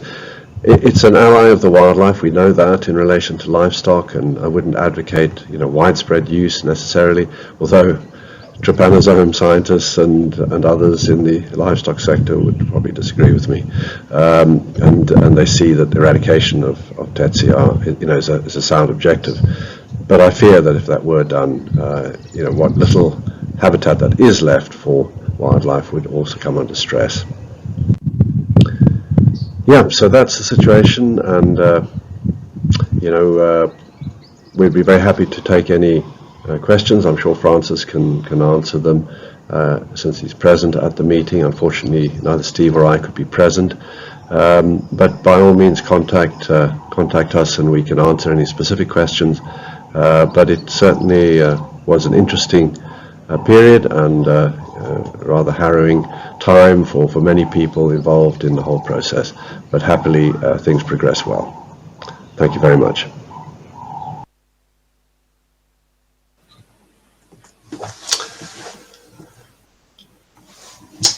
Great, thank you very much, everybody.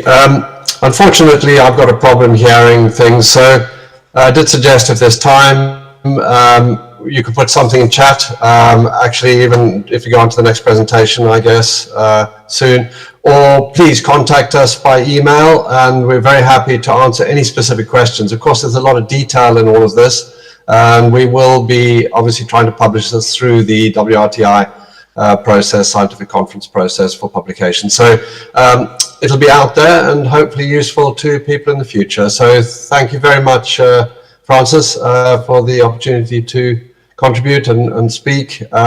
Steve, thank you very much. And thanks, KWS, for a very wonderful conference. Thank you. Thank you very much, Richard. If you can stay online and if you can get us, please stay online for a few minutes so that we get 1 or 2 questions for you before you log out. So participants, any question to Dr. Koch?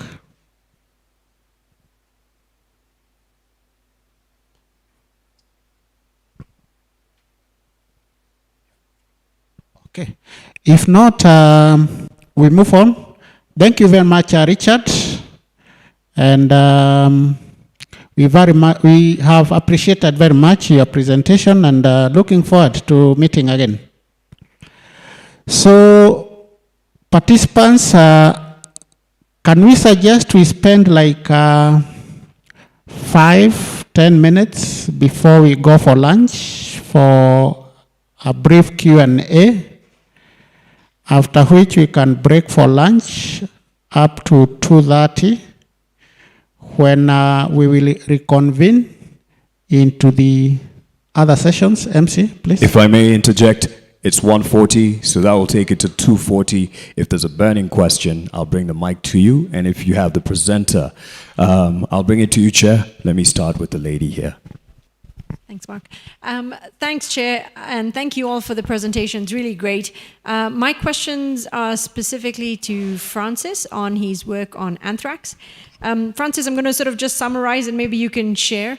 We've recently carried out bushmeat work at the Kenya-Tanzania border, and I wanted to know if, based on sort of the work you've done on anthrax, if you've been able to demonstrate that anthrax goes from wildlife to humans through the bushmeat value chain. That's the first question. The second question I have is, through sort of your community engagements on your anthrax findings, have you carried out specific community engagements to raise awareness?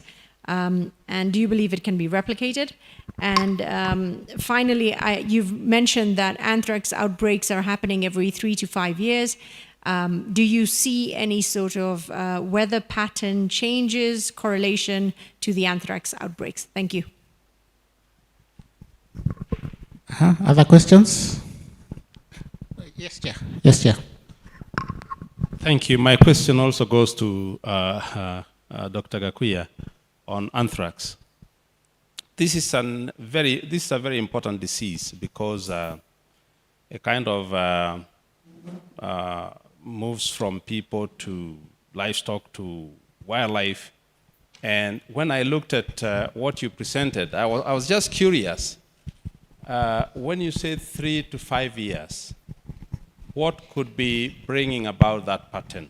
Is that related to times of rainfall?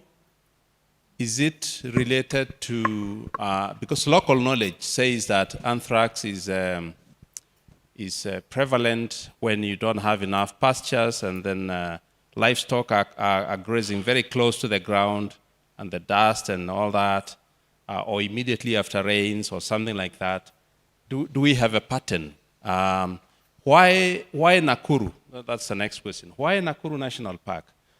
Is it because of the densities? Is it because it is closed? We've heard of cases or some reports of Nakuru being beyond the carrying capacity. Is it related to that? Essentially what I'm saying is perhaps there's a lot more you could say about that research beyond just the 3 to 5 years. I'm just wondering whether you have something else extra you can say about the research, so that we know a little more when to expect it, whether it's a question of scarcity of pastures, or whether it's rainfall patterns or drought or something like that. Thank you. So I think Dr. Gakuya can respond to those first. Oh, there is another question from Daniel. Yes, Daniel.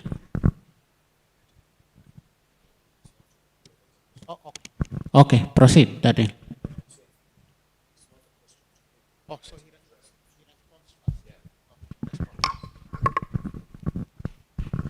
Yeah, thank you, Hector. Yeah, we don't have what I can say published data in Kenya of wildlife-related human transmission. We don't have.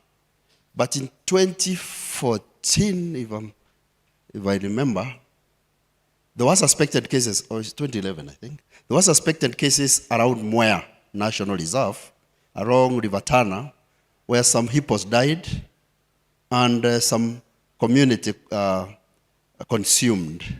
And then they got anthrax and they were taken to Embu, but it was not conclusive. Because remember, in Kenya, bushmeat is very is illegal. So really, it was very hard to be able to connect the two.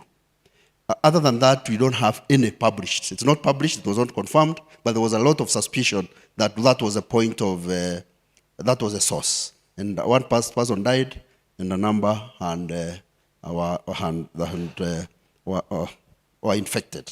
So really, we cannot say with certainty about that. It requires more vigilance and probably more information.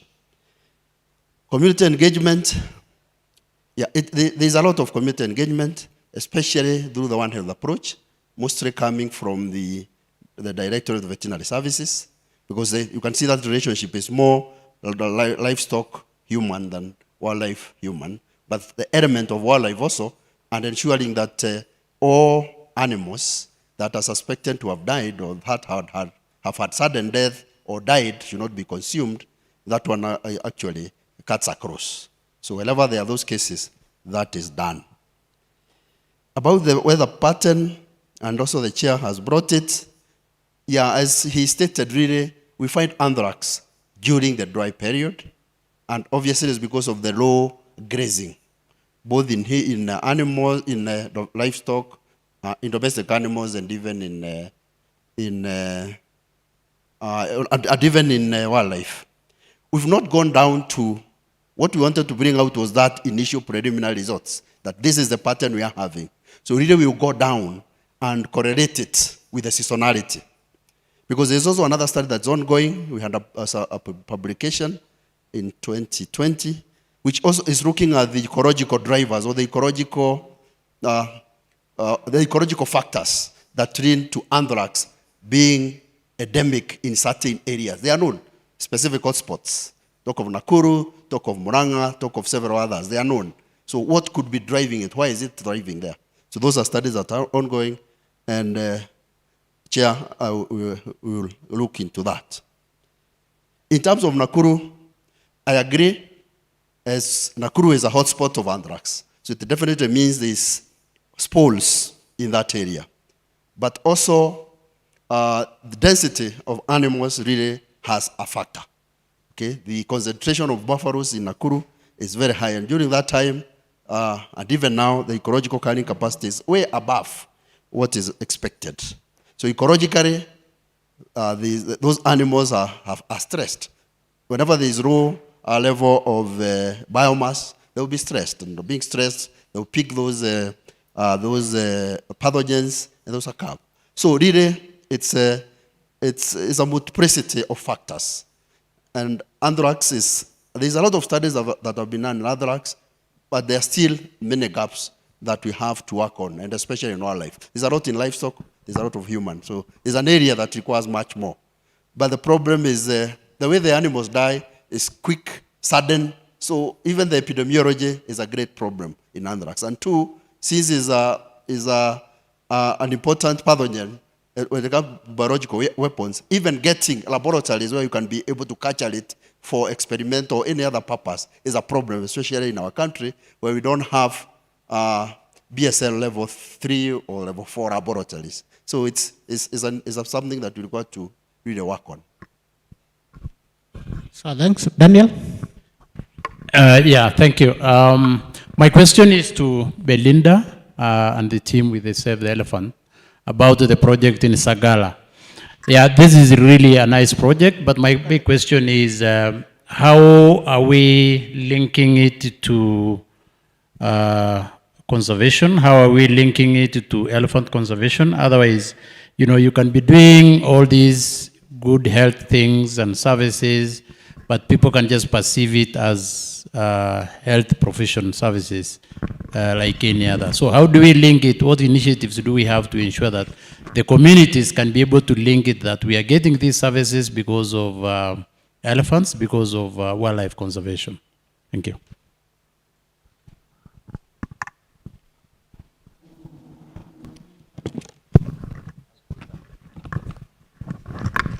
Thank you so Yes, much for Belinda. the question. And just to answer it is, we began this project so that we can engage communities we can engage communities. So during these dialogue platforms, addressing the critical health needs of the community, we are able to communicate our roles as Save the Elephants, and the communities are now able to understand what we do in these communities. And with that, they are able also to outline their concerns and perspectives in regards to human-elephant conflict or issues in conservation. And then through the toolbox discussions, we are able to train the communities in various mitigation measures so that they can appreciate elephant conservation. Thank you. So thank you very much, all of us, for our patience. That brings us to the end of this session. Thank you very much for your support. We now break for lunch and come back at 2:40. And in this room, Kiboko, the same sub-theme on addressing wildlife health challenges through One Health approach will continue. We'll have a series of presentations, and the moderator will be Dr. Isaac Lekolol from KWS, and not Dr. Francis Gakuya. So, asanteni sana, na let's go for lunch and come back at 2:40. And then you can also refer to the program on the other topics that will be going on in the other breakaway sessions, so that if you're interested in any of them, you can proceed to that area after lunch. So thank you very much, and bon appetit.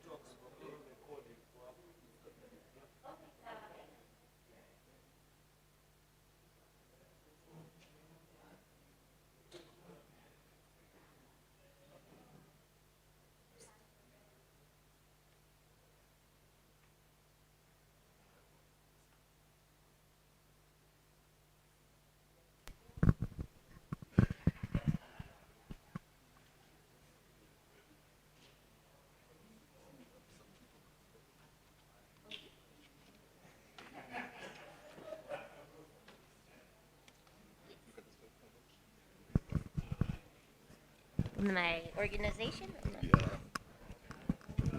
Sorry, thank you.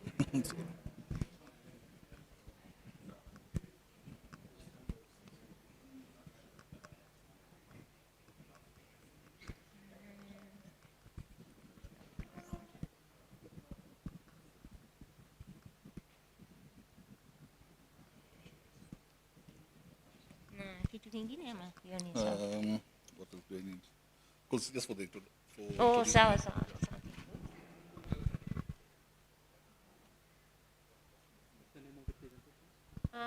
WRTI presentation underscore Jennifer.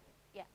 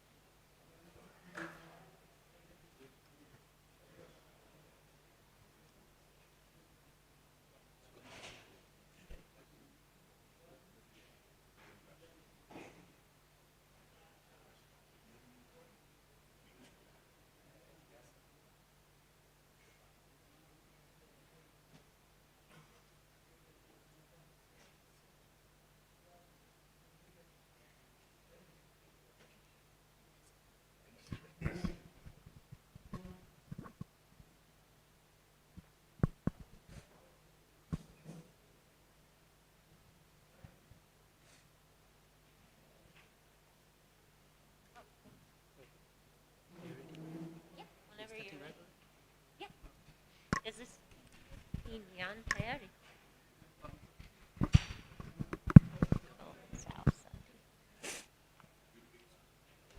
Good? Sorry? Oh, sawa, sawa. Haina shida.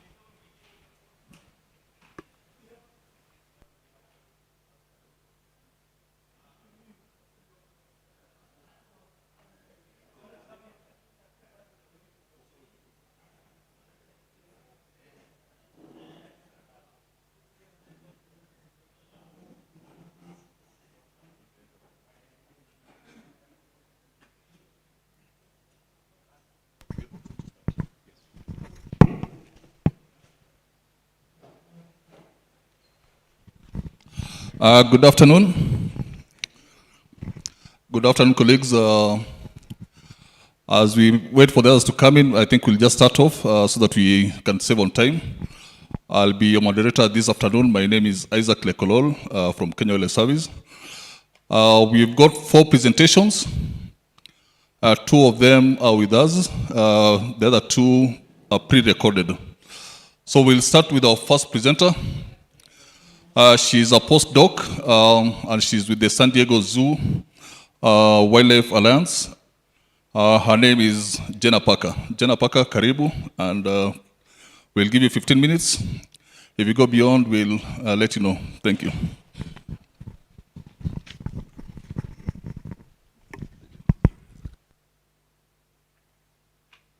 Asante. I want to first apologize. I have a bit of some kind of homa I picked up on the plane, so hopefully you can still understand me. My name is Jenna, and as was said, I'm with the San Diego Zoo Wildlife Alliance.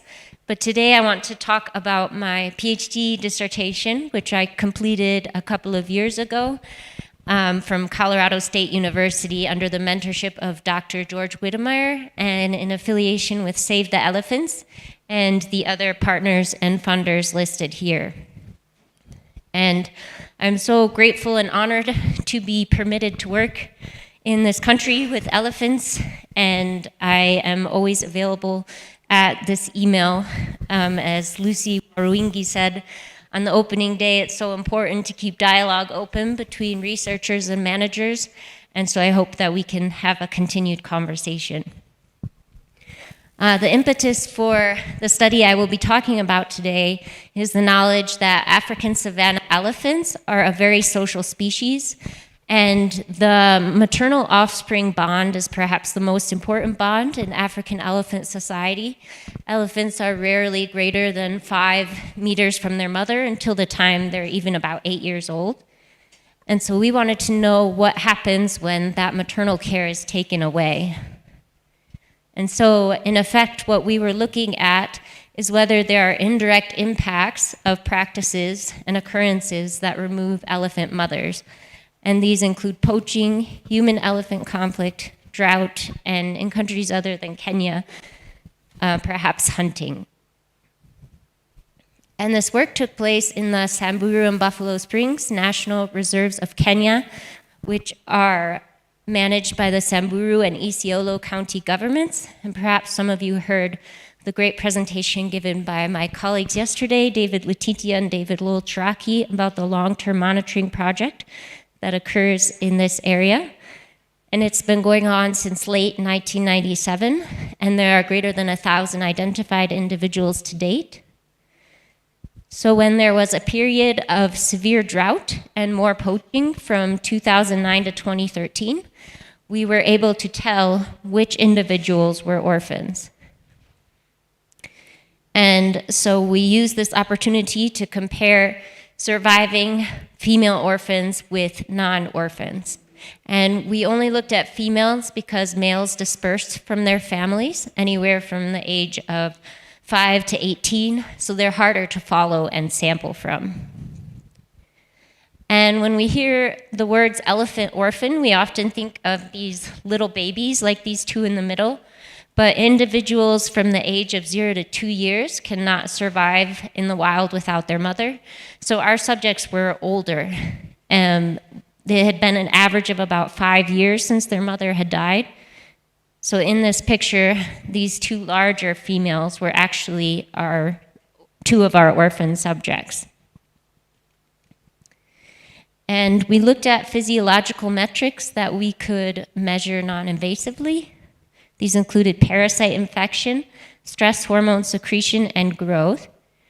And I'm not going to speak about parasite infection today because our results were nuanced. So I'll direct you toward the paper if you would like to read about that, and I'll also send these papers to WRTI following the conference. And I'm going to move right into talking about our results with respect to stress hormones. So we collected about 600 samples over 13 months. Huge thank you to David Letitia here, who sat many long, hot hours in the car with me, waiting for elephants to defecate. And after a selection process, we had 25 orphan females who we were collecting from. And importantly, for what I'm going to be talking about, 5 of these individuals were no longer with their family.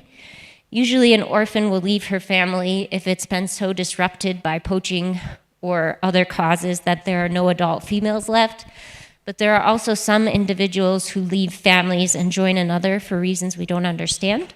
But 5 of those orphan subjects were not with their family. And then we had 13 non-orphan female controls. And we analyzed fecal glucocorticoids with a Bayesian hierarchical model.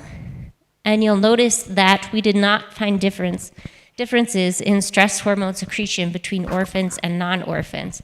We can't say anything about the short term following their mother's death, but at least in the long term, it looks as though they're able to cope with the loss of their mother.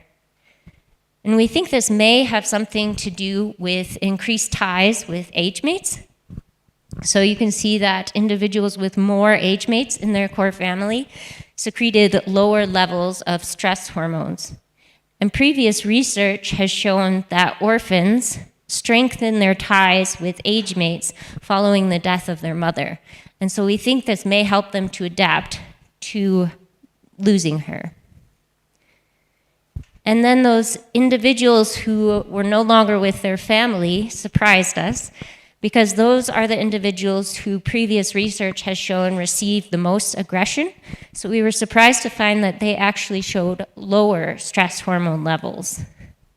And what we think is happening with these individuals, we can't say for sure because this is a correlative study, but we think that maybe they were so stressed that their body permanently downregulated the release of stress hormones. And this is something that has been found in human orphans who do not feel social support from their community, and also in monkeys who have lost their mother.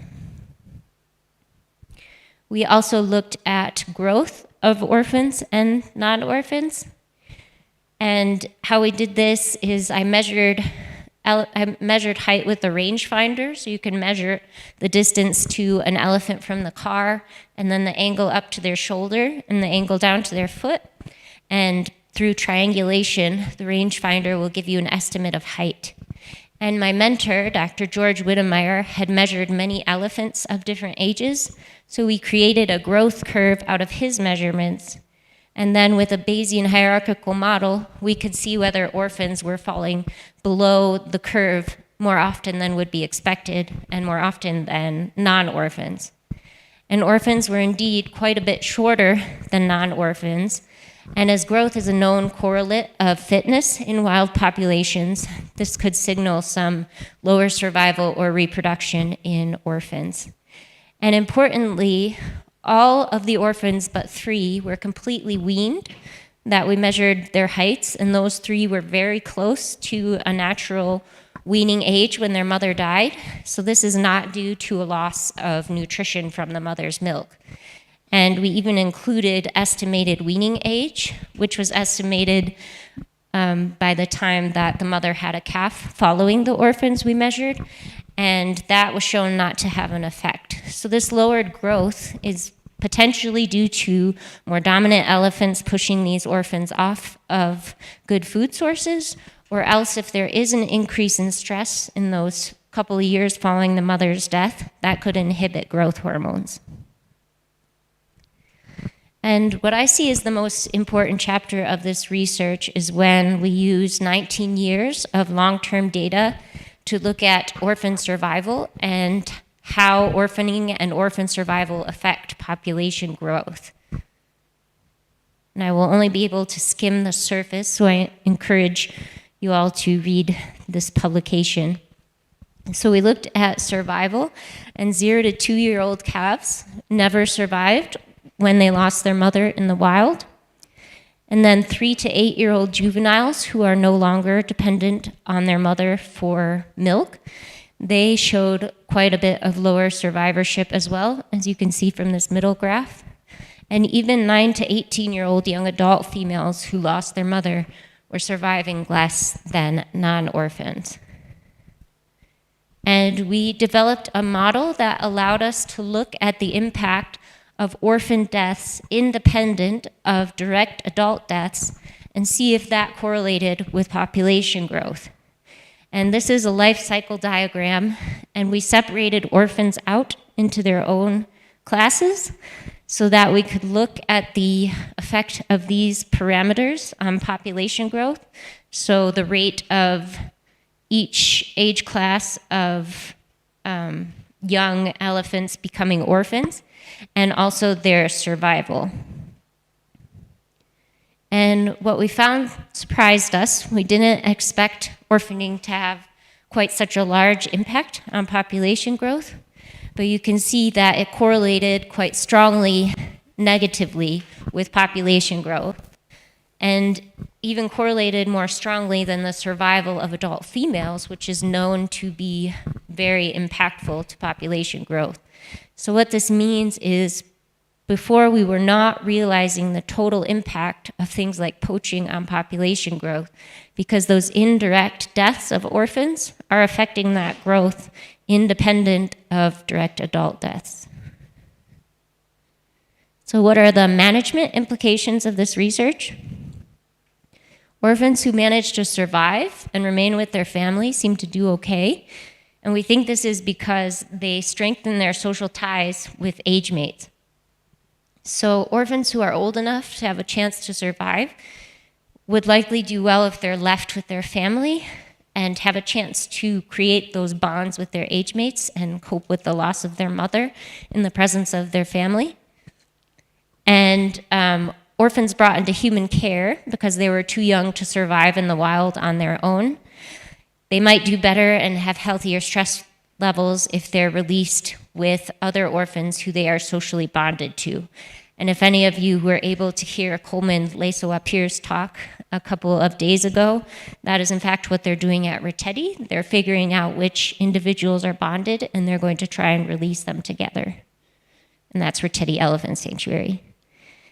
And we also found orphans show evidence of stunted growth, and this suggests that maybe there should be continued research into survival and reproduction later in life to see if we are still underestimating the impacts of being orphaned for these elephants, given that growth is a known correlate of fitness. And finally, poaching and other practices or occurrences that remove adult females who are mothers, they have a greater total impact on population growth than we once realized through indirect orphan deaths. So it's important for managers to consider both direct and indirect impacts of poaching when assessing population status and deciding management decisions for highly social species such as the African elephant. Thank you to everyone who made this work possible, and thank you so much for listening.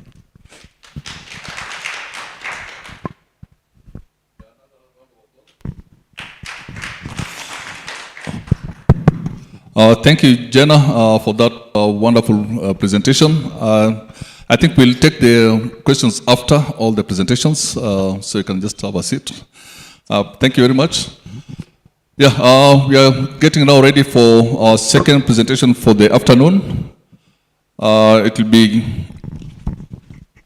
the topic of the presentation is variability in water quality parameters within Kenyan rhino areas and potential toxicity from water uptake.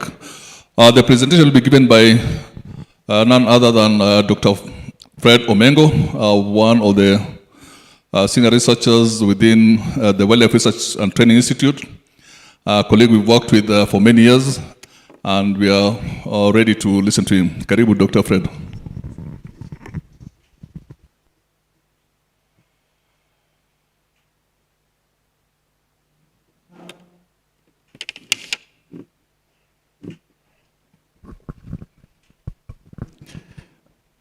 Good afternoon, everyone. Asante sana, Daktari Lekolol. And it's my pleasure to do a short presentation here. And we have switched from stress hormones to something else that can also induce stress if we don't take care of it. So my names are Fred Omengo, and you can see there are quite a number of other individuals who have contributed by sharing data or opinion on what I'm going to present. My outline, so we'll have like 5 or 6 sections, a brief introduction, background, issues of water quality, some methods that can be embraced and employed easily, how we classify water in terms of the threat or the risk to wildlife species, an indication of some of the results, a few discussions and conclusions. My presentation and data and paper is based on a few rhino areas, known rhino areas, and I've listed them there. There are some that are conspicuously missing, but we can discuss reasons.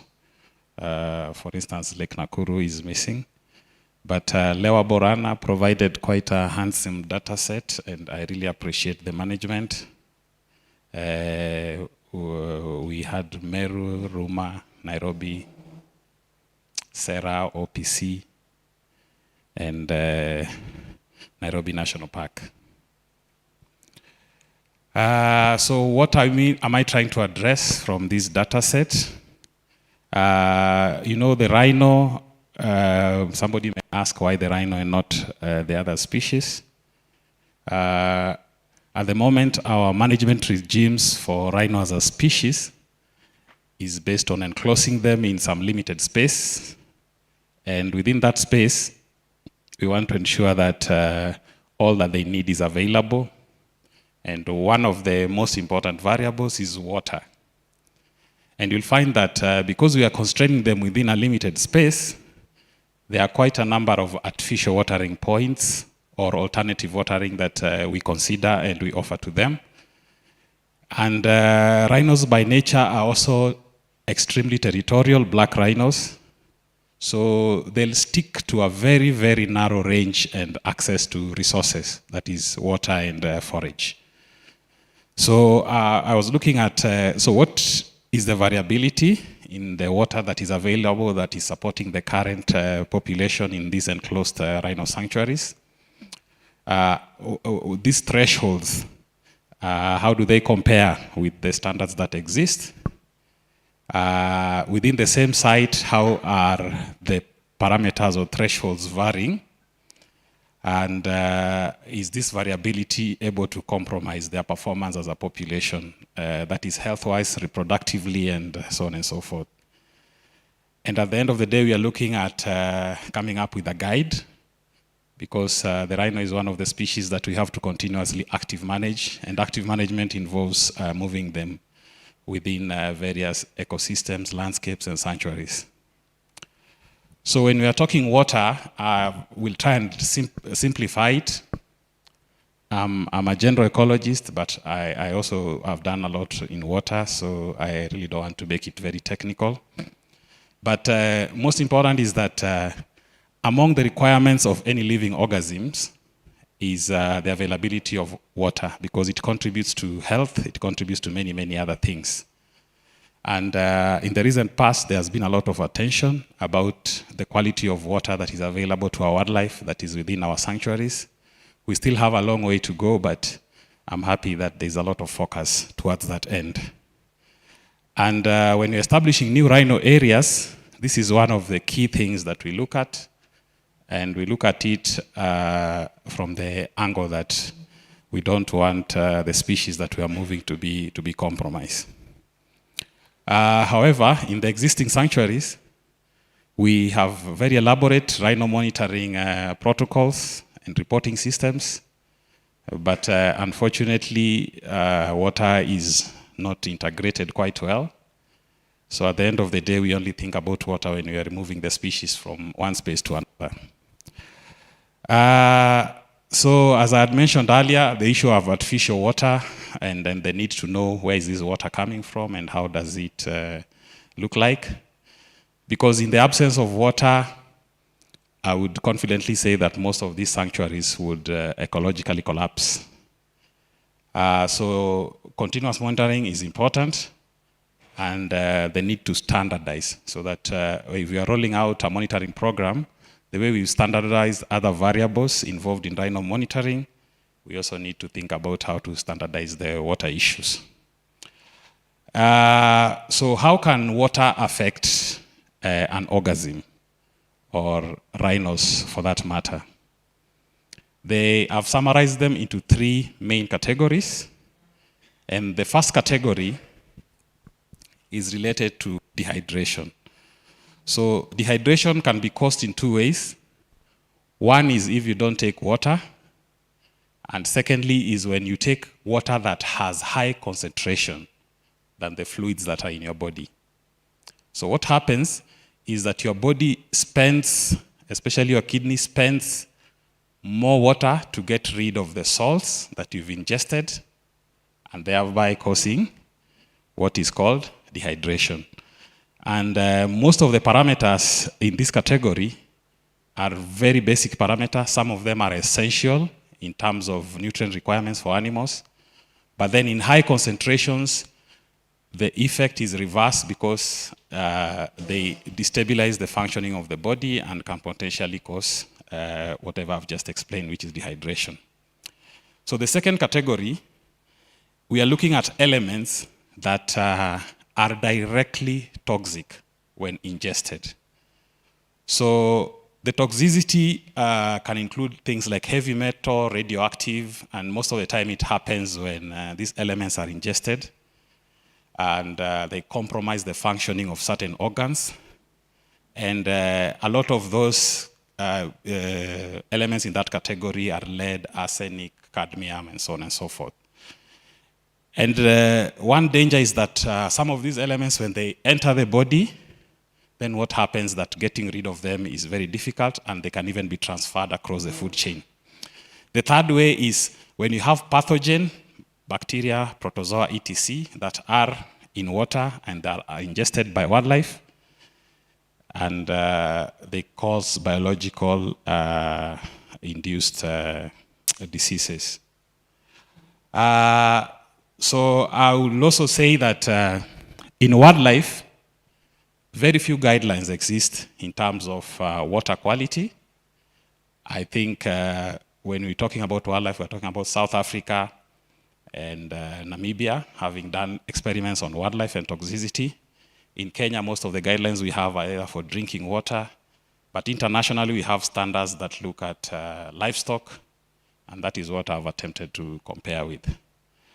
And in my results, I'll categorize in 3 categories, which are basically related to what I've talked about.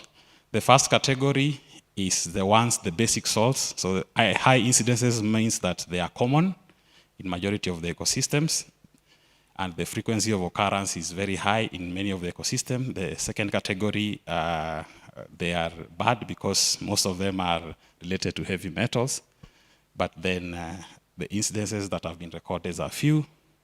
The others are also equally important, but they contribute mostly to what I call palatability of the water to different livestock.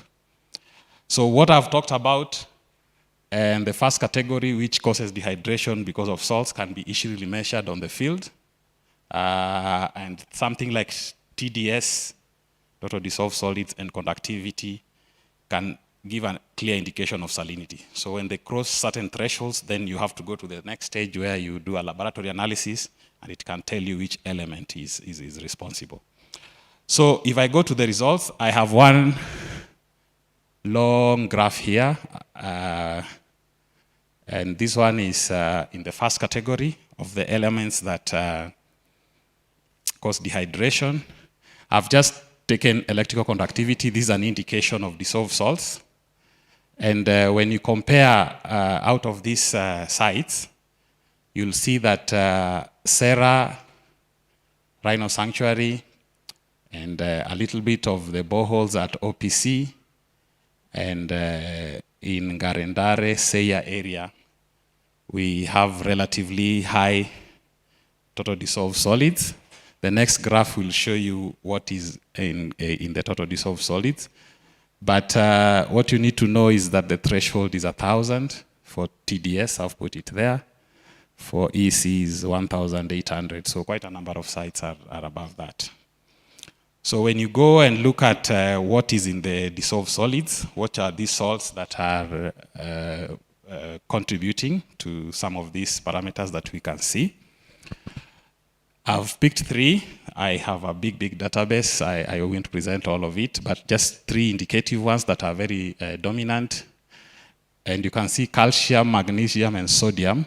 So calcium should be 150, magnesium should be 100, and sodium should be 100. So you can see still Serra is really very high.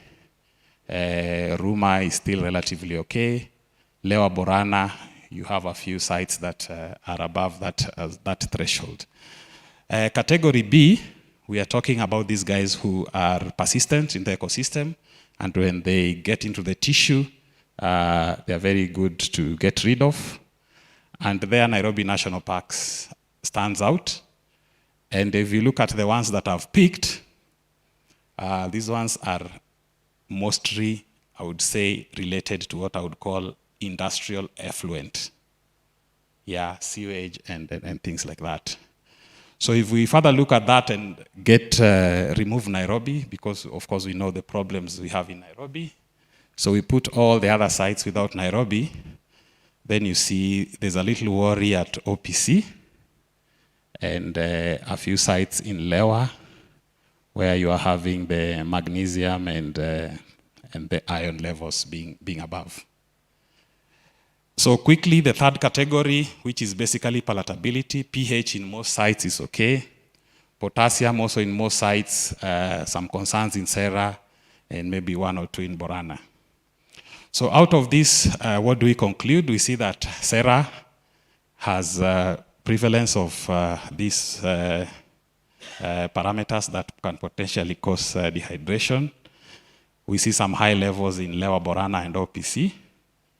And these are what we can say are responsible for the salinity increases. When you talk about the heavy metals, Nairobi is predominant. A few concerns in OPC and Lewa. OPC is mainly zinc in Ngobit Bohol, and a little bit of iron, excess iron in Garendare. So majority of the rhino areas, what we can conclude, they have elevated levels or source of water that has high salt content. And what we can say that over time, wildlife is able to get used to these salts. But what happens most of the time is that if you switch from a site where the total dissolved salts was really low, all of a sudden to a site where the salts are relatively high, then you expect the stress, translocation-induced stress, compounded with the dehydration that can be caused by water, can compromise the health of the animals. So as much as we know that the tolerance limit of rhinos is high, these abrupt changes can potentially be lethal. So in conclusion, we can say that, of course, there is high variability in the different rhino areas, and even within the same rhino area, there's high variability. Resident rhinos have potentially adapted. However, we need to constantly monitor, especially when we are moving rhinos from one area to another, so that we can ensure that we don't compromise their health and their susceptibility to sudden change in the salt content. So as I said, we need the standardization of the data collection and also the seasonality. We need to agree on how we monitor the seasonality of these water sources.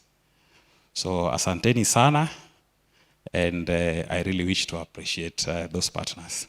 I hope I'm within the time. Thank you, Dr. I think you had a stopwatch. That's why that is called rigging. But thank you for keeping time. And that brings us to the next presenter who is not with us. We'll have 2 presentations online. Not really online, I think they are recorded. So we'll start one with Dr. Marsden Onsare, who is not with us here today, but I hope he's following online. And then if there are any questions, please try to jot them down. We'll give the facilitators maybe later on for those who are not around. But for the 2 presenters, please be ready to answer the questions after the 4th session. The 4th presentation. So we are going to have a presentation by Dr. Marsden Onsare. It's on seroprevalence of Neospora caninum in spotted hyena. That's the Crocuta crocuta. Populations in areas of high and low anthropogenic activity in the Masai Mara National Reserve, Kenya. Thank you.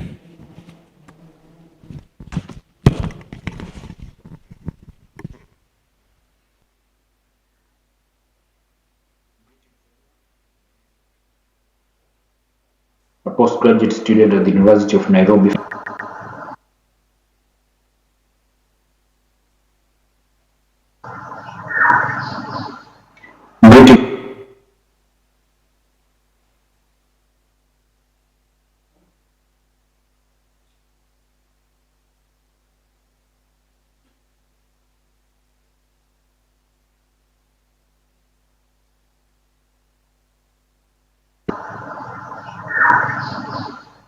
Greetings everyone, my name is Dr. Mazden Onsare, a postgraduate student at the University of Nairobi Faculty of Veterinary Medicine, pursuing an MSc in Wildlife Health and Management. I am pleased to present to you my ongoing work on the seroprevalence of Neospora caninum in spotted hyena populations in areas of high and low anthropogenic activity in the Masai Mara National Reserve, Kenya. Together with my supervisors, Professor Mosoti Mogoa, Senior Lecturer, University of Nairobi, Dr. Tekura Bom, Senior Lecturer, University of Nairobi, Professor Kay Holcomb, Mara Hyena Project, Michigan State University, Dr. Zach Lauber, Mara Hyena Project, and University of Colorado. Neospora caninum is a globally distributed intercellular protozoan parasite that is known to infect a wide range of warm-blooded farm and wild animals. This parasite causes bovine neosporosis disease, which is characterized by fetal losses, abortions, stillbirths, and neonatal deaths in infected cattle. It's also a source of terminal neurological disease in dogs and other wild canines. Globally, dogs have been reported as both the definitive and intermediate host for N. caninum, with age being a predisposing factor.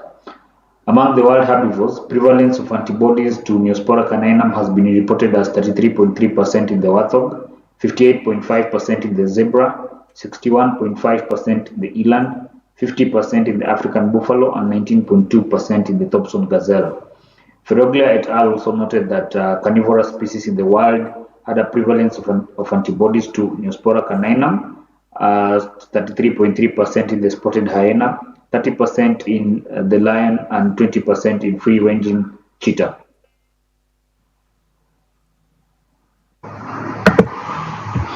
It is believed that the sylvatic cycle is instigated when wild carnivores become infected by ingesting tissues containing bradyzoids. On the other hand, the wild herbivores probably become infected by the ingestion of food and drinking water contaminated by Neospora caninum sporulated oocysts. Vertical or transplacental transmission can also occur when tachyzoids are transmitted from infected animals or dams to their fetus during pregnancy and nursing. This study is designed to investigate the seroprevalence of Neospora caninum in spotted hyena populations and its manifestations among different sexes and age groups. Using spotted hyena as a model organism, this study will provide novel insights into the sylvatic cycle of Neospora caninum in both high and low anthropogenic activity environments in the Masai Mara Reserve. In Kenya, Neospora caninum is widespread in rural areas, particularly among pastoral communities that rear domestic animals. Here, encroachment into wild areas is common because of rapid population growth, drought, and demand for more agricultural land, which can lead to predation of livestock from large carnivores such as the hyena. Green et al. 2017 also noted that some pastoralist communities graze livestock in such protected areas as the Masai Mara National Reserve in Kenya, thus fostering anthropogenic disturbance within the set areas by promoting livestock-large carnivore interactions and reduction of space for roaming of large carnivores.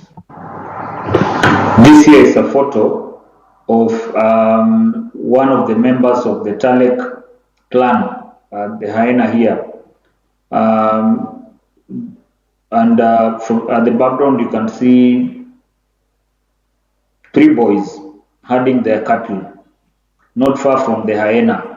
And in the background, further in the background, you can see the ranger houses near the Talek gate.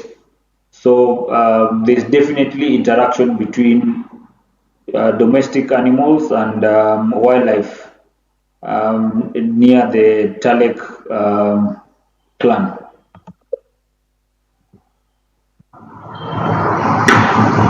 This here is a graphical representation of the mean daily livestock numbers in the Talek clan's territory, which have gone up dramatically since 1988. You can see the numbers. In 1988, there were barely livestock coming into Talek's clan territory. But as at 2014, 2015, those numbers had gone up to about 5,000. This here is a photo from the outer space showing trucks of livestock coming in from Talek. This is Talek River, dark green. And you can see trucks, several trucks showing that there's definitely livestock that are coming into Talek clan's territory. Therefore, proximity to pastoralist communities presents an opportunity for transmission of Neospora caninum between domestic animals and wildlife, especially the hyenas, which are notably susceptible to infection due to their diet as they prey on pastoralist cattle which are infected. Problem statement, because of the foregoing and considering the spotted hyena's diverse diet, the anthropogenic disturbance imposed by pastoral communities and the transmission of Neospora caninum between dogs and livestock, coupled with the vertical transmission of Neospora caninum in pastoralist herd, it is hypothesized that the spotted hyenas are highly susceptible to infection through close proximity to the pastoral communities, thereby affecting their survival in the wild. As you can see, these are two of our hyenas in the study group. They have been collared and they are here. They are actually in a carcass. This is a livestock carcass. Despite Neospora caninum's wide distribution, high prevalence in domestic animals, and being associated with considerable pathology, much remains unknown about this parasite in wildlife populations. Costanzi et al. Noted that Neospora caninum parasites may be a threat to the conservation of carnivorous wildlife species, such as the Crocuta crocuta. This research is therefore designed to characterize the basic epidemiology of Neospora caninum infection in wild spotted hyenas using long-term data from the Mara Hyena project. The findings of this research will also greatly expand the body of knowledge of the distribution of Neospora caninum and aid in the formulation of control and conservative programs. Objectives of the study: number one is to determine the seroprevalence of Neospora caninum in spotted hyena populations in areas of high and low anthropogenic activity in the Masai Mara National Reserve. Number two is to determine the seroprevalence of Neospora caninum in the different sex and age groups within the spotted hyena population in areas of high and low anthropogenic activity in the Masai Mara National Reserve. Number three, to assess the relationship between Neospora caninum infection and levels of steroid hormones in male and female spotted hyena populations in areas of high and low anthropogenic activity in the Masai Mara National Reserve. We have received approval from Wildlife Research and Training Institute of Kenya, permit number KWS 00110121, and we've also been permitted by the Masai Mara Game Reserve Management Committee for the use of the Masai Mara Game Reserve as the study area and sample collection during the study period. We've also received ethical clearance from the Faculty of Veterinary Medicine, Biosafety, Animal Use and Ethics Committee. The study is being conducted in Masai Mara National Reserve, which is situated in Narok County, in areas that had high and low anthropogenic activities. The study site also includes 4 different spotted hyena clans, that is the Serena North, the Serena South, and the Happy Zebra, which are in the Mara Triangle and the Talek West Clan, which is in the Masai Mara National Reserve. The sample size of the study will be determined using the formula as described by Dahu et al. And the expected prevalence set as at 15.4% in accordance with the study done by Seltman et al.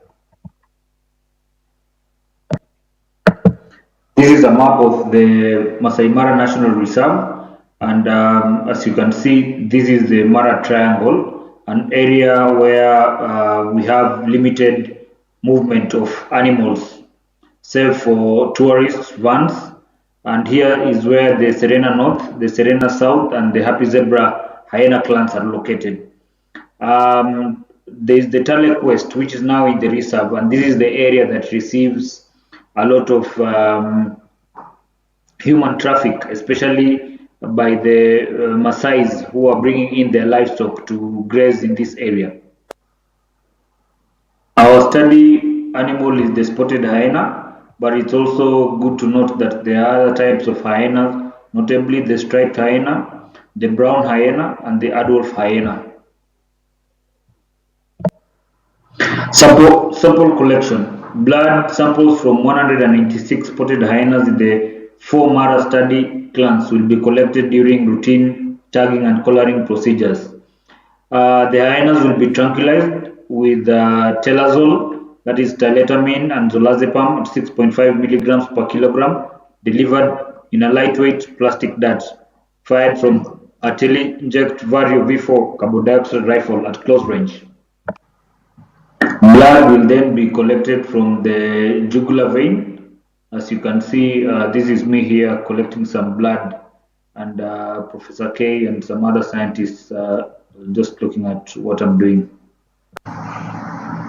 The blood will then be allowed to clot and centrifuged at 1,000 rotations per minute for 10 minutes.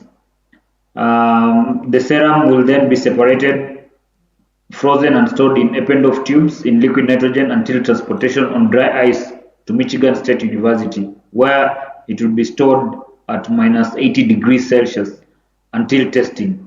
This is in accordance with designed by Gondim et al. And Furuzivan et al. 2021. The collected blood serum will be analyzed for Neospora caninum IgG antibodies using indirect fluorescent antibody test. Neospora caninum infection will be diagnosed using standard titer level cutoffs, including assigning no infection for titers above 50 and infection for titers above 100. Plasma samples will be analyzed in duplicate using a cortisol radioimmunoassay kit and a total testosterone radioimmunoassay kit. The levels of steroid hormone will be compared between infected and uninfected hyenas. Additionally, this analysis will be stratified by sex and age classes. The data collected will be entered into Microsoft Excel 2010 and analyzed using R programming language. Logistic regression models will be used to compare the prevalence of infection in hyenas based on their sex, age, and their proximity to human pastoralist communities corresponding to high anthropogenic disturbance and low anthropogenic disturbance regions of the Masai Mara National Reserve. Linear regression models will be used to estimate differences in steroid hormone levels by infection status. Additional variables that obscure the association of interest based upon bivariate analysis and prior knowledge will be controlled for. Finally, standard diagnostic and visualization will be used to assess that model assumptions were adequately met for both logistic and linear regression. These are some of my selected references.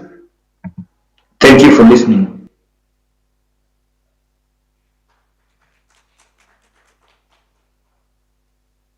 Another round of applause for Dr. Ansari. Yeah, thank you. I think, unfortunately, we do not have the recorded version for Dr. Karani, who was supposed to be our next presenter. So in the meanwhile, as we keep on checking, we'll confirm once she sends in the next maybe 2-3 minutes. we can screen it, and then we can maybe go through it. But for now, I'll open the floor for questions for the three presenters. But for now, I think we'll use the two presenters who are here. For the third presenter, that's Onsare, please do it in writing, then we can collect the questions and for them later on. So feel free, you can ask any questions to any of the presenters. The floor is open. Do you have a mic that can go around? Globa. Any other question from the back?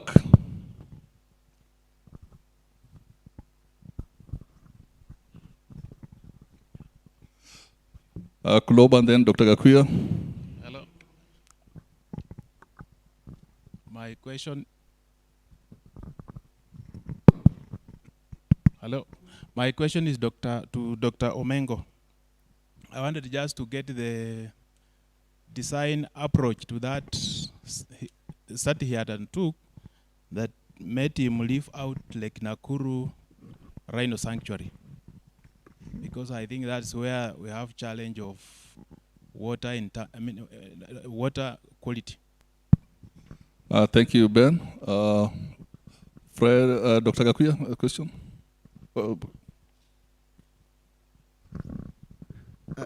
I have a question for Dr. Onsare. He's not online, eh? He's not online. No, so. Okay, I'll follow up. Okay, thank you. So give the mic to Dr. Fred.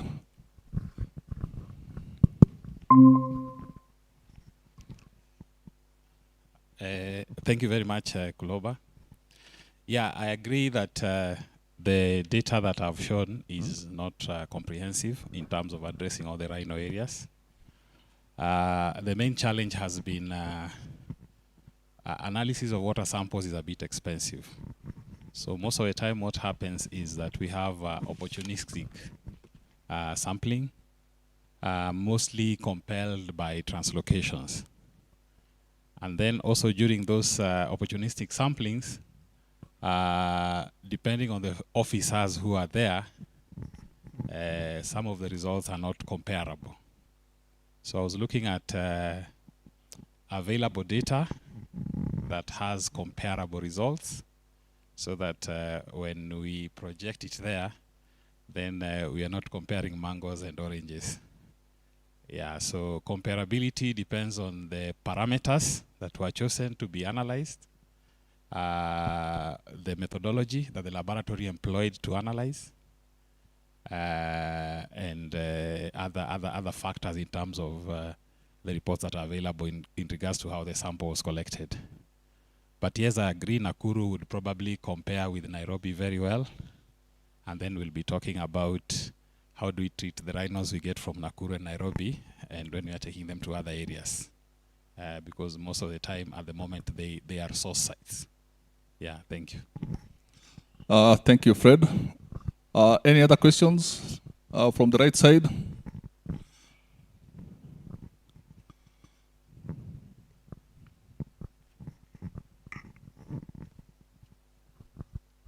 Hi, my name is Faith.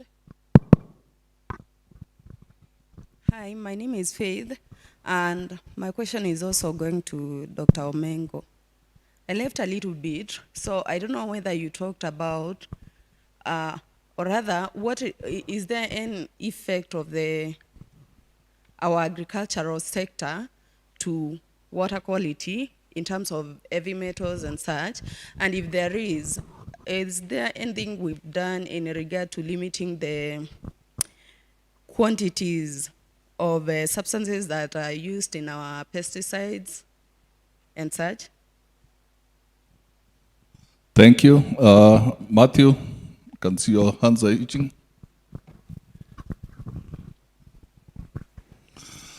Yeah, then we have, okay, Matthew first, then at the back. Thank you very much. My question is directed to Dr. Fred, and is touched on the important issue of water.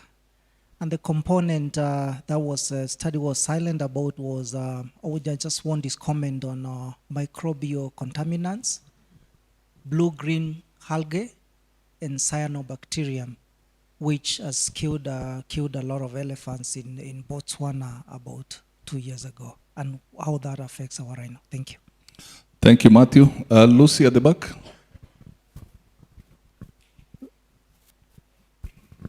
Yeah, there's a microphone coming to you. Anybody else with a question? While the microphone's still on the way. My question goes to Fred Omengo, and apologies if I have missed that. Is on the analysis of water parameters. What facility did you use for the analysis of the water samples? Okay, thank you, Lucy. One more question here, and then Fred, I think you'll answer the 4 together.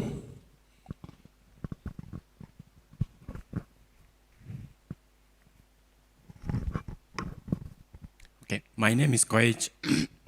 I have one question to Fred. There was an incident whereby we lost a number of rhinos that were being translocated to Tsavo. Where was the lab? Was this analysis done, and who was supposed to follow up? Thank you. Okay, Fred. I know the first 3 will be okay. It looks like I opened a can of worms. Yeah, I think you need also to ask something about these stress hormones, because our elephants are also stressed a bit. Anyway, I'll go straight to the questions. So the first one was asking about agricultural input. Yeah, so the first question was asking about agricultural input. Yeah, so if you look at a place like Nairobi, most of what we measured, I would call them point source inputs. So point source inputs are sources of pollutants or elements that you can easily monitor because they come from a point, either a pipe or a sewage or a factory or something like that. So for agricultural inputs, most of them are diffuse because they are mostly in the farms, and then they are washed by rain. Rain might not come at the exact time when the agricultural input was put, so it's incorporated in soil and then it's washed, it enters the water bodies and ends up in the rhino sanctuary.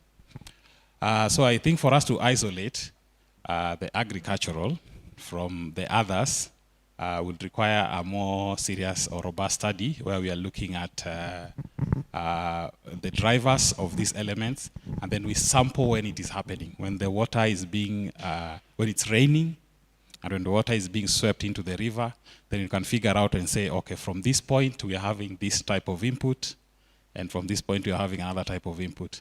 And then also when we talk about agricultural input, most of the phosphates and nitrates from agricultural inputs and organic matter, they are very volatile. So what happens when they enter the water body, they are quickly taken up by algae and other macrophytes in the water, and they disappear within a week or 2 out of proliferation, and then that biomass is transferred to another state. And you'll find that for most of the water bodies that we're monitoring here, which mainly constitute the boreholes and maybe some dams and then river systems that are flowing, the elements that we are monitoring mostly are what we call the inorganic. So the inorganic components are a bit more stable, so they last more in the environment. However, for you to track where they are coming from, then you need a more complicated methodology, which we call the conservative tracer or isotope technology. So that's a little more study that is needed. Dr. Mutinda asked about cyanobacteria and blue-green algae and all these other biotic components.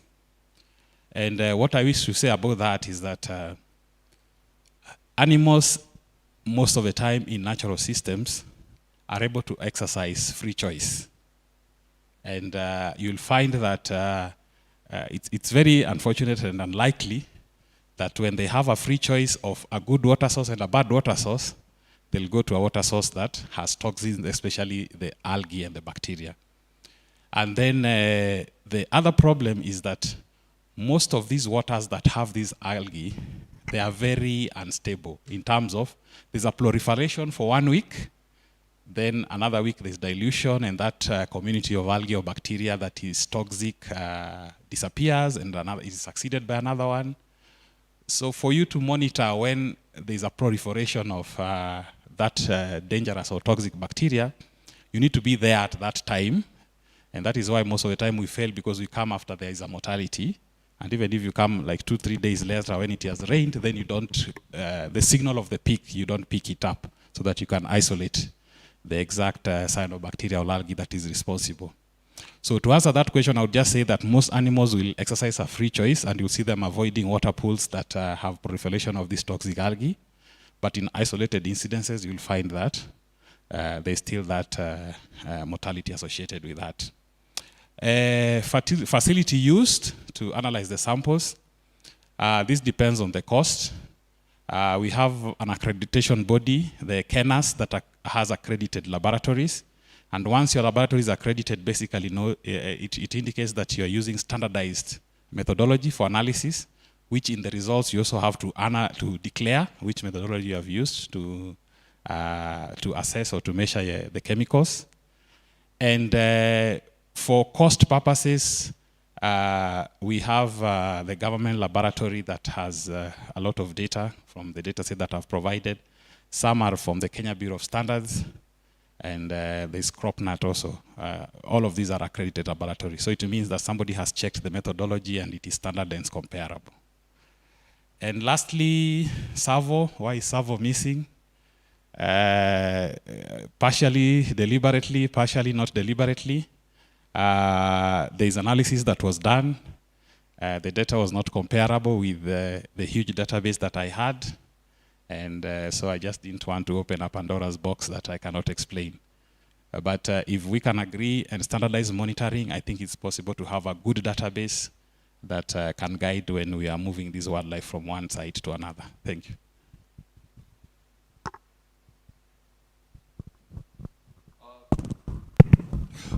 Thank you, Dr. Fred. I hope he's answered all the questions. I know for Koech, yes, he said there was work done and some work still needs to be done.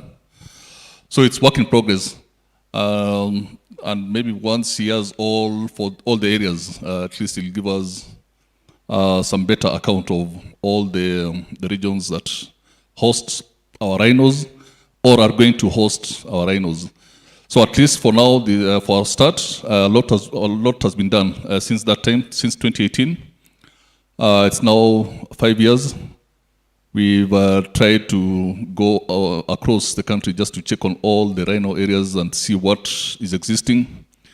I think in the presentation, I mentioned that animals, wherever they somehow tend to get used to what they have, and they somehow adapt.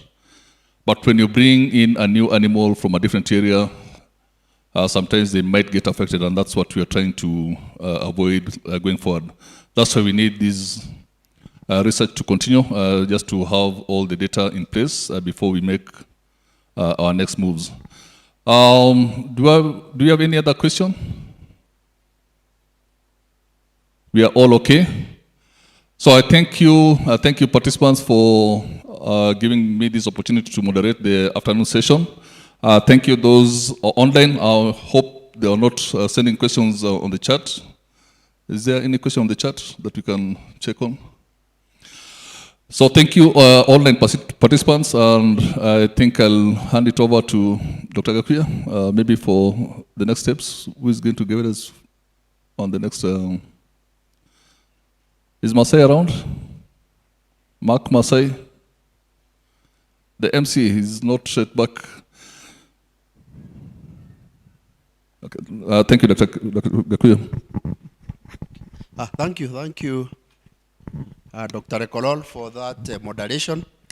I believe he has done well. Can we applaud him?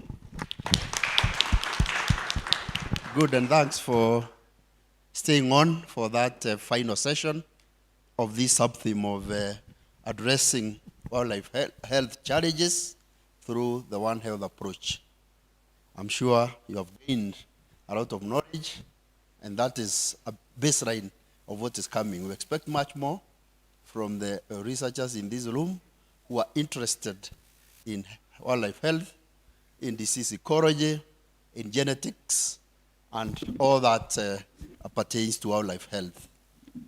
So for now, we take a break. Then we wait for the other two breakout rooms to finish, and then thereafter we'll convene here for one of the most important sessions, the crossing ceremony. And before the crossing ceremony, you get highlights, or main highlights or major highlights that have come from this conference.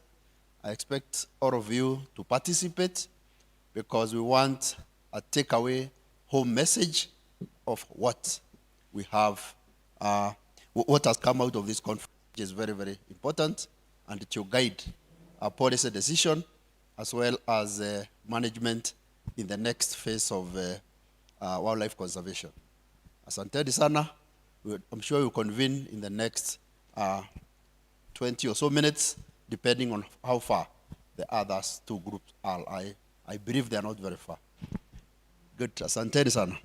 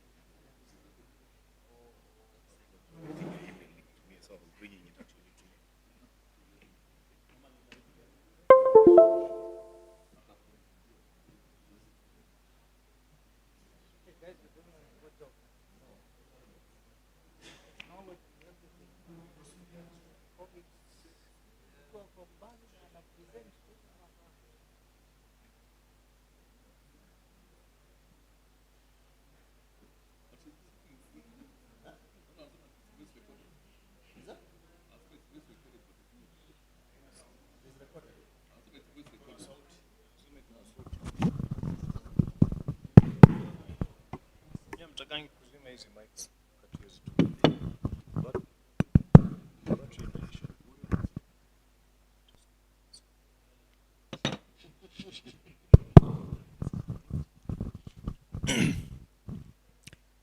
Well done to those who are in Kiboko. You've done with your afternoon breakaway sessions, which is really what was left for the day.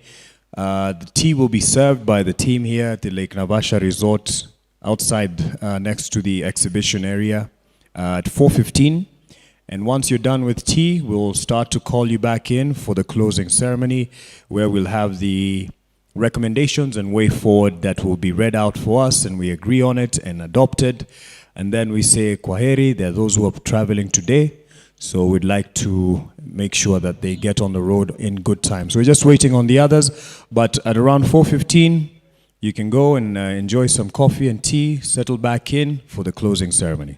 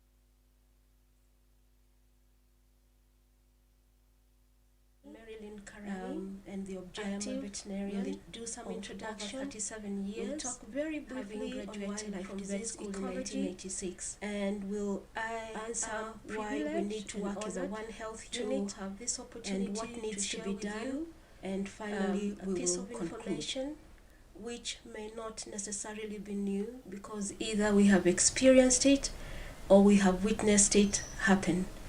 So the topic of today is addressing wildlife disease challenges through a One Health approach, and I welcome you to this presentation.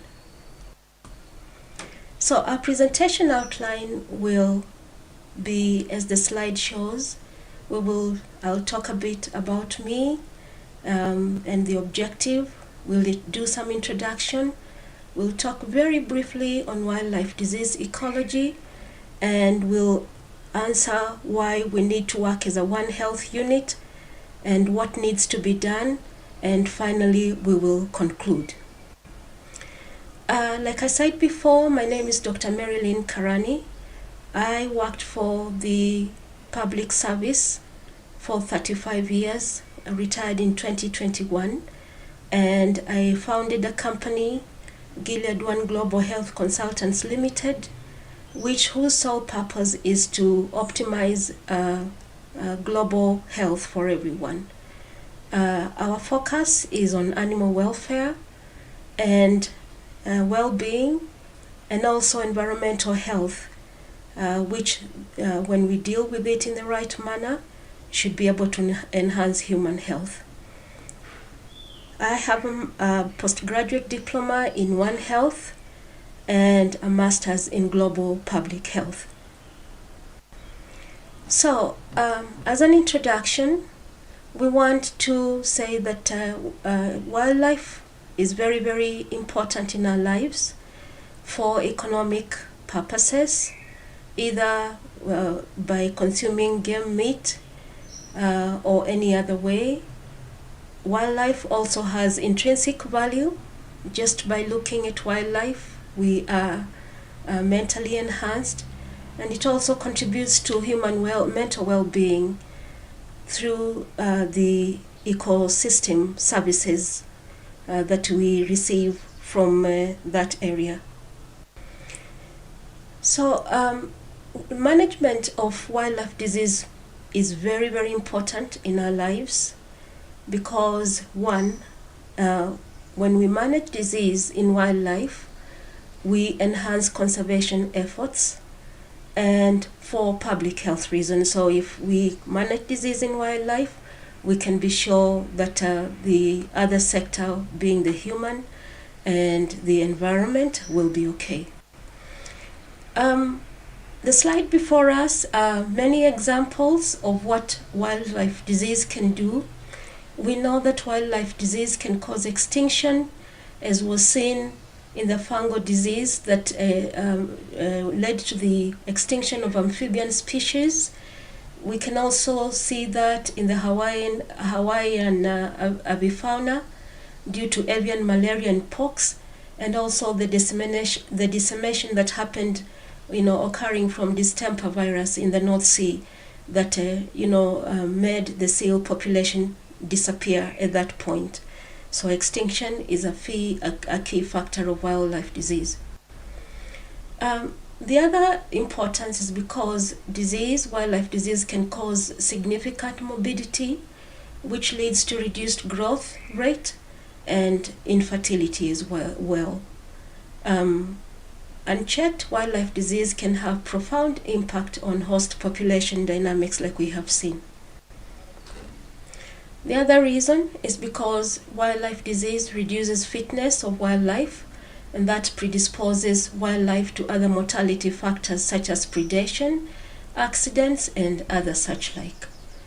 Down here we have examples of the impact of disease on the welfare factors of wildlife. So for example, the Salmonella pullorum disease, which reduces egg-laying capacity of the ring-necked pheasants. So in that way, we can see a clear picture where the reproduction factor of these animals, of the pheasants, is reduced. We have said that wildlife disease reduces fecundity, and we can see in this parasite where the red grouse population reduced as a result of that. The toxins as DDT cannot be left behind. They interfere and for example, when fed upon by the falcon, they reduced the eggshell thickness, and of course with that then we do not have optimum reproduction. The other problem with wildlife disease is that they can affect a host or a broad range of host species, and this can cause serious problems of endangered population, and in directly affecting the biodiversity of our planet. An example is the impact of the rinderpest disease when it was introduced to South Africa by importation of cattle. It is seen that the two species, the Cape buffalo and the wildebeest, the populations were seriously reduced because of this disease. So why should we work as a One Health unit? And these are the reasons. Many disease agents are shared between humans and wildlife and domestic animals, and understanding what's going on in one sector can actually tell us what's happening in another. So, for example, the rabies virus vaccine, we know that when we see it in dogs and cats and wild carnivores, that we need to be alert to the fact that very, very, very soon we will see human cases of rabies. So that makes it important for us to work as a One Health unit. The other reason is that the diseases are shared. The shared diseases cause huge losses, both directly and indirectly. And according to Vano and Mitchell, they have documented just how much those losses can be. Examples again like the rabbit bats and the cost of public health. You know that the rabies vaccine is very expensive, and like in our country it costs about, I think about 7,000 right now to go through the whole vaccination. So that is why it is important we work as a One Health unit. The other reason is that wildlife can be adversely affected by diseases acquired from domestic animals. So for example, we have the canine distemper and rabies, and which can originate from the domestic animals to the wildlife. So that would mean that the wildlife veterinarians and the livestock or domestic veterinarians work together as a team to make sure that they deal with this. And this picture ahead of us is a very good representation of the complexity of these diseases, and that amplifies the need for us to work as a One Health team. We also know that some emerging infectious diseases are zoonotic, and there are many. We cannot forget COVID-19, the latest, which has affected us in ways that we cannot think, we would not have imagined, and many others. So because these diseases are zoonotic, it means more than one sector is affected, and therefore we must work as a team. There are some diseases again which intersect, all the way from the human health, domestic animals and wildlife. We mentioned rabies, but we also know some influenza organisms can also affect all the sectors. And of course, when you have ecosystem disruption because of these diseases, they can lead to disruption of ecosystem services, just amplifying that the diseases that happen in any one sector affects all. So you can see the need to work with different professions. The other reason why One Health is important is that globalization has happened, and now we are more connected more than ever, and you find that human beings and animals are moving freely, and therefore the short distances that have to be covered means that it is so easy to find a disease that was originating from Kenya, moving all the way to another place in a very short period of time. So it is important that we work together. We cannot forget climate change, which is also taking a toll on wildlife population through changes in ecosystem services. And this climate change, like we have heard over and over again, there are so many factors that lead to climate change, many of them environmental in nature, others in the human sector, others from all sectors. So working together helps us to understand these factors and come forward with solutions that benefit all. We know that, for example, mosquitoes are now being found in areas that they would not be found because of the issue of warming up of the planet. We also need to realize that disease reservoirs can be found in any of the populations, either in human, domestic, or wildlife, and this makes it important that monitoring of these diseases is done across the sectors. We also understand that the density of population of wildlife is affected by human activities, for example, deforestation, and this changes the whole ecology of wildlife disease, which means that diseases are likely to spread faster. So educating the human being, which is another sector from wildlife, helps us to contain this wildlife disease. So having said that, we will dwell a little on the human influence on wildlife disease. And there are so many. I wanted to bring, first of all, the health determinants of wildlife disease.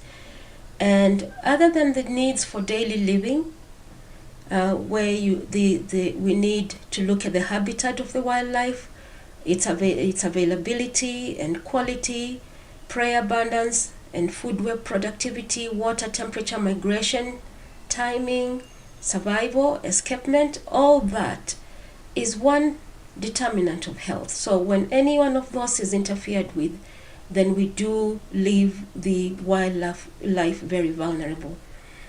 Then we have the abiotic environment, which is the physical environment. And this has to do with contamination of the environment, radiation, insect harassment, which comes as a result of human disturbance of the ecological systems. We also have the social environment, which is, basically, this one is uniquely to the wildlife. Then we have the biological endowment, which is unique to the wildlife. But I want you to notice the needs for daily living, the abiotic environment, and the direct mortality pressures, and also human expectancy, pillars of the determinants of wildlife life.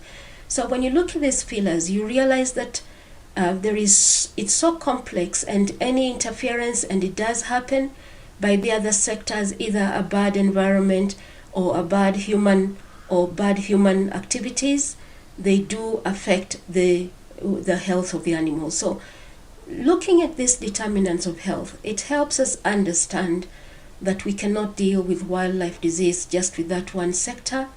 We need to deal with all the sectors which may have an influence on these determinants of health. This figure before us, courtesy Bosline Brown, shows us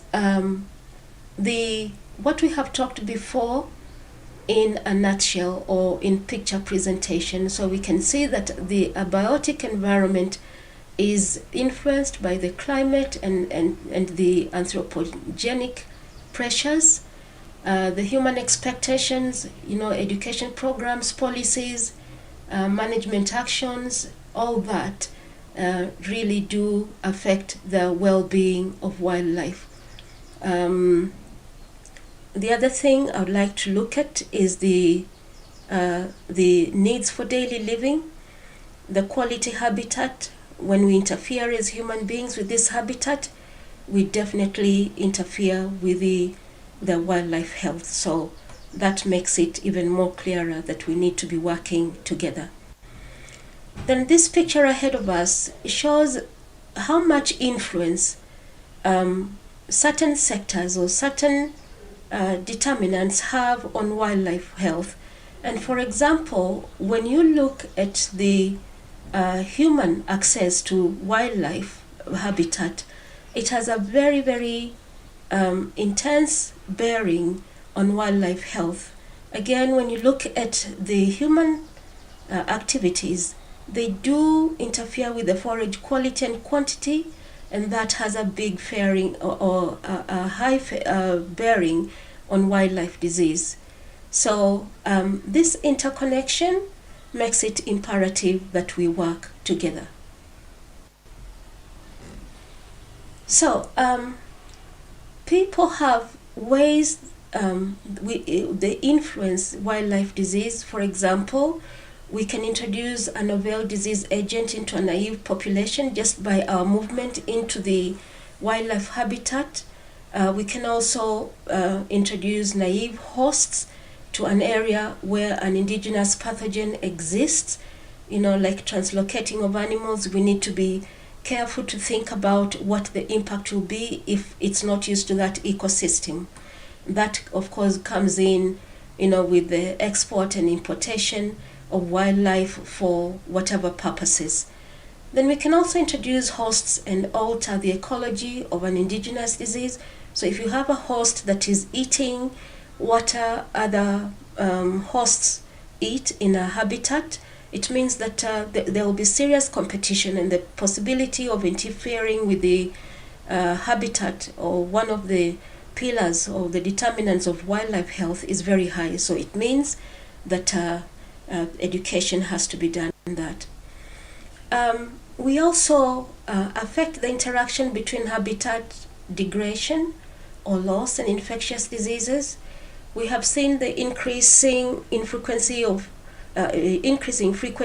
the emerging infectious disease outbreaks just because of our land use change, moving closer and closer to wildlife, meaning that our contact is very close with them, and therefore the emerging infectious diseases outbreaks are increasing in frequency. Then we have parasites, pathogens modifying habitat suitability. I just said before, when we do deforestation and other things that lead to climate change, it means that mosquitoes now can move, to other areas that were never inhabited before, and so that is a human influence. We also have an effect of habitat degradation, causing fragmentation on parasites and pathogens. So this is a picture which we can all attune to, where parasites no longer behave the way they used to. They might, lead to the affecting parasites other than the normal ones they would. Then we can also influence trophic transmission, leading to shifts in wildlife ecology and alteration of infectious disease dynamics. This can be done due to landscape changes. Of course, urbanization comes to a very close second in terms of trophic transmission. So we also influence wildlife disease by altering the epidemiological patterns, and this has an impact, on the loss of predators or herd health. So when we alter the patterns, it means that possibly and this has a large bearing on biodiversity, when we interfere with the biodiversity balance, it means that diseases, might attack one species more instead of being well spread out across the species, and that means that we will have catastrophic losses of the same. We've spoken about climate change and wildlife disease occurrence. We know that we are in the Anthropocene phase, where whatever is happening is human-driven on the planet, and therefore frequent disease outbreaks we can see because of our interference. Biodiversity loss can be seen, and others. This, of course, affects the wildlife, affects the human beings, and affects the environment as well. We also influenced by the change of the epidemiology of vector-borne diseases through environmental degradation. We know that vectors, if a place is heavily forested, will be contained over there. But when we do interfere, it means that we are likely to see vectors, coming out to attack maybe domestic animals or human beings because of our actions as human beings. This is just a summary of our influence on wildlife disease through livestock animal markets, which leads to export or even local markets. Also, wildlife hunting puts the human being closer to the wildlife, leading to emerging zoonotic diseases. Intensive wildlife farming is also a big issue, and we need to look into it. And of course, our domestic animals' proximity with wildlife really does count, like in our system in Kenya, where you find wildlife and livestock grazing together. Those dynamics definitely produce an impact in wildlife disease.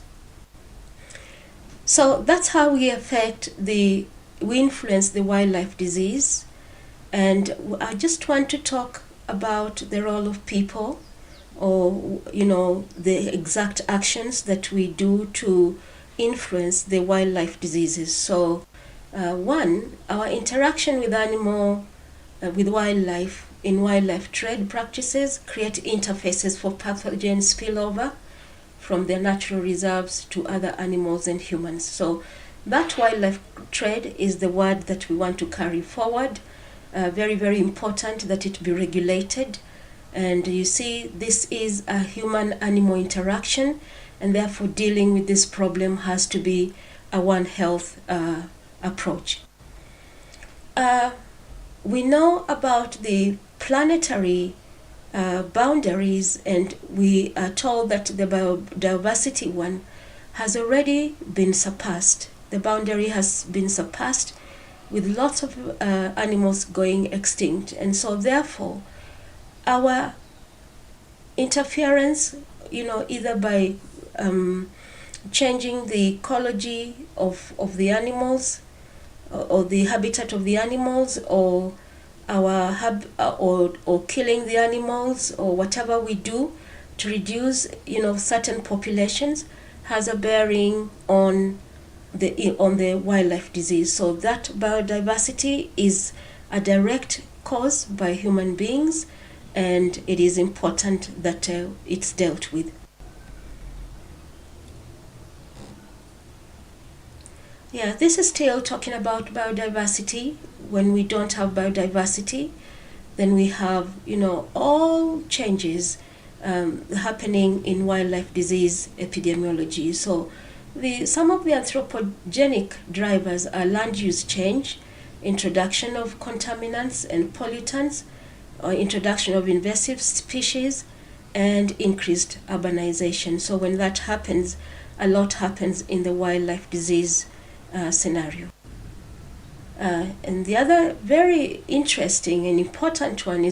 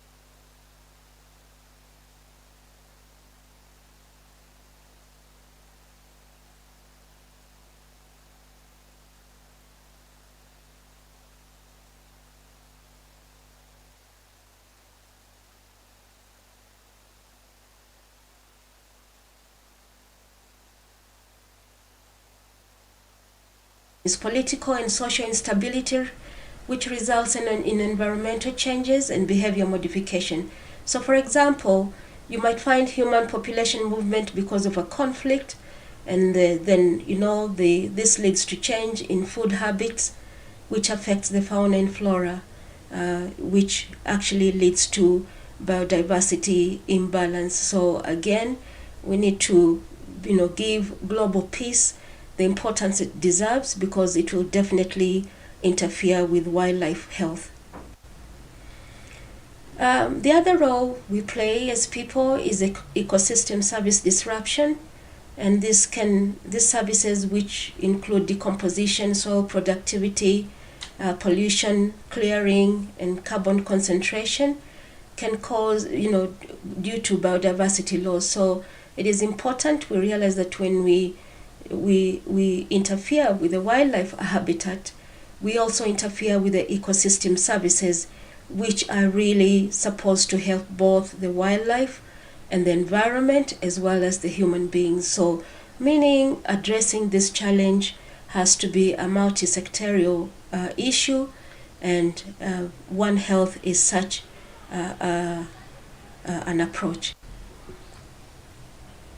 So there are examples of many diseases that are affected by biodiversity, and these include hantavirus, the West Nile virus infection, the Lyme disease. This list is not limited to these 3 diseases. There are very many, and I think it just emphasizes why it is important that we preserve the wildlife as they are, so that we can maintain the biodiversity. So we have talked about the arthropods and them causing disease in places where the diseases have never been found, and deforestation is one way to enhance this problem, where arthropods go to places where they have never been, because it's getting warmer, and comfortable for the arthropods. Of course, also the other role that the human beings play is to do with the density of vectors. When we do clearing, we kind of increase the density of vectors in a unit area, and that has the result of causing disease more intensely, and also causing biodiversity loss. Yeah, so in a nutshell, I would like to say that wildlife health is dependent on this picture, on the host, the parasite, the environment. Any interference with any of these 3 causes a problem, and the human beings are very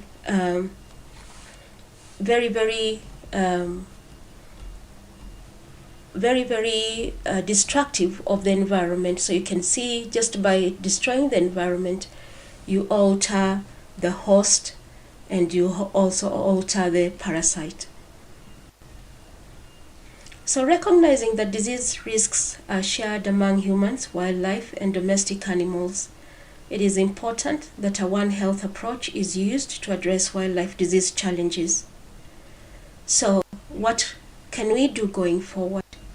I think that we need to acquire data by sampling, using the 3 R's: representativeness, replication, and randomness.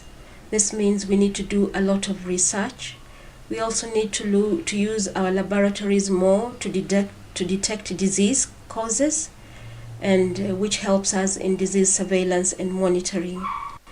We also need to do disease modeling to tell us, or to give us a picture of what we can't see.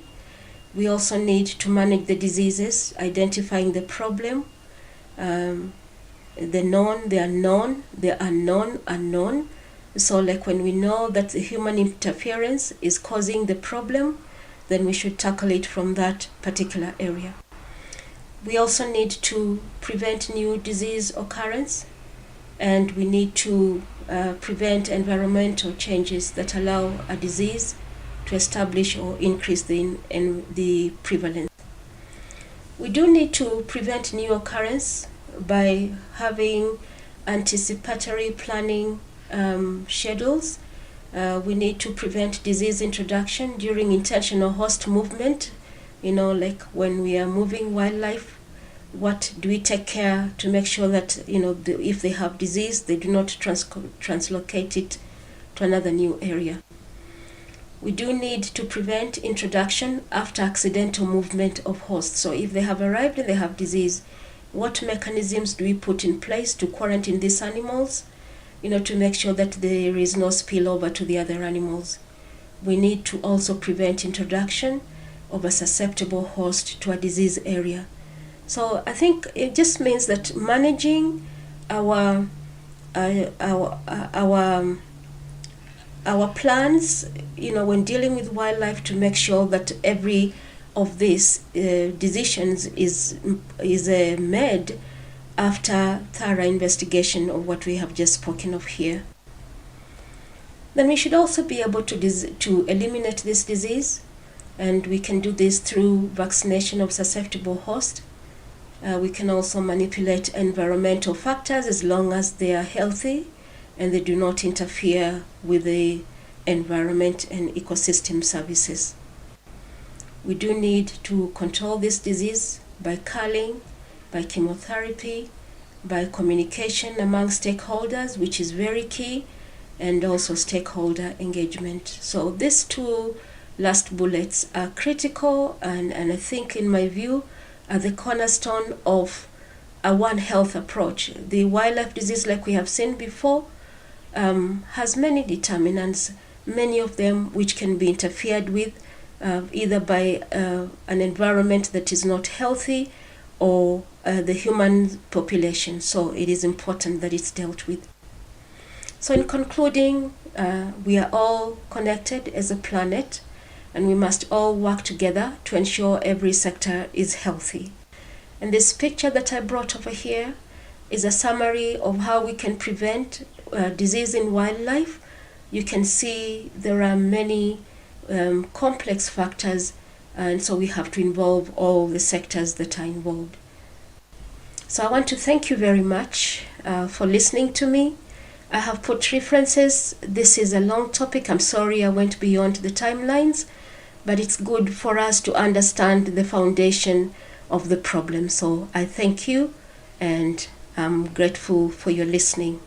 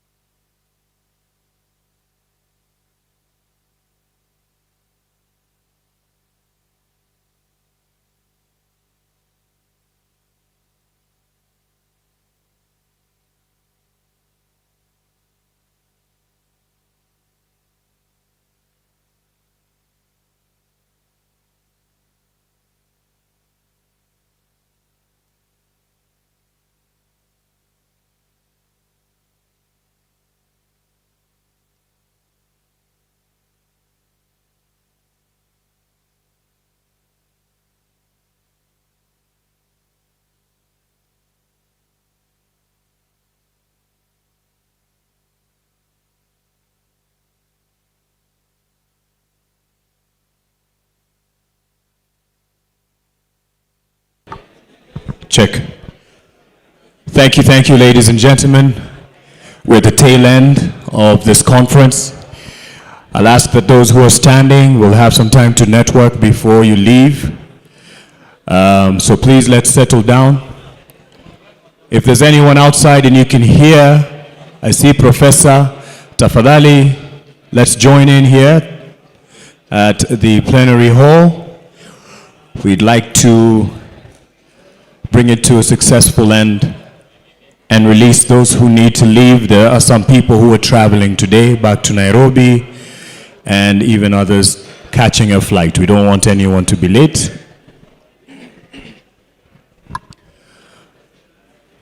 And it's not going to be a long ceremony. It is really arriving at the recommendations that were made and giving an opportunity to ask any questions, and then adopting the recommendations and the resolutions that have been made.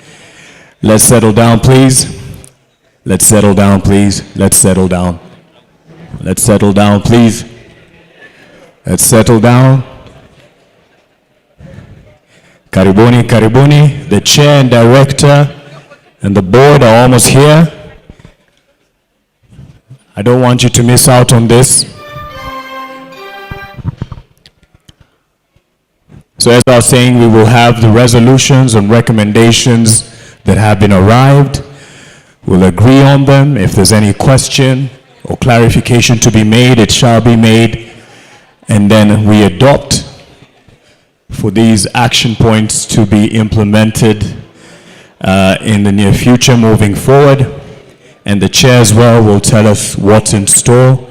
And really just to say thank you. He has been with us all 3 days, has sat through the sessions, asked questions, really been keen. And I really like to appreciate all the presenters, all the moderators, and delegates who paid attention and contributed in a big way. In case you did not submit or leave your email address at the registration, you need to in case you'd want to receive the presentations. So make a point of doing that. Thank you. I have your attention now, and I can see the chair is joining us in the plenary hall. So it will be very short, and it should be on your way for those who really have to leave today. Asante.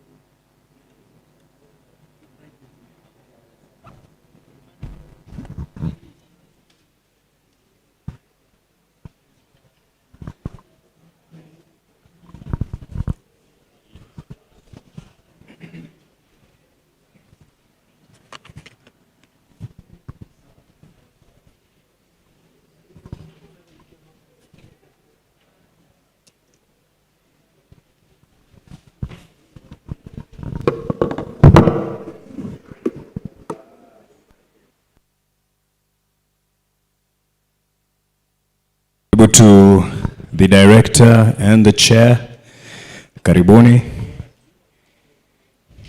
People have settled down and they're ready to hear the way forward after the successful past 3 days.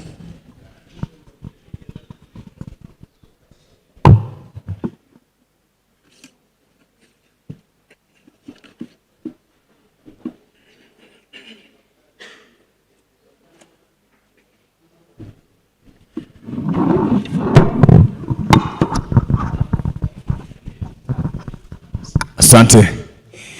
Ladies and gentlemen, it's been 3 heavy days of deliberations, presentations, giving the status quo from your area of expertise, engaging conversations that lead us to resolutions, recommendations, and possible ways forward, because I say possible, it has to be an agreement. So without further ado, I'd like to call on Director Dr. Patrick Omondi to take us through what we have synthesized to move forward together. Give him a hand, Tafadhali. This is our host. It's been a successful 3 days. Karibu. Thank you, Mark, our MC, the chairman of the board of the Institute, Dr. Kadienyi, the colleagues and friends we have made since we arrived here on Monday. Good evening. It's come to the end. I know the room was full on day one. We are almost half full, but we represent those that could have left earlier than now.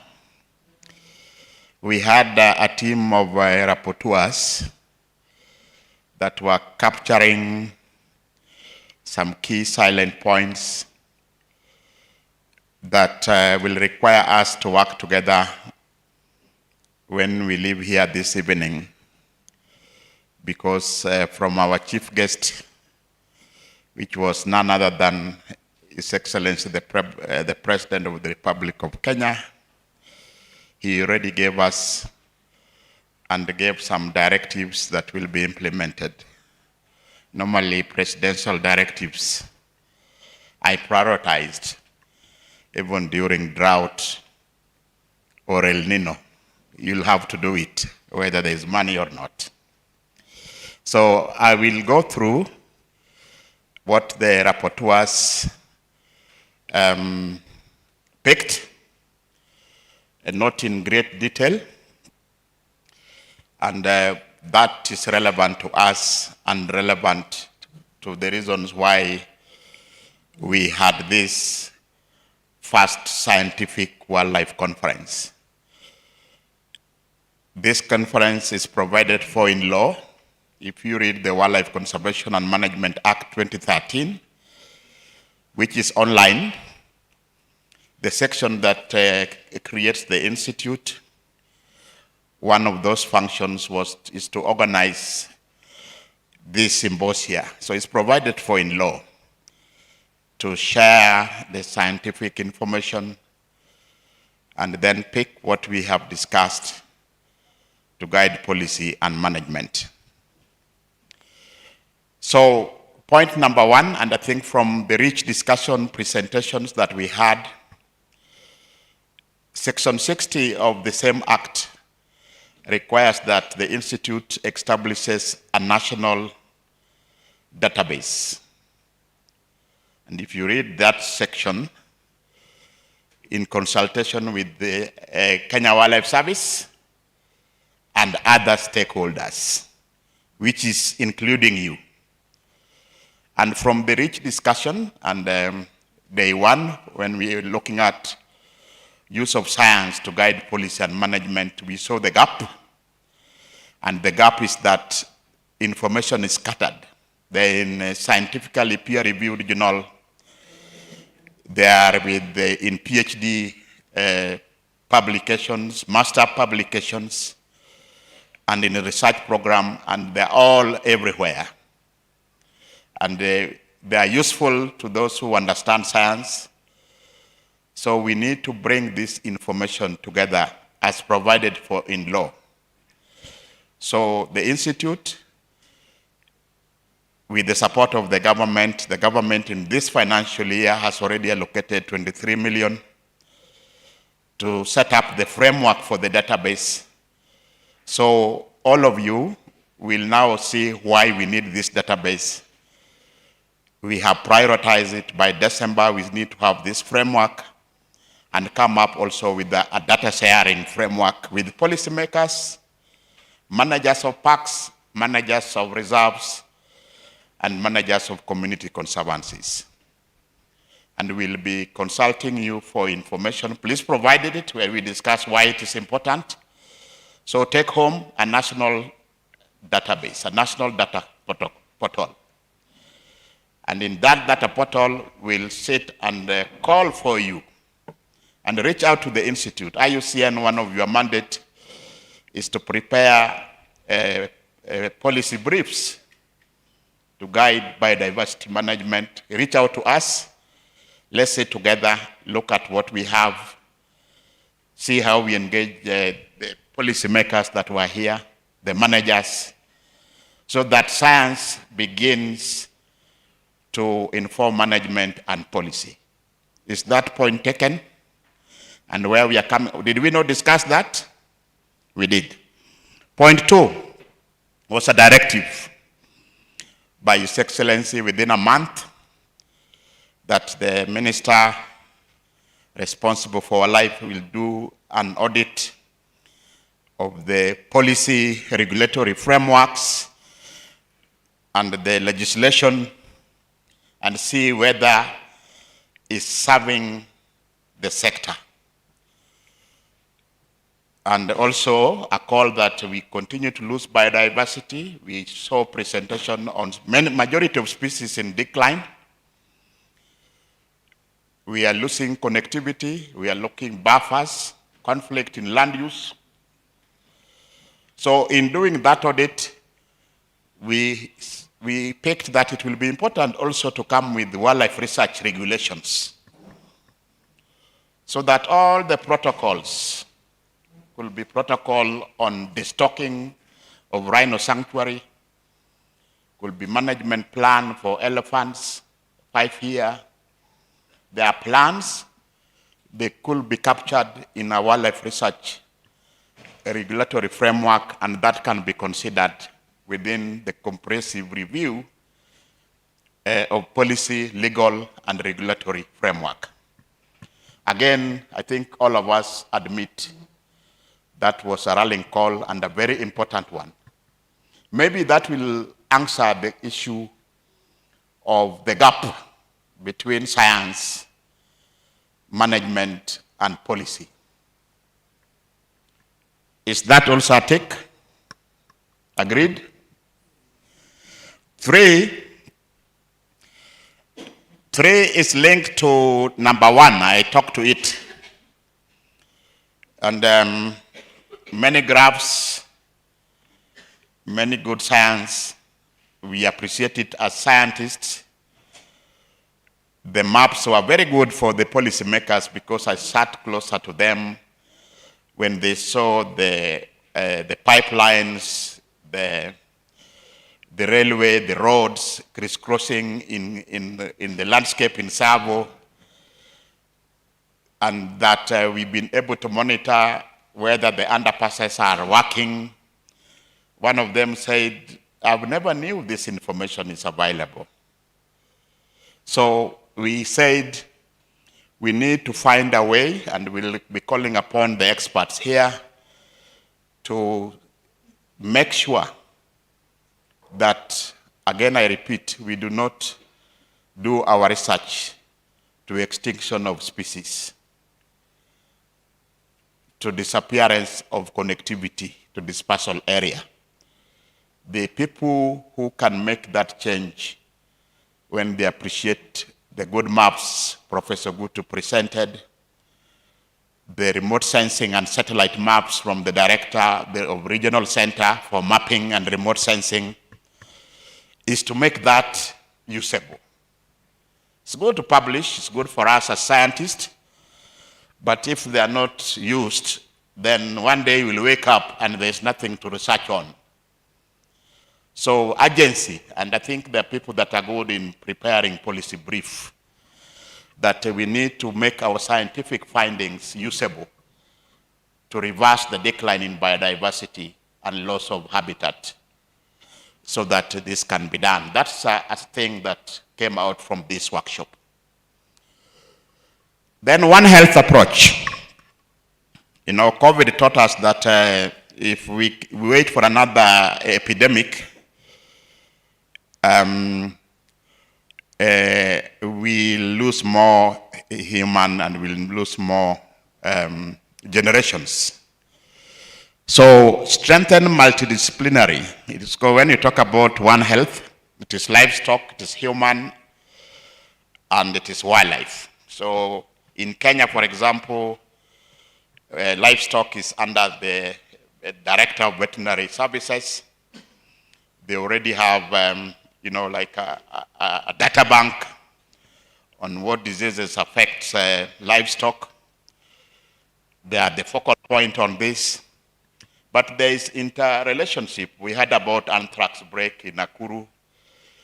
They happen and reoccur. We need to dwell deep, but strengthen multidisciplinary approach. Even in looking at Cambry, because there's human element, because COVID was not just, it was human. But the origin could have been pangolins. There are a lot of hypotheses. Is it bats, these pangolins? So strengthening this so that under that One Health umbrella, we are calling upon a way in which this can now be synthesized with all this publication to inform policy. The fifth one is technology. Harness technology in wildlife research. I was unable to be everywhere. I attended the Earth Ranger presentation where we are able to monitor the habitat, monitor wildlife, produce reports for managers. We were able to listen to presentation on tracking, satellite tracking in real time, and that we should be able to know what is happening with lions in Samburu, with the hirolas in Ijara County. But they are all with people. Some are published. So we need to get a way of harnessing this technology so that it can inform better management of our parks, community conservancies, and also national reserves that are under different management regimes. Number 6 is information on data and population. In many presentations and the policymakers, when they were here, I think they were saying, oh, I see many elephants, I don't believe on the numbers. I think we have many. As scientists, we explore new ways. We want to use cameras we want to use drones. Sometimes we invest in total counts. The institute now is mandated to be the voice, just like Tawiri in Tanzania. When we go to international conference, when Tawiri said they have 65,000 elephants in Tanzania, that is it. But I think when they do their census, they do it with partners. It will be good to engage. We are now the government mouthpiece on numbers. That as we do sample count, we have one country. It cannot be a country of 12,000, 25 and 36,000 elephants. It is good to engage so that knowing that now the institute is there, it has a national database, it's the government mouthpiece on numbers, that we liaise. It's good to explore. But before you talk about it, liaise, because numbers have implication in governance. So it's a key thing that came out from various presentations that we had, and harmonizing how we communicate on results of science. You need to take that note that it might have implication. You might do a sample count 20,000 elephants in Savos. I do a total, I get 13. I am the government number, and we can engage and see which one do we use to guide policy and management. And we'll come up with a framework of engagement under that number 1 when establishing the database. Then Professor Yawa, our regulator on research, I think he said it all, a one-stop shop for permitting. I was tasked to reach out to him. I think scientists have gone to the regulator. The chair is very alive to the challenges we are having with the permitting. Top priority, and I think I've committed to the chair by December. We'll do all that it takes to have this one-stop shop with the NACOSTI, and I think many scientists here will be happy with the NACOSTI and all the other players, Kenya Wildlife Service, NEMA. We need to sit down and have a one-stop shop, and if possible, have an online permitting process so that the research is efficient. You cannot make decisions if you have not done the research. So the research must be done first. So it's a priority, and I think that came from here. International collaboration, particularly in cross-border population, Mukomazi, Savos, we have Kilimanjaro, Mbuseli, Masai Mara, Serengeti, we have Kidepo in Uganda, through to Kenya, to South Sudan, Ethiopia, and Kenya border, we have Gravis there. So through the East African community, again, it came out clearly that we need to initiate some cross-border research program. The Director of Research, Tawiri, is still here. I saw the Uganda Director in charge of research and training. I think he's still around. We need just to prioritize this and see how we can partner together. Partners that want to join in, we can join in and develop research programs. In all the themes, the issue of benefit, access and benefit came out. Definite framework regulations on this aspect when it comes to wildlife is going to be a priority moving post this, the benefit sharing mechanism. People, when you talk about benefit sharing, sometimes they look at sharing benefit from the gate fee of a park, which is never enough, of a conservancy.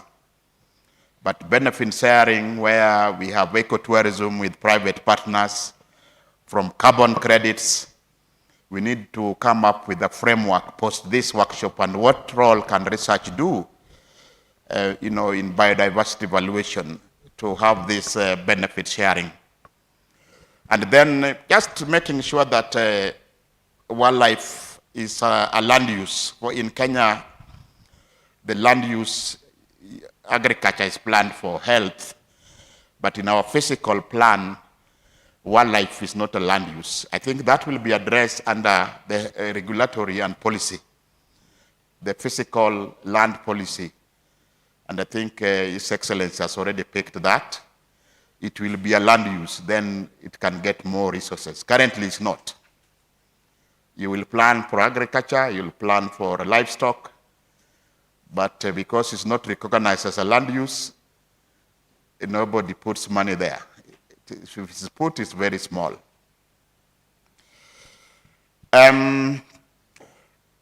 Public awareness in all chain, bottom up, from the bottom to the top. Without this, and I think as scientists, we will need to penetrate that. I think it's cutting across. How do we communicate? And their partners will be sharing this. We'll be waiting for you to communicate whether you want to be part of the process. We can do joint concepts to make sure the awareness is structured, that when we communicate, we are communicating something that will reverse the biodiversity loss, that will make us do connectivity between habitats. So awareness. Then again, the regulator talked about a 2.5 increase of funding to research and development from current 0.8 to 2.5. We'll pursue that. If that happens, we were given an example of Uganda.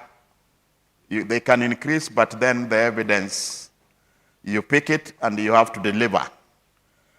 That deliverables must be discussed by us. Is it in innovation? Is it in technology? What is it that you want to be, this thing to increase? In building me infrastructure, we do not have a wildlife lab, a biological lab, a bio lab to keep the genes. We harvest the eggs of northern white rhino, and our partners have to fly with it to Italy to store it there because we don't have that lab. Why don't we have a lab in Kenya? So that if we said we want that from increasing to 2.5, it's sellable because then all our genomes will be in Kenya, not stored in zoos and elsewhere in the world. Then we launched the National Species Specialist Group. And one of the priorities is to develop a national red list for the country. We'll be calling upon the specialist. I think we hosted, the Institute will host this specialist group of all the taxas. And what we intend to do, and we have discussed with IUCN, the IUCN have the international red list, where, for example, roan antelope is of least concern globally because you go to West Africa, we have so many roan antelopes. Southern Tanzania, we have roan antelopes, but in Kenya, we have less than 30. So if we do a red list, for us, it will be critically endangered. But if you mix all of them, it is of least concern. And it's for many, even Cebu antelopes. We all have only 51, only found in Kwale, Simba Hills. So if we develop us, it will make us profile species. So from the national species specialist, we were told about the Tana River manga bay. The range is increasing, but not much. They are disappearing. So we are prioritizing, develop a national red list for the country. So that at the top, and IUCN is partnering with that and calling all experts. So possibly within 1 year, Chair, we should be launching a national red list for species in Kenya.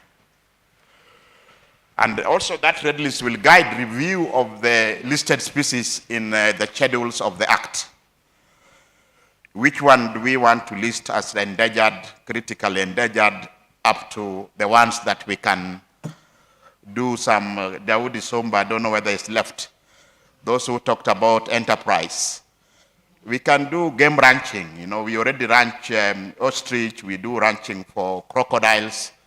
Maybe there are common species that we can ranch and also improve the revenue stream in the wildlife sector so that there's benefit going to the communities. Then finally what we picked, and I think, no, this is not a pick. This was our first scientific conference and it's provided for in law. And we are going to have this biannually. I know our colleagues in Tawiri have theirs. Director, I don't know, you are the one coming in November is, it's which one, number? 14th scientific conference. We can harmonize, and it's also biannual. And, from this, and the director you have seen, we can harmonize and see how we time them.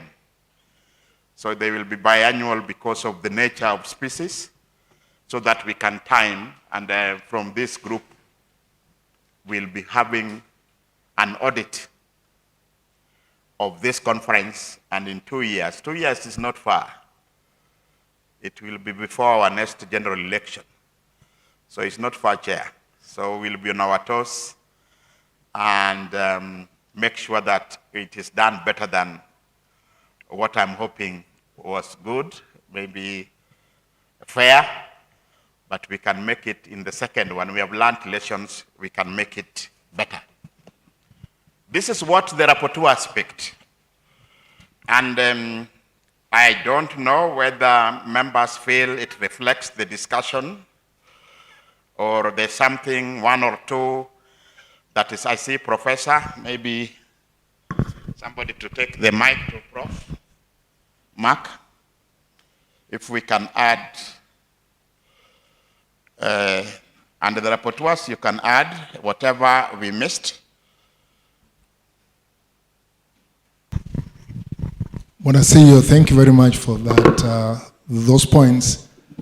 But I just want to tell members here that probably the Secretariat in the future, you know the term of wildlife stands for both fauna and flora. And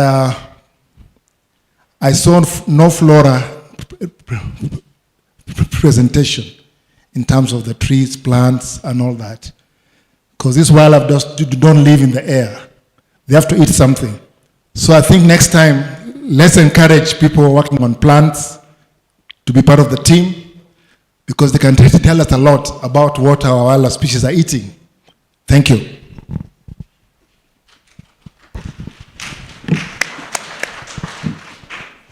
Any other, do this capture? Yes, there's a hand up there, please. Sam?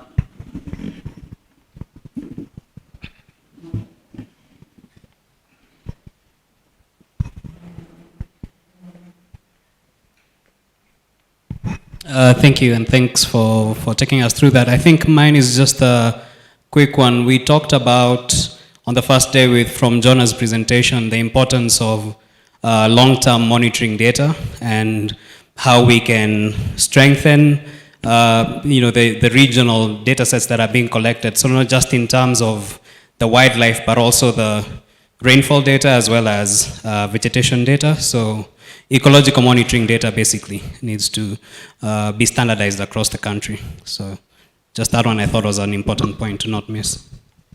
Thank you. I think that's important, and the word there is standardize.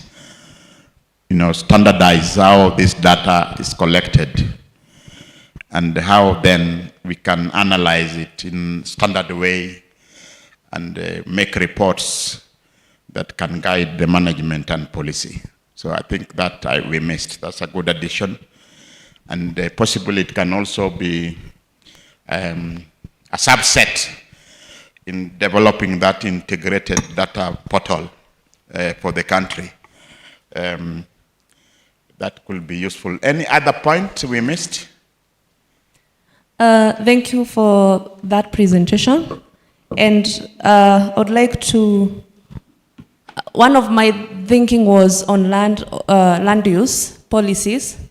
And I was wondering, because we have very competing land use alternatives, how do we create value for having like wildlife on land use to make it more competitive? So could you have a way that we are able to capture the value of the natural capital for people to see wildlife as an attractive way to use their land? As the counties are doing their county spatial plans for well-planned integrated land use planning. Important point again. We talked about auditing the policies, and I think that one of the policies that will need to be audited is the land use policy. And I mentioned that we need to make wildlife as a land use. And then maybe under the benefit, access and benefit out of the resource can also be accommodated during that policy review. But good point. I think rapporteurs have added that. Next.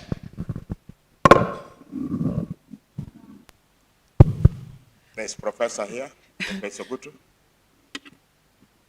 All right, there's this lady here already given a microphone. Okay. Here you go. You can use this one. Here you go.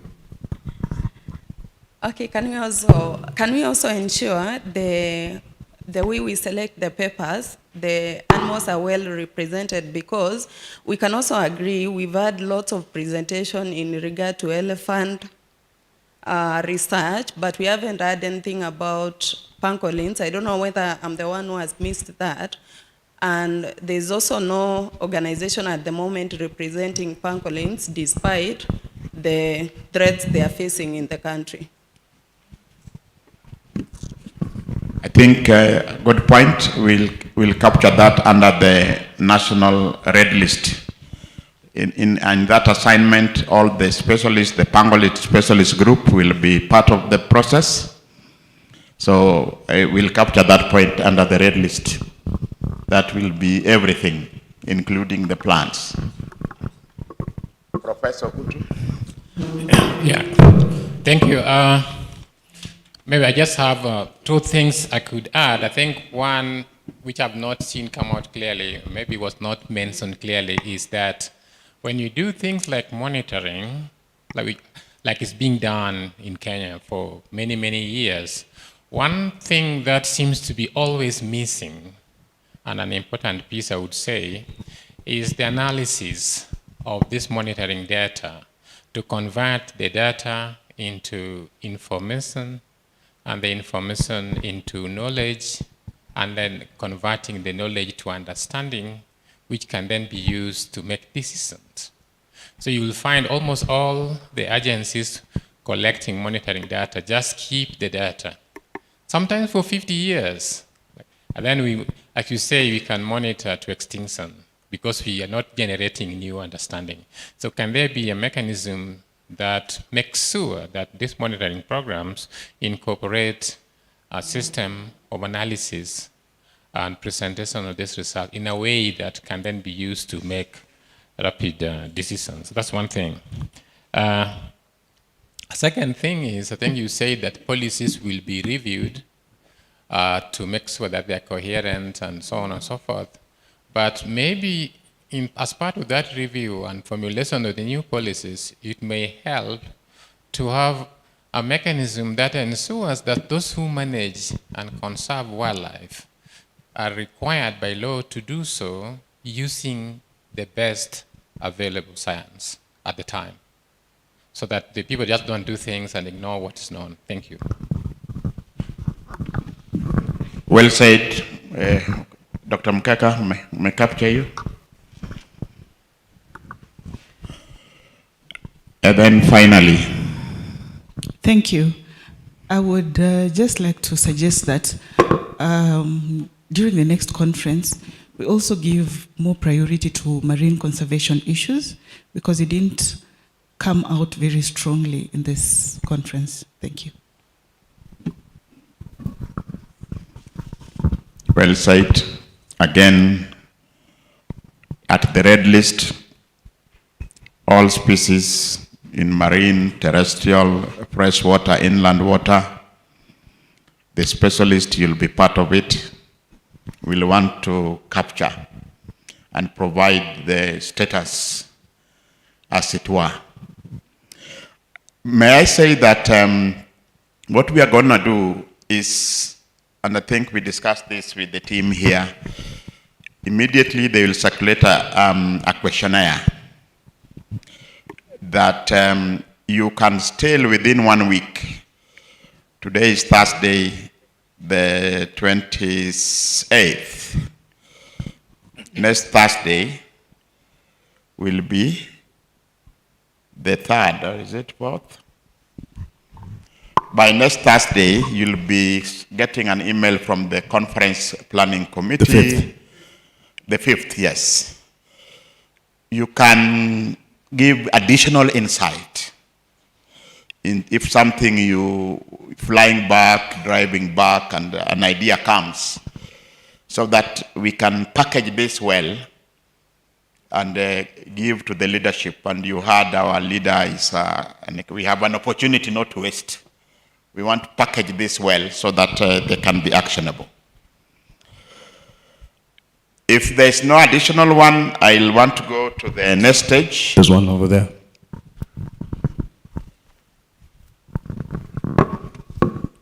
I believe this is the last one, Director.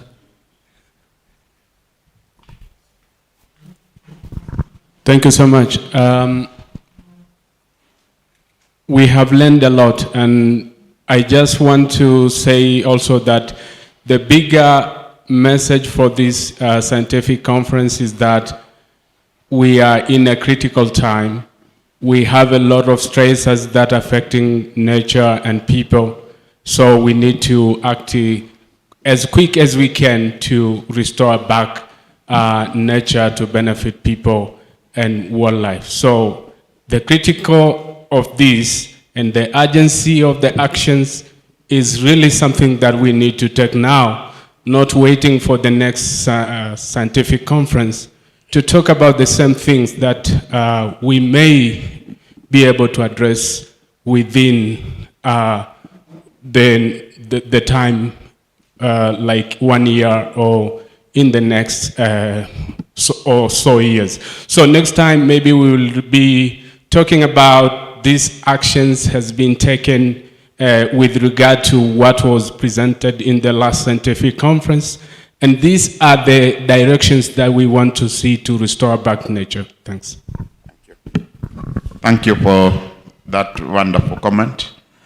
We'll have a monitoring and evaluation of each point, and we'll be engaging each of you in every stage of implementation. You can also reach out in any of those bullet points what you want to engage the government with, and we can work together to make the progress. Before I invite our guest for today to make the closing remarks, the chair of the board of the Institute, may I take this opportunity now to just acknowledge and thank the board of the Institute and our able chair, Dr. Kadienyi, the management, for supporting this organization planning of the conference. There are sponsors that are listed all over that came close to help us.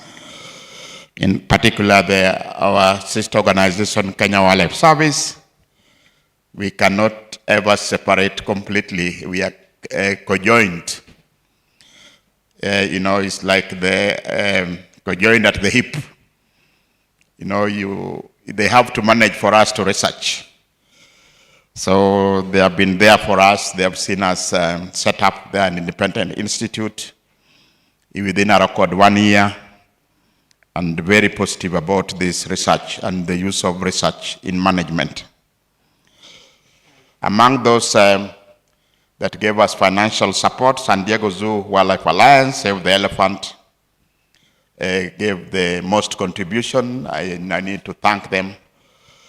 And Nature Kenya, Born Free, Amboseli Trust for Elephants, Space for Giants, among others, contributed financially. And also the participants, all of us here that did the registration, that's what we basically utilize everything to make our work comfortable and to get really good things from this conference. The conference planning committee led by Dr. Gakuya. Gakuya, maybe with your team, you can stand wherever you are. Just, we appreciate this committee.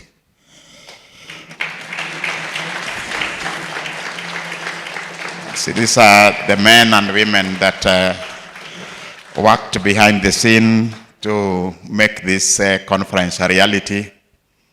I pushed them to the limit, but they understand the kind of person they work with. Asanteni sana. The keynote speakers, Professor Gutu, Noah Sitati, we had Lucy Wairinge the first day, David Weston, all the presenters. It is for you that we've come up with these recommendations. Can we applaud the keynote speakers? And those who submitted abstracts, literally, Dr. Gakuya, we took all the abstracts. I was asking them, hey, will we manage all of them? Normally you submit and you reject some. But this one we accepted all. Prof, we accepted all abstracts. Is that not unique? And we've been able to be a good start, all of them. So we've been able to have all abstracts done, and we want to thank all the presenters, the event organizers, the MC, FC Mark Masai. I think he's done a wonderful job. Thank you. Yes, yes. And members of the Fourth Estate, I think we've been, I was told we are doing what? When, Jen, what is we are? We are? We are trending, you know. I am analog, so we are trending, I was told we were. Conference 2023. The research conference is trending. So those who know social media, I think you can check. I don't know, I want to check even that you are trending. The logistical team, members, registration, the people that entertained us, AICT, we had challenges, we have noted them, and we'll rectify them in our next conference. Everyone else that I have not mentioned, thank you so much. You played a very important role, including the hotel management. The food was great.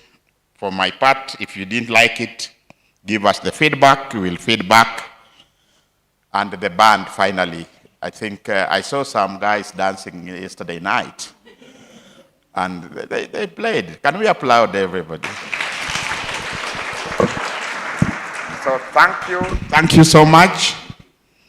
And when you have your trip back, have journey masses.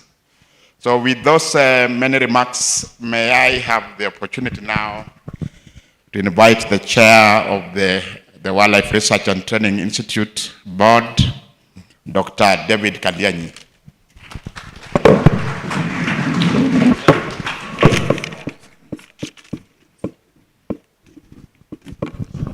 Thank you very much, Director Dr. Mondi, who is our CEO of the Wildlife Research and Training Institute.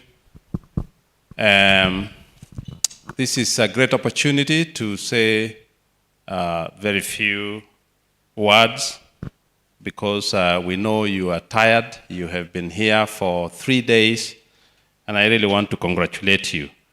First and foremost, I want to really thank His Excellency, the President of this country, for taking this as a very important matter. And initially, like the CEO said, he was to come and open this conference.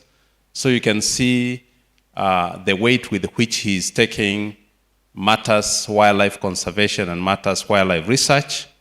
And because he was very busy, he sent the number 3 in the hierarchy, the Prime Cabinet Secretary, to come and open this wildlife conference.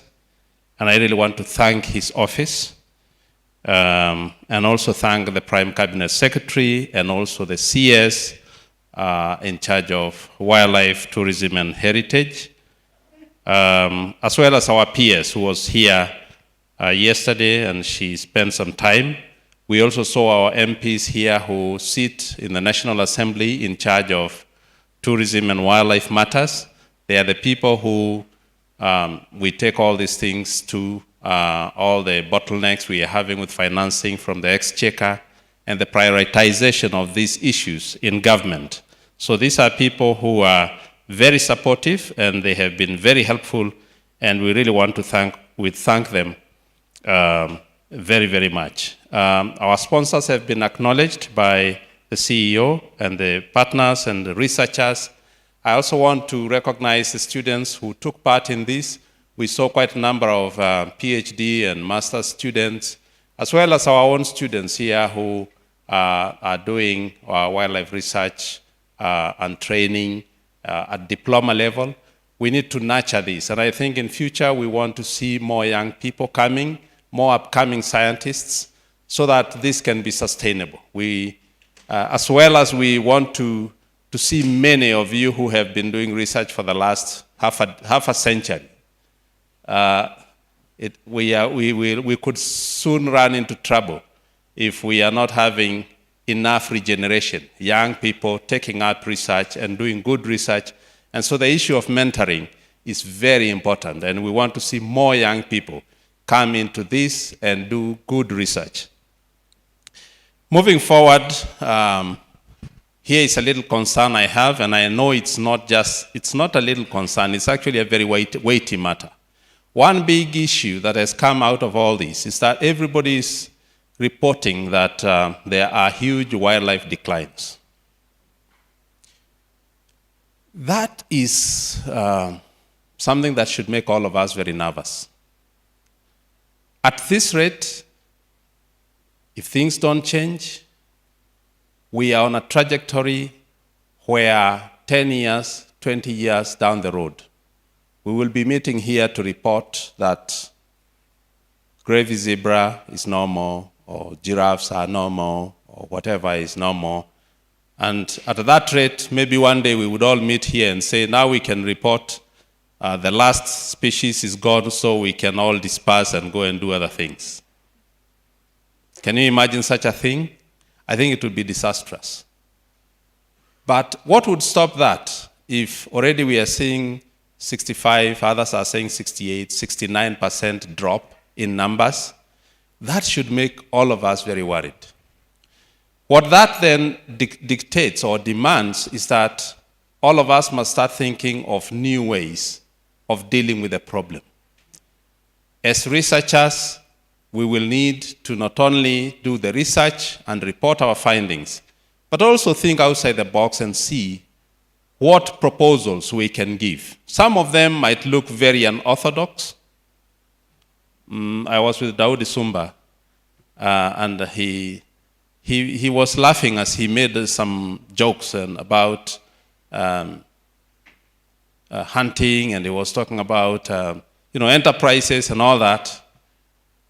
I dare say that in this country, just like in the region, we will need to come up with new ways, because what we are reporting here is not enough. Young scientists, old scientists, or scientists who have been in this trade for a long time, we must think about new ways of dealing with the downward trend. Otherwise, future generations will blame us a lot. They will be very unforgiving. They will say, for 30 years, for 50 years, you just reported downward trends, and nobody stood up to say, this is the only way to help us, or this is a new way to help us. We need to come up with those. They might not be popular findings, but let us dare to step into uncovered ground. Let us dare to dream. Let us dare to present even findings you know are unpopular.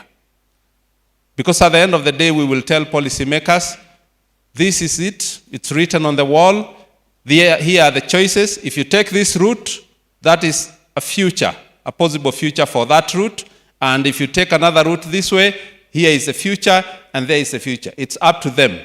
So that later on, they will not say, you did not tell us. You can be sure if things go wrong, they will always turn around and be very quick in blaming us to say, you did not tell us what to do. When the MPs came here, they didn't spend a lot of time. They were here for a day, for 2 hours at most, and then they went.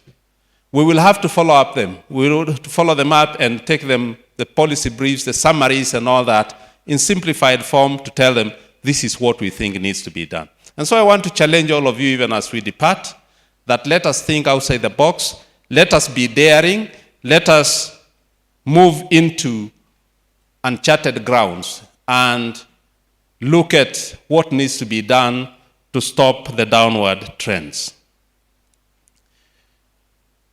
Meanwhile, as we part, we will be working. You hear that our tray is quite full as WRTI. We will be collaborating with a number of you. We will be contacting you, and we also encourage you to reach out. Let us share, let us move forward. The President has given directives on a number of things, and we know the CS will be calling us anytime to say, how do we make sure that we answer those questions that the President wants answered? At this point in time in this country, there is a review going on on the Wildlife Conservation and Management Act. So the findings you presented here, plus others, will feed into that. WRTI will be working with partners to make sure that we put our best foot forward to advise government on what science is saying about our wildlife. So we will be having quite a number of things to do. And so I urge all of you and encourage all of you to, wherever you go, we are happy we were with Tawiri here. We were people, the director from Uganda. We had scientists from Europe and other African countries and the US. We are so proud that you actually found time to come here for the first time. And we look forward to more interactions. And the next wildlife conference is going to be more interactive. It will have more people. We will work hard to make sure that we seal any loopholes. We will want to bring in more students, bring a diverse cross-section of scientists from across the globe, and we will pick out different areas so that, like somebody said that we left out the crops, or we left, I mean not the crops, but the plants and so on. We will want to have a cross-section. The marine ecosystem, you know, it might not have been covered very well, and we want it covered. So we will be more deliberate in making sure that all these areas are covered. And so we will be working very hard as WRTI, and we will be calling upon you from time to time to help us so that we can realize this together. I want to say thank you so much. It was so refreshing to see all of you. And I do realize also that most of you found it quite good to link up with old friends and old colleagues and former students and former professors. I think this is quite refreshing. And in this country, this is a new start. We are just slightly over 2 years old as WRTI. I'm sure as we move forward, we will stimulate more discussions and more exchange of research so that together we can scale to higher heights. And with those few remarks now, I want to thank you so much and wish you all journey masses so that as you move back to your destinations, to your homes, you will move safely, and do drop an email to say you got there well. And when this small questionnaire comes, I'm told it's not going to be more than a page. And it's just going to be ticking, you know, filling in box, saying yes or no, what, short.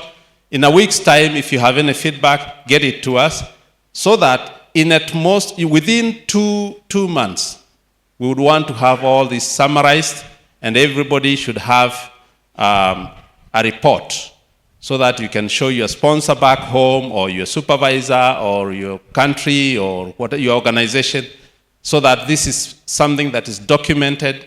It is not in vain that you came here, so that even in future when you ask for permission or sponsorship or anything, at least they can see that you didn't just go for a holiday. You went actually to do something substantive.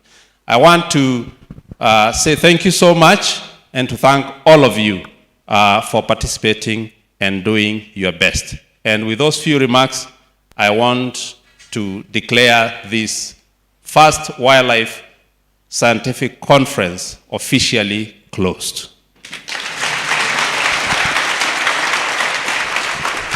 Thank you, Dr. Nkedianye, the chair, under your chairmanship, and the leadership as well of CEO Dr. Patrick Omondi, and the conference secretariat. This has been a great success. And again, I just like to invite all of us. By the way, do you realize this is a concentration of some of the best brains in the country and in the region? I know you probably take it for granted because what you've been talking about is like normal language, but for laymen, if they were seated here, such as myself, they'd appreciate that you go through a lot of trouble to come up with recommendations and policies for the better of our environment. So I'd like you to give yourselves a round of applause, ladies and gentlemen. And I'll call on James Washira to say a quick word of prayer, because there are those who are traveling back. Actually, everyone is traveling back home, and no one lives here. But I'd like to also that this be an opportunity to say thank you for a successful first Wildlife Scientific Conference. This is a great achievement, and it sets the trend, as well as committing the recommendations looking forward and how to make it a reality. Thank you. So let's pray together. Our dear Lord and Father, we thank you and we honor your holy name this evening. We are thankful, Lord, for these great 3 days, oh God, that we have gathered, oh Father. Thank you for being with us. Thank you for your protection. And thank you for the wisdom, oh Father, that you've released upon us, oh God. And Father, even today as we commit, oh God, the action points in your hands, oh God, may you lead us, oh God. We pray for the guidance and the wisdom of God, oh Father. For Lord, oh Father, you know the future, oh God, and you plan for it, oh God. May everything, oh God, that we have deliberated, oh Father, come to fruition, oh God. And Father, we commit all the participants, oh God, those who are traveling back to various destinations and countries, oh Father, into your hand, oh God. May you be with them and protect them as they depart, oh Father. Be with us, oh God. We pray also for the entire leadership that is represented here. Give them wisdom to lead and guide. Give them wisdom to make decisions, oh Father, that advance the cause of conservation, oh God. We also commit the leadership of our country in your hands, oh Father. Grant them, oh God, the wisdom that comes from you. The Lord, as we move the conservation agenda forward, oh Father, you shall guide them, oh Father. Father, we honor you and we bless your holy name. In Jesus' name we pray. Thank you so much, James, for that and for taking us throughout the 3 days in prayer. I'd like to also appreciate we've had many nations here: Tanzania, US, UK, Benin, Congo, Uganda, South Africa, Burundi, excuse me, the Netherlands, Germany, Spain, and yes, we have been the host country, Kenya. And on that note, I'd like us to end as we started, and all rise for the national anthem and the East African Community anthem.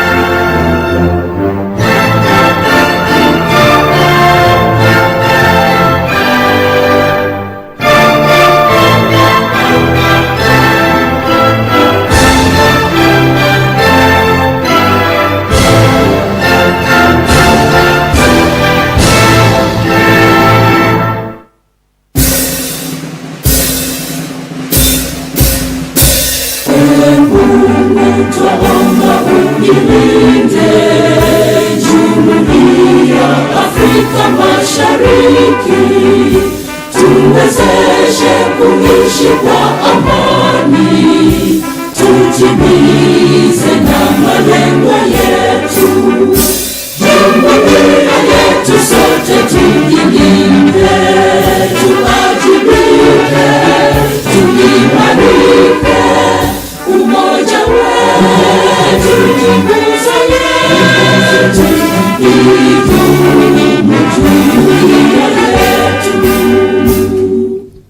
Asanteni sana to J&T Creatives who put this together, making sure this happened and every element was together and in one piece, that this was seamless. We appreciate J&T Creatives, we appreciate this team that was behind the scenes, those who joined us online, and also I appreciate the opportunity to be the master of ceremony. My name is Mark Masai.